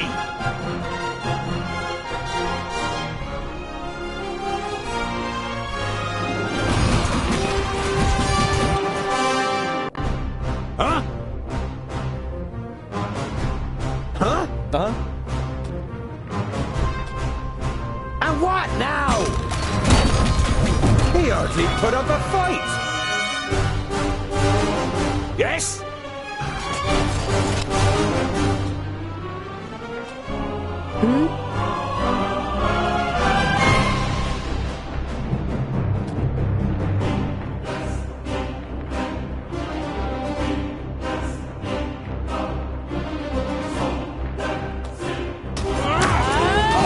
You very chance.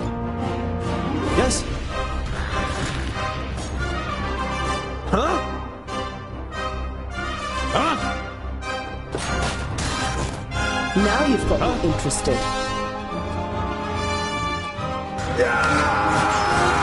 What a waste of time. Pow! Another one bites the dust. And what now?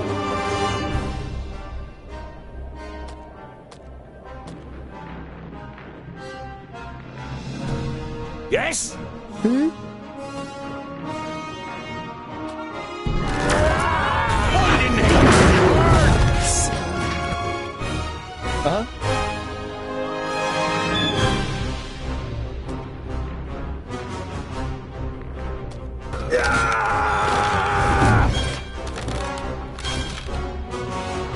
What is it? And I didn't even take off my gloves. Huh? What is it?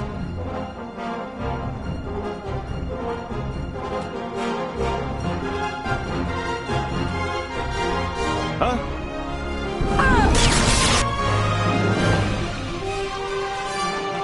Huh? What is it?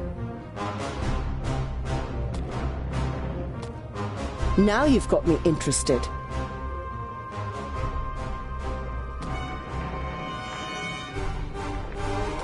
Yes?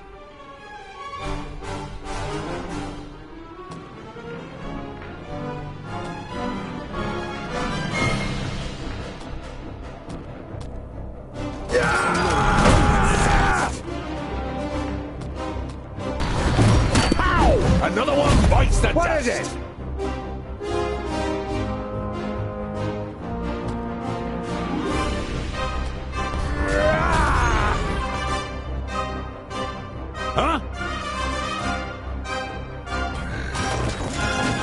I didn't even take off my gloves. He hardly put up a fight.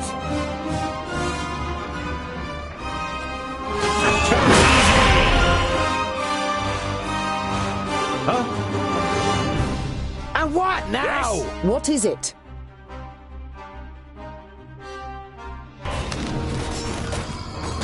Magic takes time. Huh? Huh? Yes? What is it?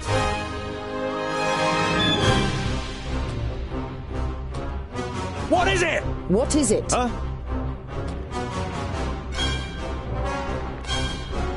Who's next? And what now?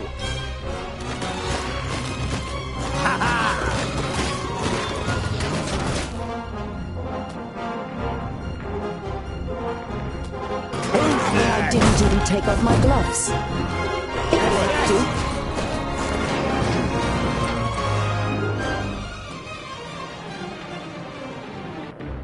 Of course!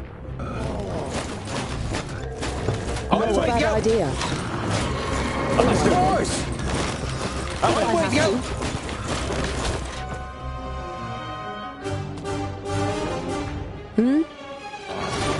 Oh, he didn't hit you very hard! Oh, yes! On my way! Oh, yes!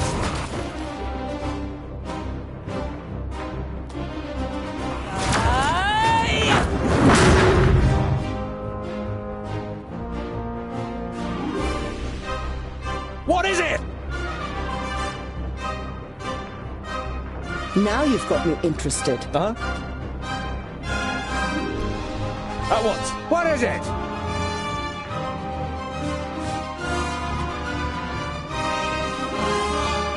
Yes?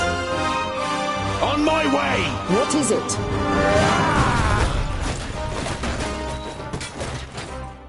Huh?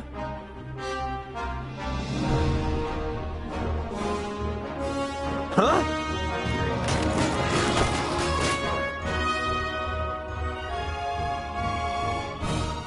What is it? Now you've got me interested.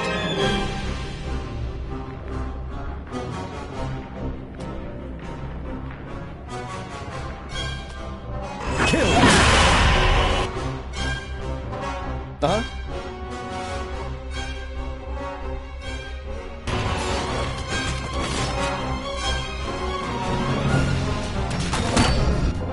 What is it?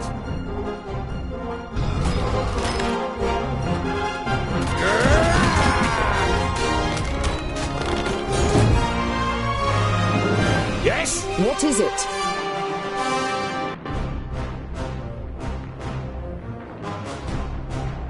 Huh? And what now? What a waste of time. Huh? Now you've got me interested.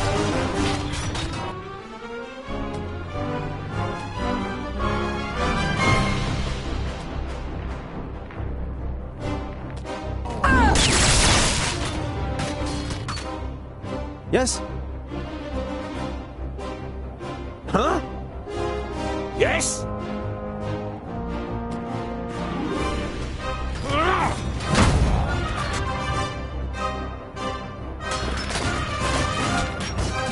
Too easy!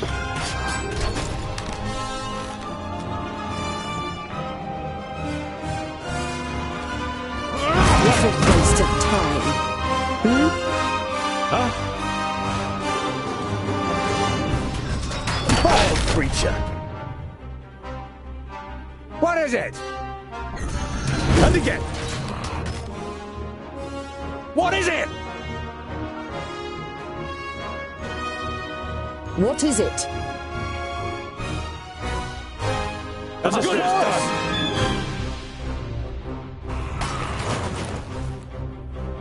done! And what now?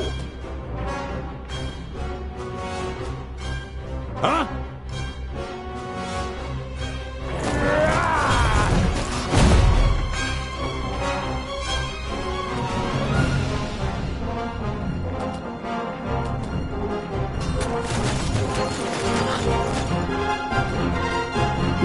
got me interested.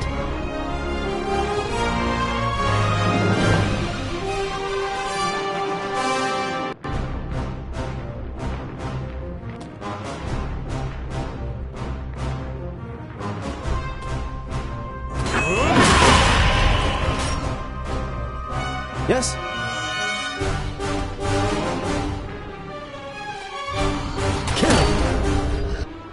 Huh?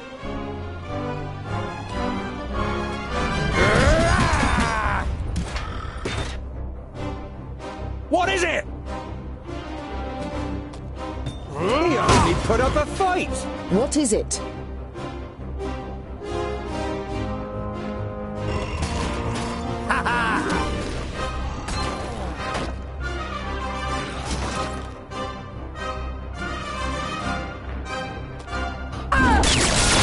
I didn't hit you very hard.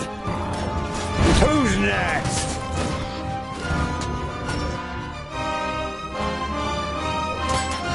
Pow! Another one bites the dust. Huh?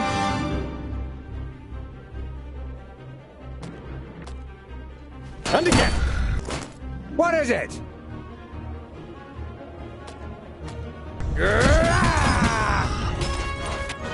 Yes? Yes? And I didn't even take off my gloves.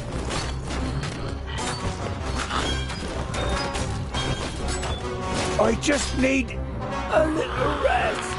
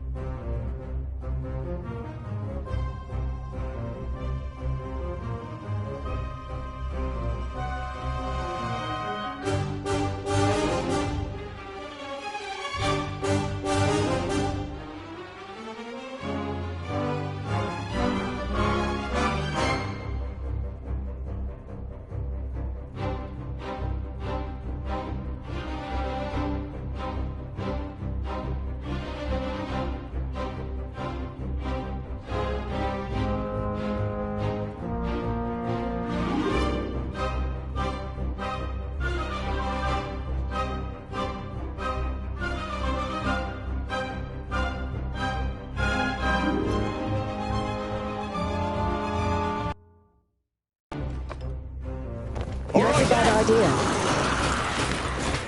I'm with you. Not a bad idea. Up there! We have to stop them before they can warn anyone.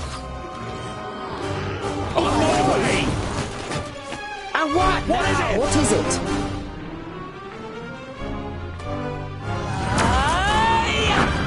What a waste of time.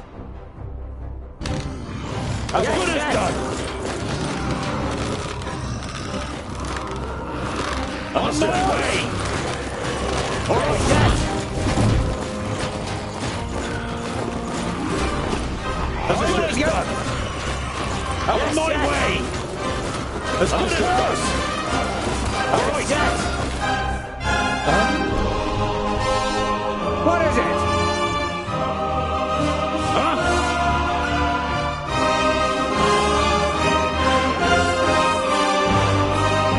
Now you've got me interested. Yes?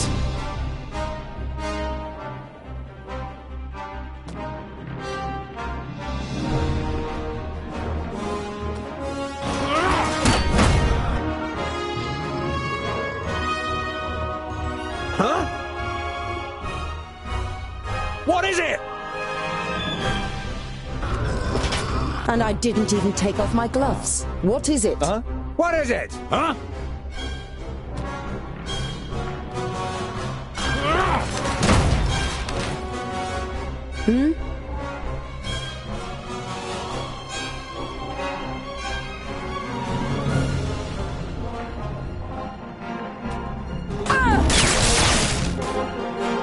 Yes? And what now?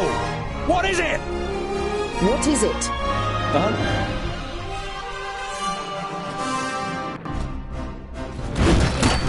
I didn't hit you very hard, is it? Huh? And what now? Yes? Oink, oink, little piggies! Now you've got me interested.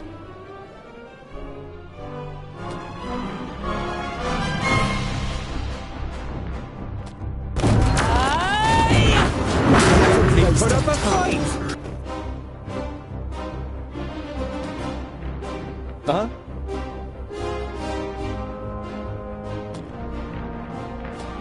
What is it?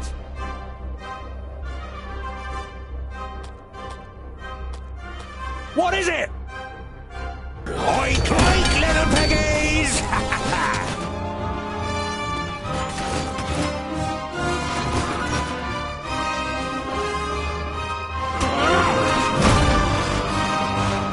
What is it? Yes?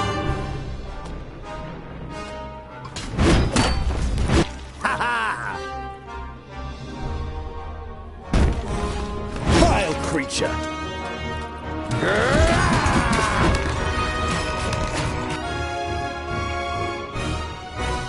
Yes?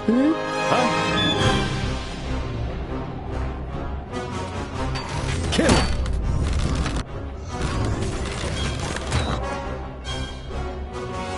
What is it? What is it? Now you've got me interested. We only put up a fight! On the way!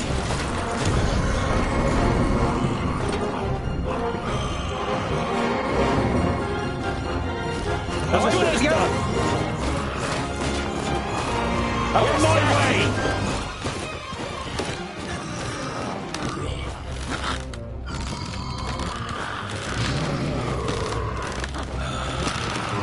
Of course! As good as done! Always go! On my way!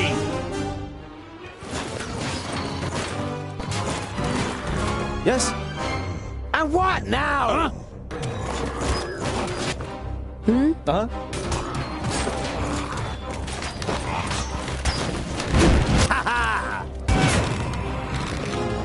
What is it? What is it?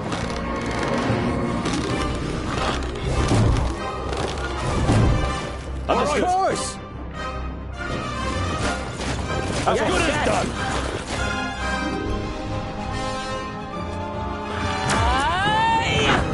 And I didn't even take off my gloves. Yes? Understood. And what now? Huh? Now you've got me interested. Yes?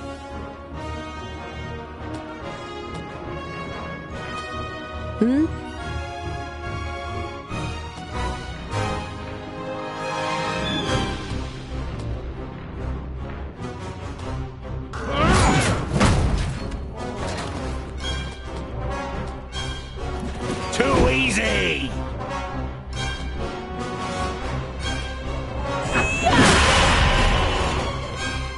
Yes? And what now? Huh?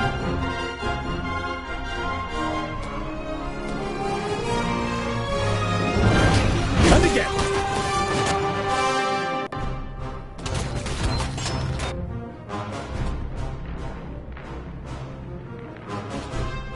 Now you've got me interested.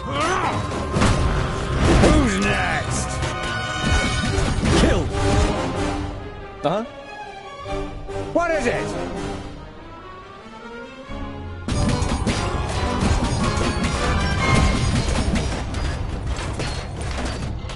What is it?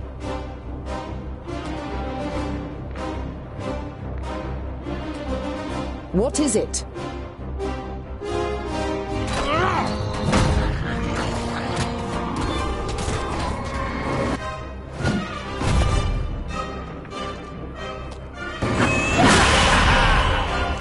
didn't hit you very hard. Huh? And what now?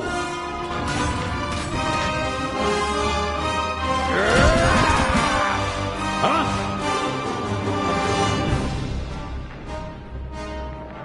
Now you've got me interested. Huh? Yes?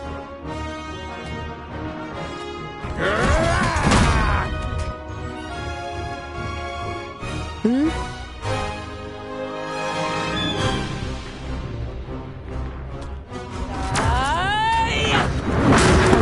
Another one bites the dust. And what now? Huh?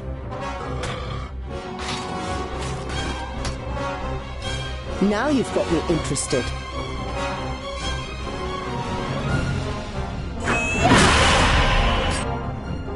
Huh?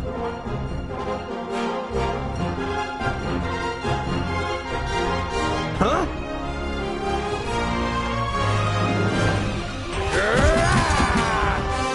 Yes?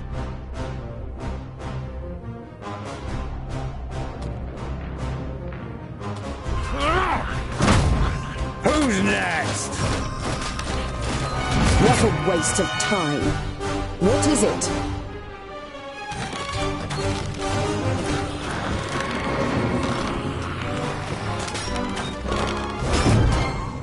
Too easy! Ha ha!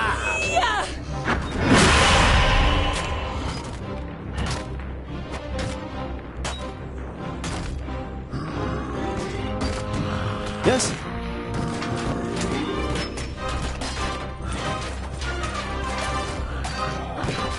And what? What is it?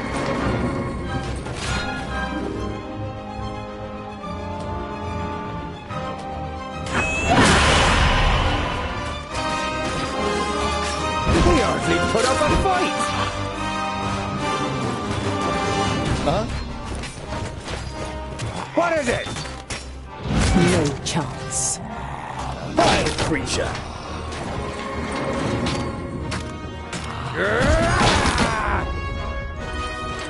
On Not a my bad way! idea. And this is done!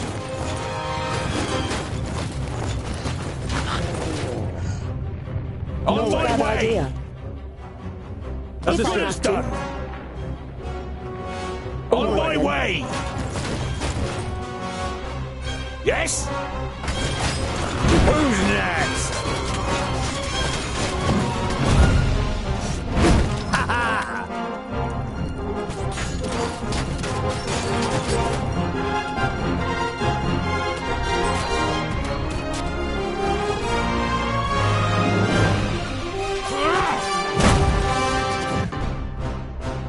Now you've got me interested. Huh? Huh?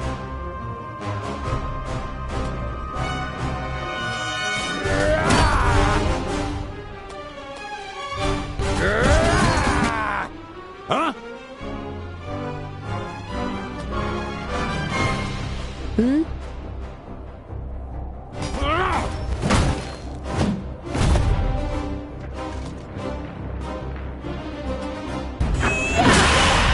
Kill!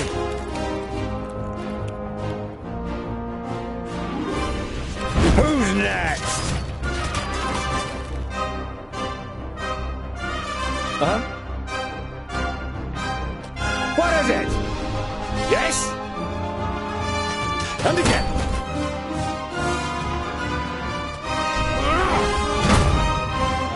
Now you've got me interested. I'll tell you when I'm ready.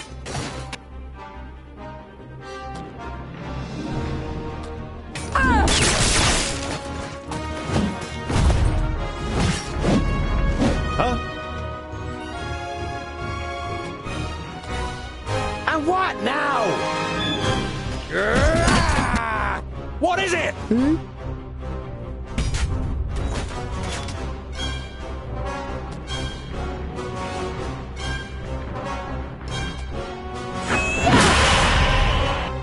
Yes? Huh? Yes? Now you've got me interested. Pow! Another one bites the dust. Too easy! Of course!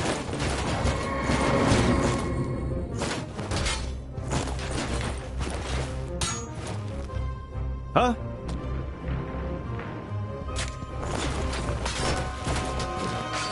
And I didn't even take off my gloves. As good as done! That's a bad idea. And what now?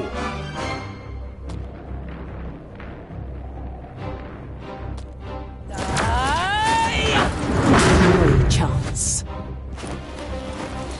On my way!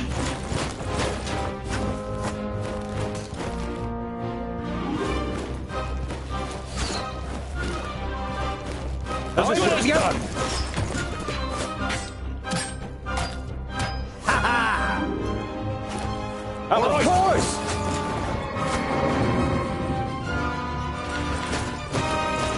As good as done! On my way!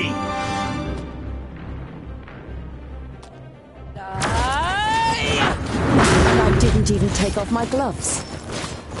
Uh-huh. What is it? Oink, oink, little piggies! Yes?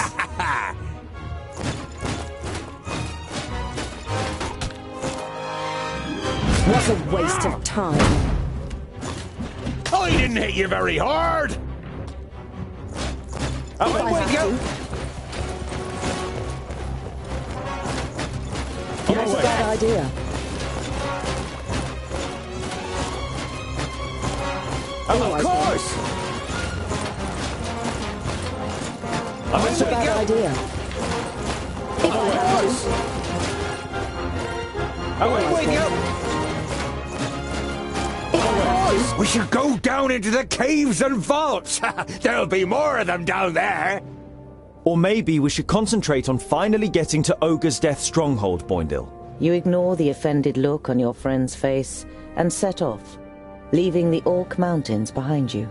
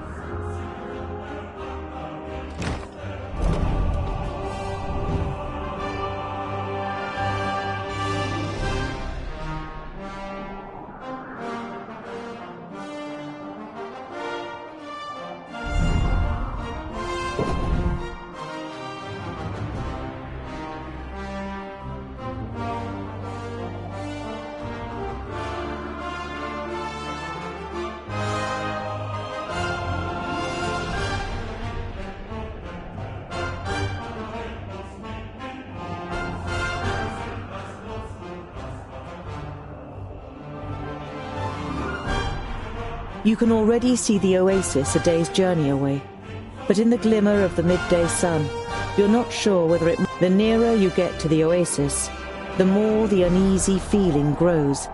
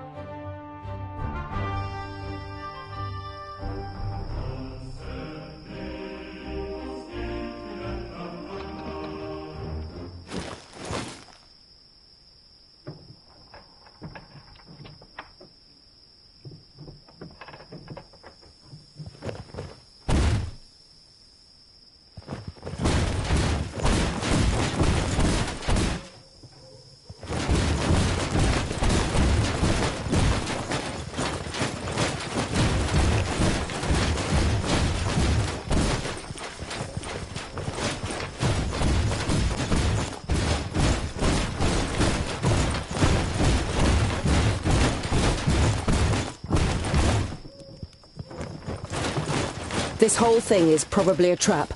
We should... Welcome to Pasnar. I'm sure the citizens would greet you themselves, if they could. You recognize the elf immediately. You saw him with the leaders of the orcs, and he appeared to you in a dream after Greenglade. Or no, not in a dream. Sintharas. So we meet again, Tungdil. What do you think of my work in the vaults? It was a nice start, wasn't it? An eerie smile sets on Sintharas's lips. Wonderful. I can see the hatred in your eyes. Come on. Come and get your revenge.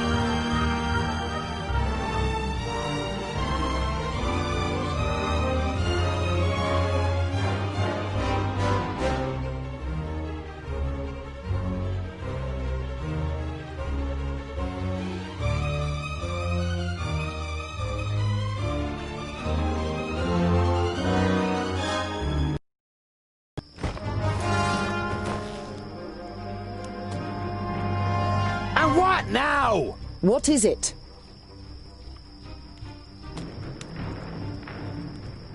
Not a bad idea.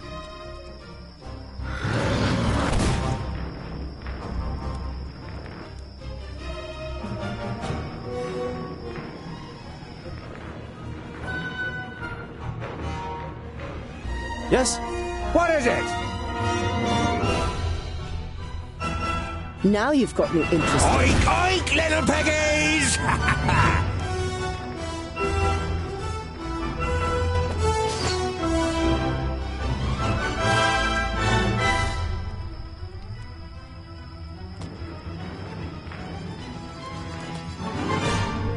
Uh-huh.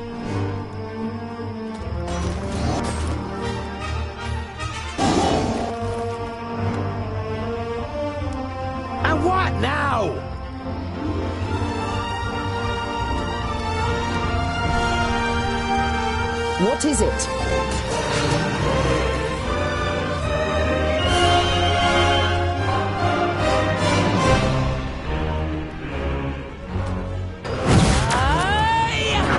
And I didn't even take off my gloves.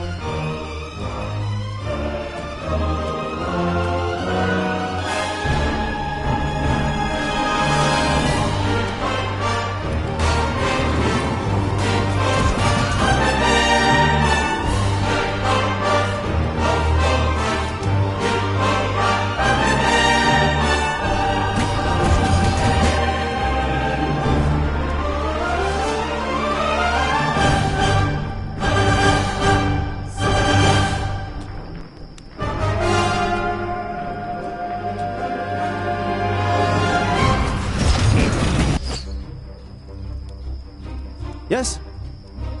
What is it?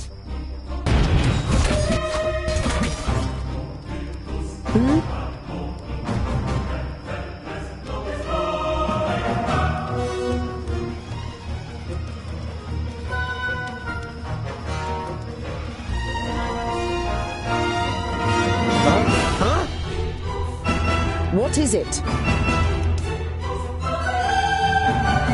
Yes?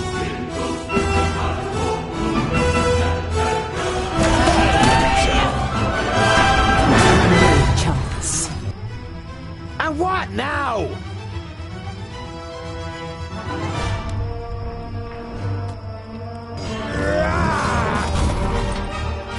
Now you've got me interested.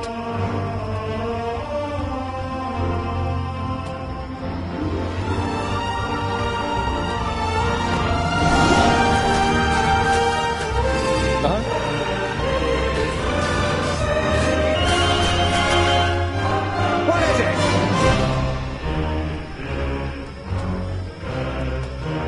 What is it?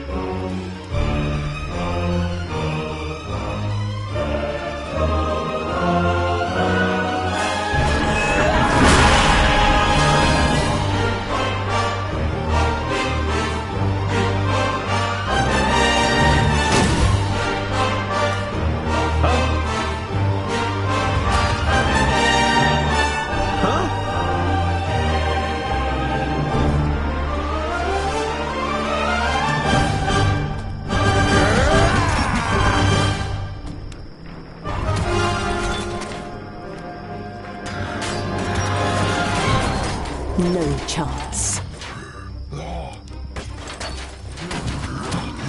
What a waste of time. Hmm?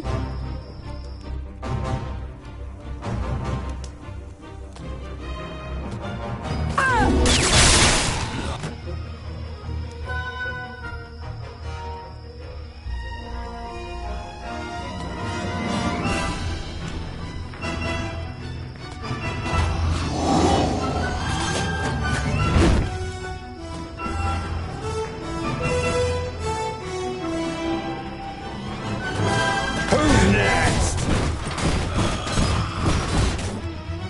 Uh-huh. What is it?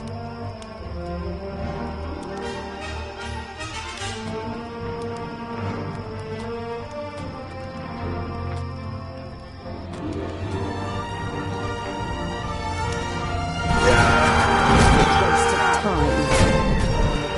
What is it?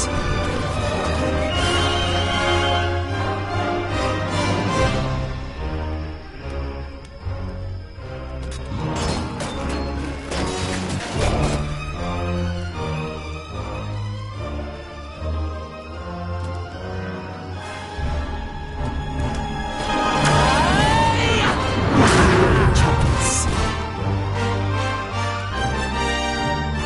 Who's next? Yes? Huh?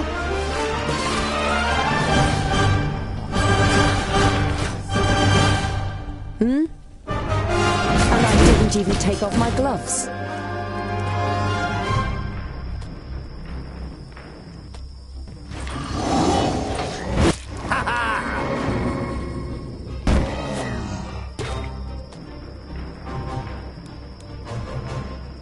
Understood. have to. He hardly put up a fight. Not a bad idea.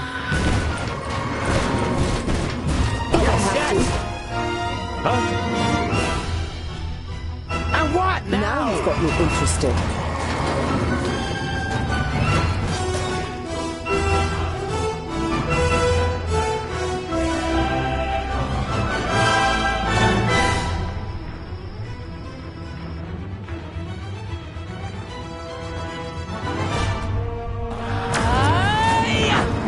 What a waste of time.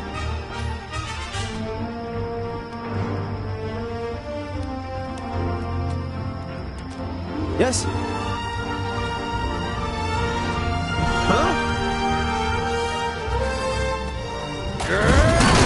And I didn't even take off my gloves. Who's next? Huh? And what now? Now you've got me interested.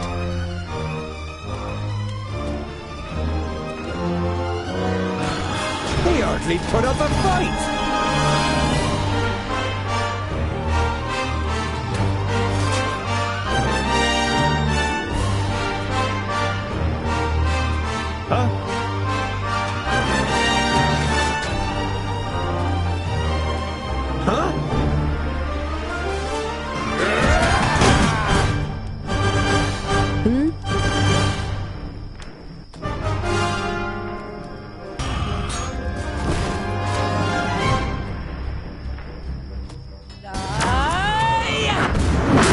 Waste of time. Who's next?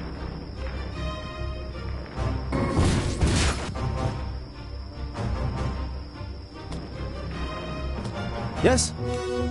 What is it? What is it?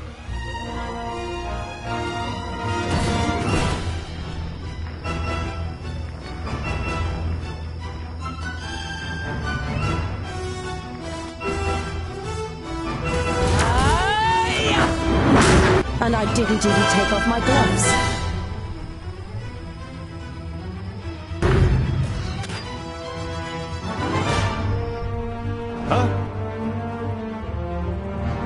And what now?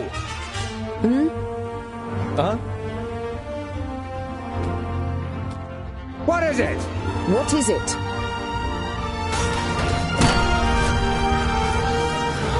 Magic takes time.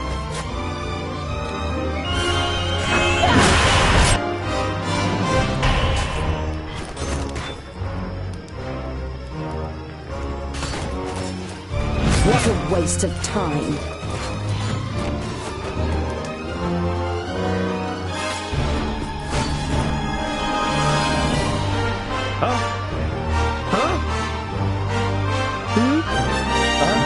And what now? Now you've got me interested. Yes? What is it?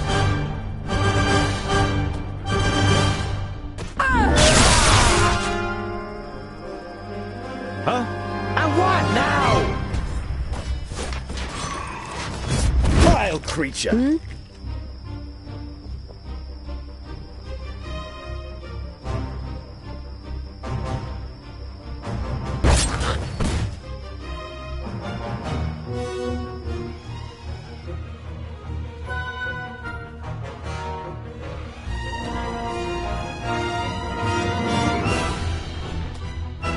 He hardly put up a fight. Yes? What is it?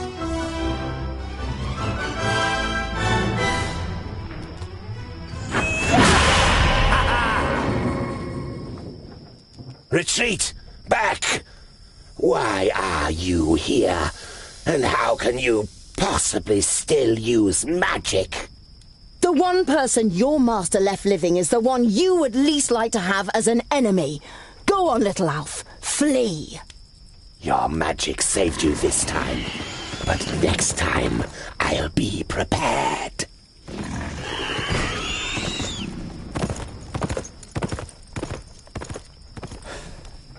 I've had enough of fighting. It's about time we head to your home. I've had enough too. But we've got several days in the desert ahead of us before we can enjoy a cold beer. The longer we talk about it, the later we'll get to our beer. Let's go.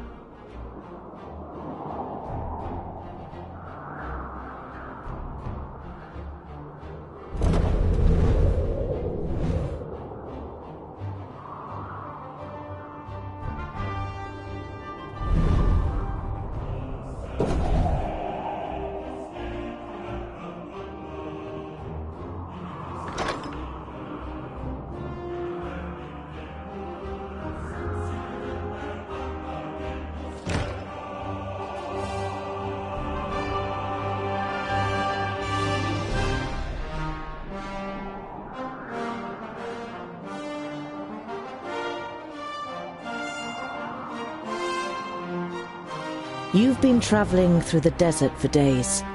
The sand is simply everywhere. In your shoes.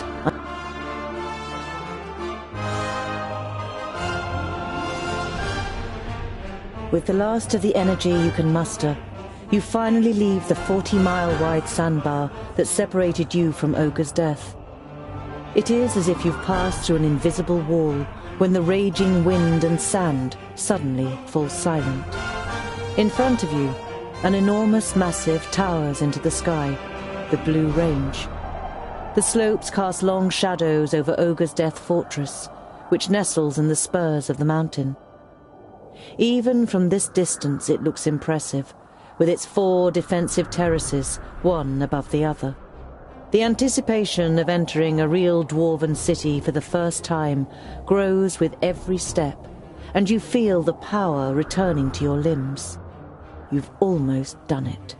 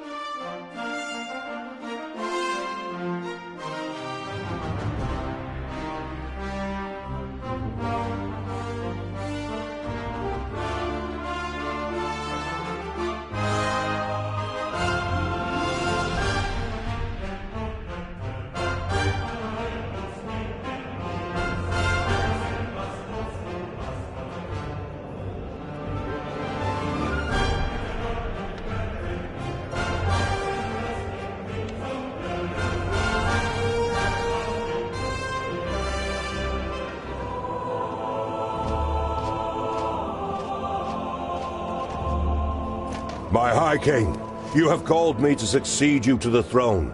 Here I stand before you. Well, before you are chosen as the successor to the High King, hear, King Gandagard, the challenges that await you. Hordes of orcs are rampaging through the north and the west, and the perished land is stirring. It would seem that the Magi cannot sustain the barriers. This gives us an excellent opportunity to attack the last elves in Alandor. They are weakened. The perished land afflicts them. Let us wipe out the traitors once and for all. Yes, right. Exactly. Hear, hear.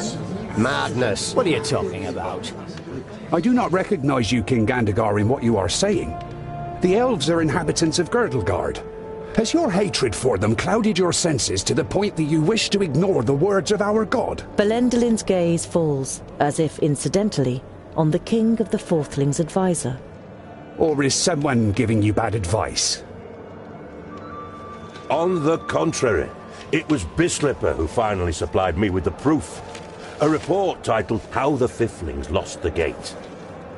It was the elves that poisoned the brave Fifling warriors in their stronghold.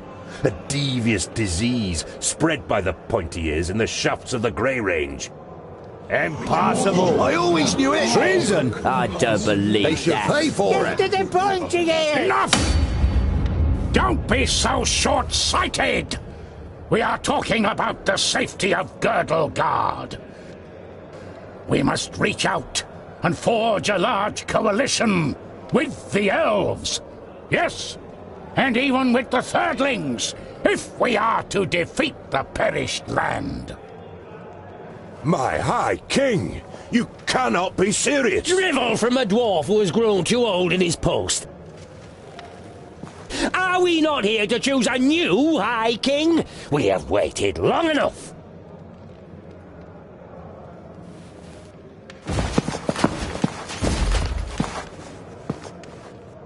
It would seem you will have to wait a little bit longer. The second aspirant has arrived.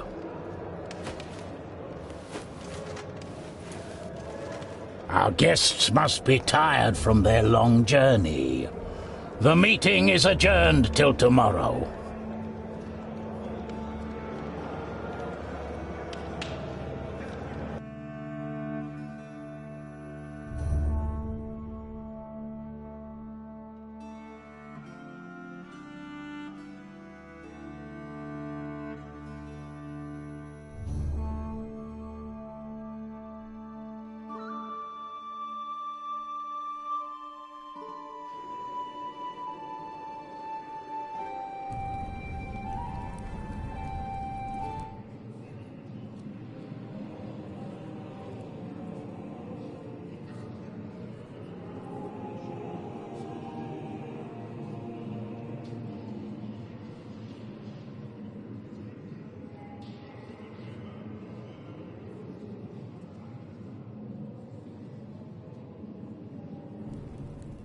But why do you think that I... Everything will become clear. I've had a room prepared for you. Before you take to your bed, please pay the High King and I a visit in the throne room.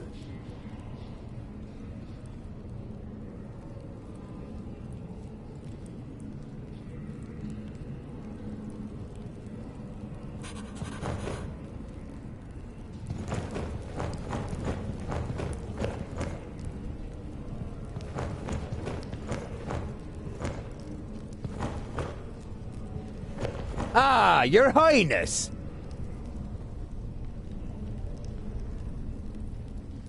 Heir apparent? What do you know? Spit it out. A slight expression of guilt flits briefly across Boindill's face, but he's soon back to his old self. A scholar as High King has something to it. You'll certainly have our votes, that's for sure. Boindall nods in agreement. As High King, you could unite the kingdoms and get them to do battle against Nod-On. You look at your friends and aren't really sure whether they are trying to pull your leg or not. I can't be High King. I got all my knowledge from books, and you're pulling my leg, right? The twins' grins grow ever wider, and it would seem they can hardly contain themselves. Just talk to High King Gundrabur and Belendalin. They will explain everything. High King Gundrabur seems... well... Old? He is ancient. Even by Dwarvish standards. He has been old for as long as I can remember. Belendalin has taken care of most matters for dozens of cycles. But Gundrabur always has the final word.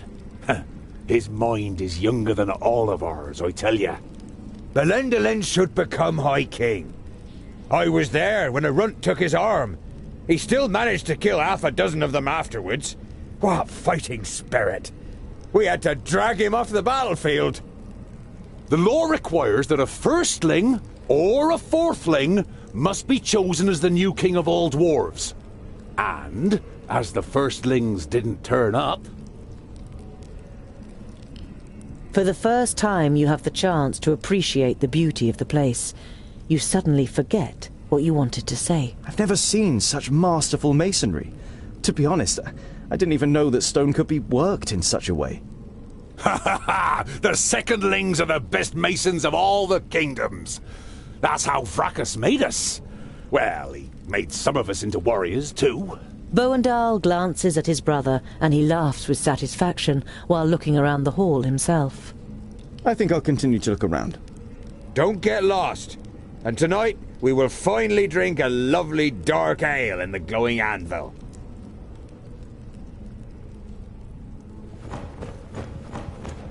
You can't see the bottom. When the secondlings named the Blue Range their home, there was nothing here but hard rock and a few small caves. Fantastic!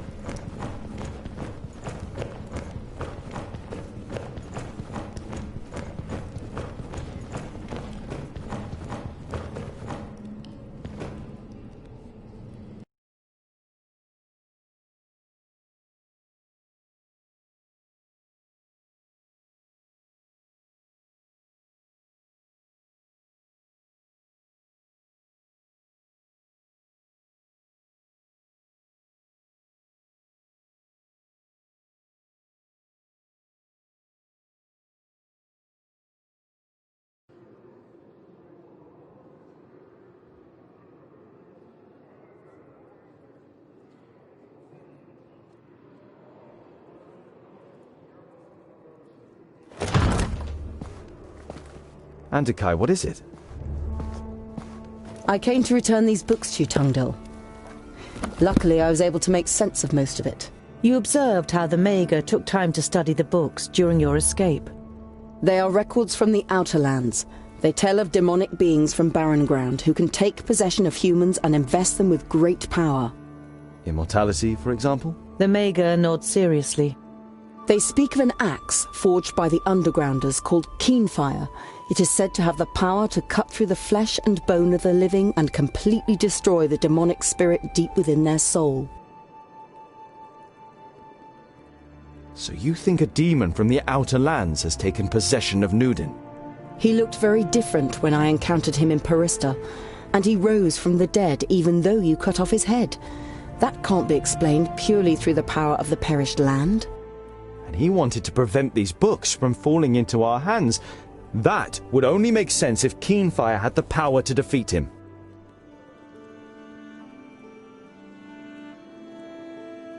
Do you know these Undergrounders? I have never heard of the Undergrounders, but I've been to the Outer Lands before. It must be terrible.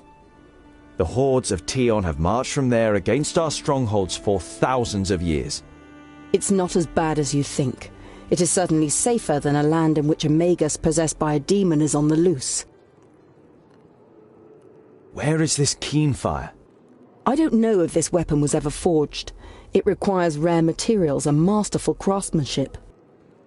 The purest, hardest steel, stone barbs decorated with runes, a hilt of Sigurdaisy wood, inlays made of all the noble metals, the blades studded with diamonds, smithed in the hottest forge.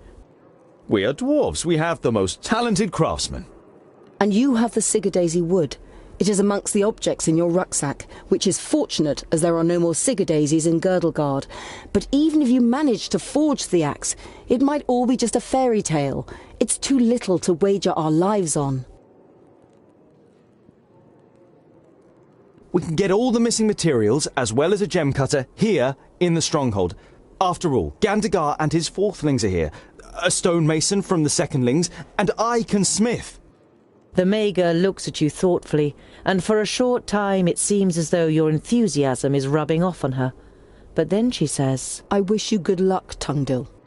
You still want to leave Girdlegard, but what will happen to your realm and all the other realms? I admire your optimism, my friend, but it isn't wise to stand in the way of a rolling stone. I don't wish to give up my realm, but I would only be prolonging the suffering unnecessarily. But you don't want to let the last Mager in Girdlegard go. Unfortunately, you can't think of anything that could cause her to stay. Many thanks, Honourable Mager, for all that you have done.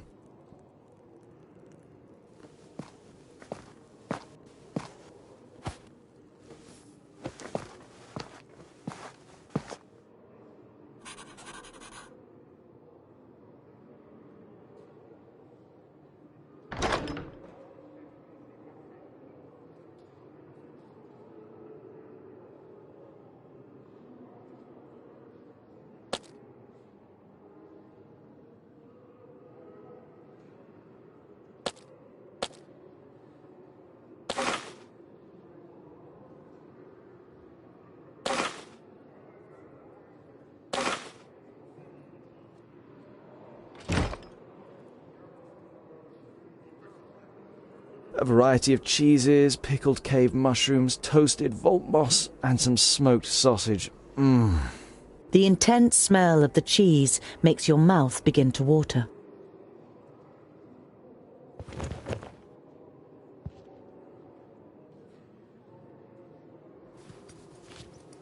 Sigurdaisy wood. Very rare. I guess Lot Yonan wanted it to examine or experiment with.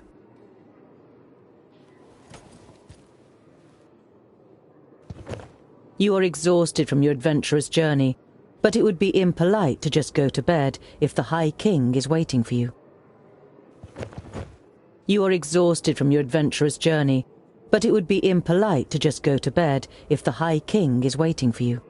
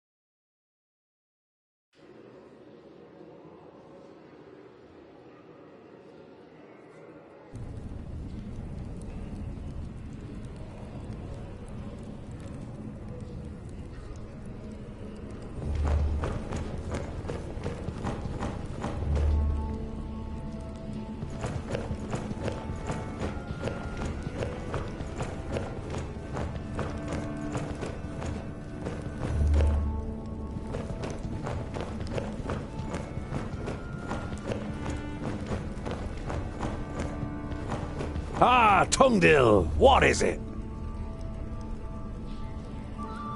Andikai deciphered what was written in the books that Goren wanted to send to Turga the Fairfaced. They tell of a demonic threat from the Outer Lands and how it can be stopped. Nudin cannot be killed by normal weapons, but Undergrounders have developed a weapon that might be able to do it. Keenfire. Undergrounders? What's that supposed to mean? You shrug your shoulders. Maybe there are dwarves in the Outlands too. Either way, they have described how this magical weapon can be made. If it's got anything to do with magic, the weapon cannot be dwarfish. We shouldn't go anywhere near it. Nudin fears the books. I believe that Keenfire is our best chance of stopping him. I think I'll continue to look around. Don't get lost. And tonight, we will finally drink a lovely dark ale in the glowing anvil.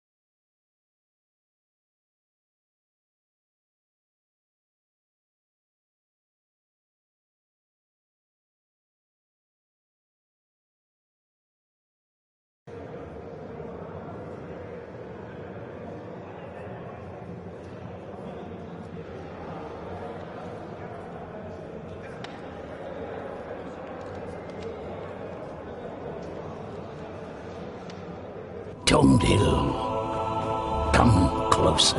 The power that the old High King radiated when he called the assembly to order has drained away from him. His body is sunken in the throne, but his eyes are alert and interested as he looks at you. The lost son returns to his people. Thank Vrachus. Tell us what you learned on your journey. You describe your adventure down to the smallest detail. Neither the king nor his advisor interrupts you. From time to time they nod, as though they were already aware of certain facts. Their brows become more furrowed with every passing minute. When you are finished with your story, you also have some questions. What game is being played here? Gandagar, as king of the Fourthlings, is to supersede me as High King, but his mind is poisoned with hatred towards the elves. He would probably win a war against them, but he would weaken us, and Girdlegard would not be helped by this. I was hoping for a great coalition with the elves, and even with the Thirdlings. I would have given anything to start the negotiations. In times of great need, only the common goal can count. And which role have you planned for me? Well, with you as a second aspirant, certain possibilities of protocol open up to us. I don't want to appear ungrateful, and I'm happy to finally be among my people, but I will not ascend the throne. I hardly know anything about our customs and laws. Everything that I know, I have learned from books that Lot-Yonan gave me. There must be more suitable heirs than me. Your renouncement honours you, but to be honest, you never had a claim. To stop Gandagar, we had to stall for time. Lot-Yonan helped us with our little story.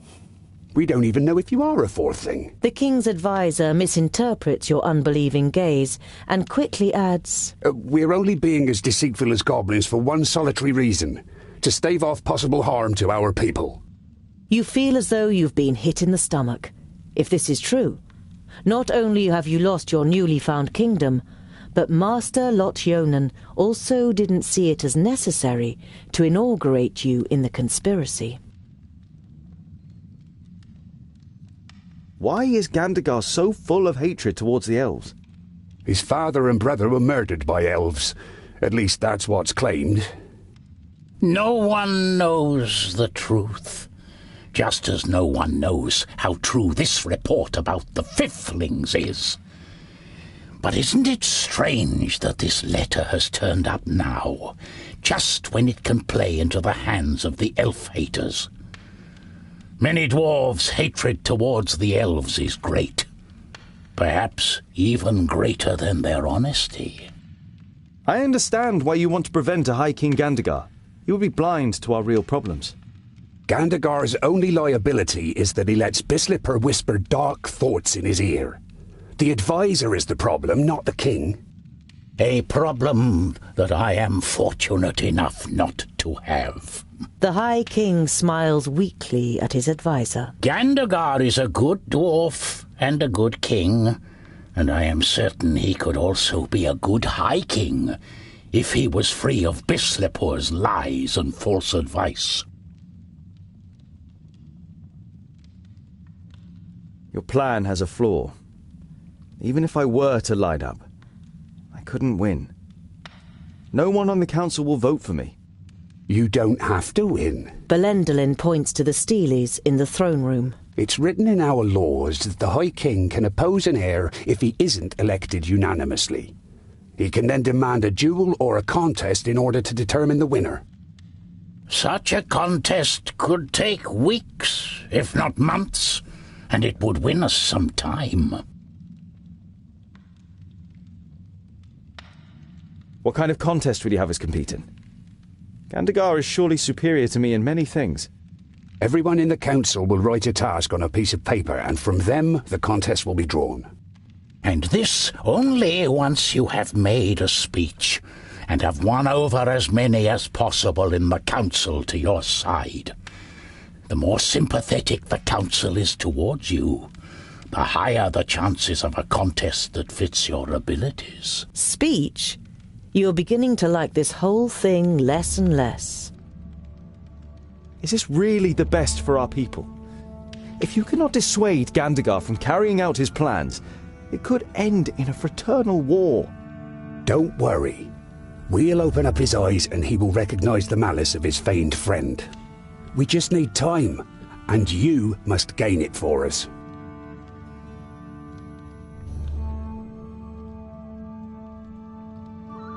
All right then. I am ready to do it. But I will need all of your support.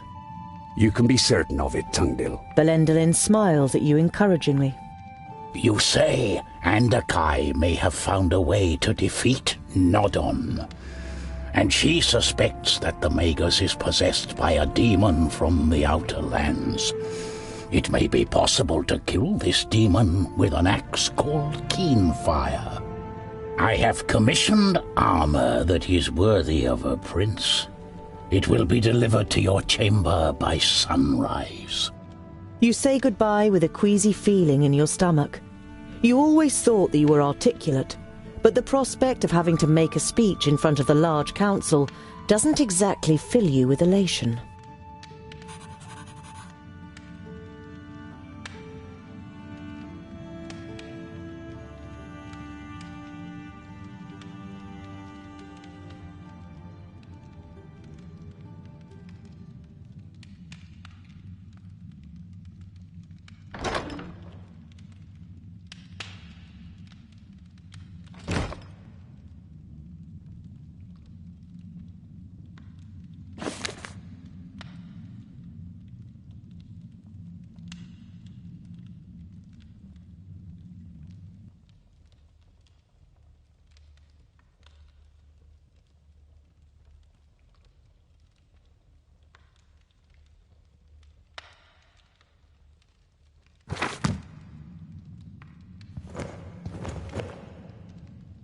The High King's advisor has the build of a warrior. His eyes are like those of a bird of prey, and you can see a keen intellect behind them. Vracus, who made the dwarves of stone, has himself been hewn from stone by these self-same dwarves. A masterly piece of work, like one of which only the masons of the Secondlings can still accomplish today. Even for a dwarf, High King Gundraber is very old. His long white beard suggests 500 or more cycles. He seems weak, but when you talk to him, you feel an aura of grandeur.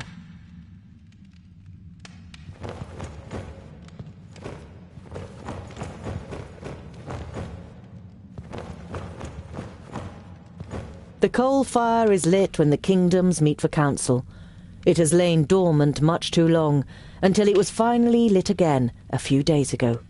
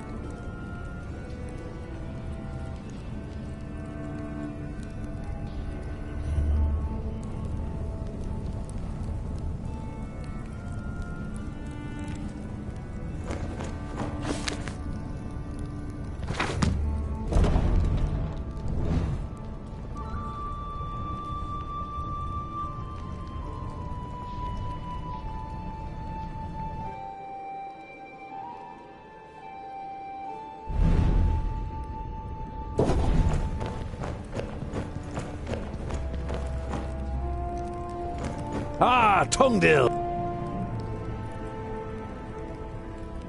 The High King and his advisor don't know where I come from either. But they only want to use me to delay Gandagar's coronation and ultimately prevent war with the elves. Whatever happens, we will stand by your side, Scholar. You're not sure whether the moral support of your friends will be much use in a contest with Gandagar, but it feels good not having to go through the whole thing on your own. I think I'll continue to look around. Don't get lost. And tonight, we will finally drink a lovely dark ale in the glowing anvil.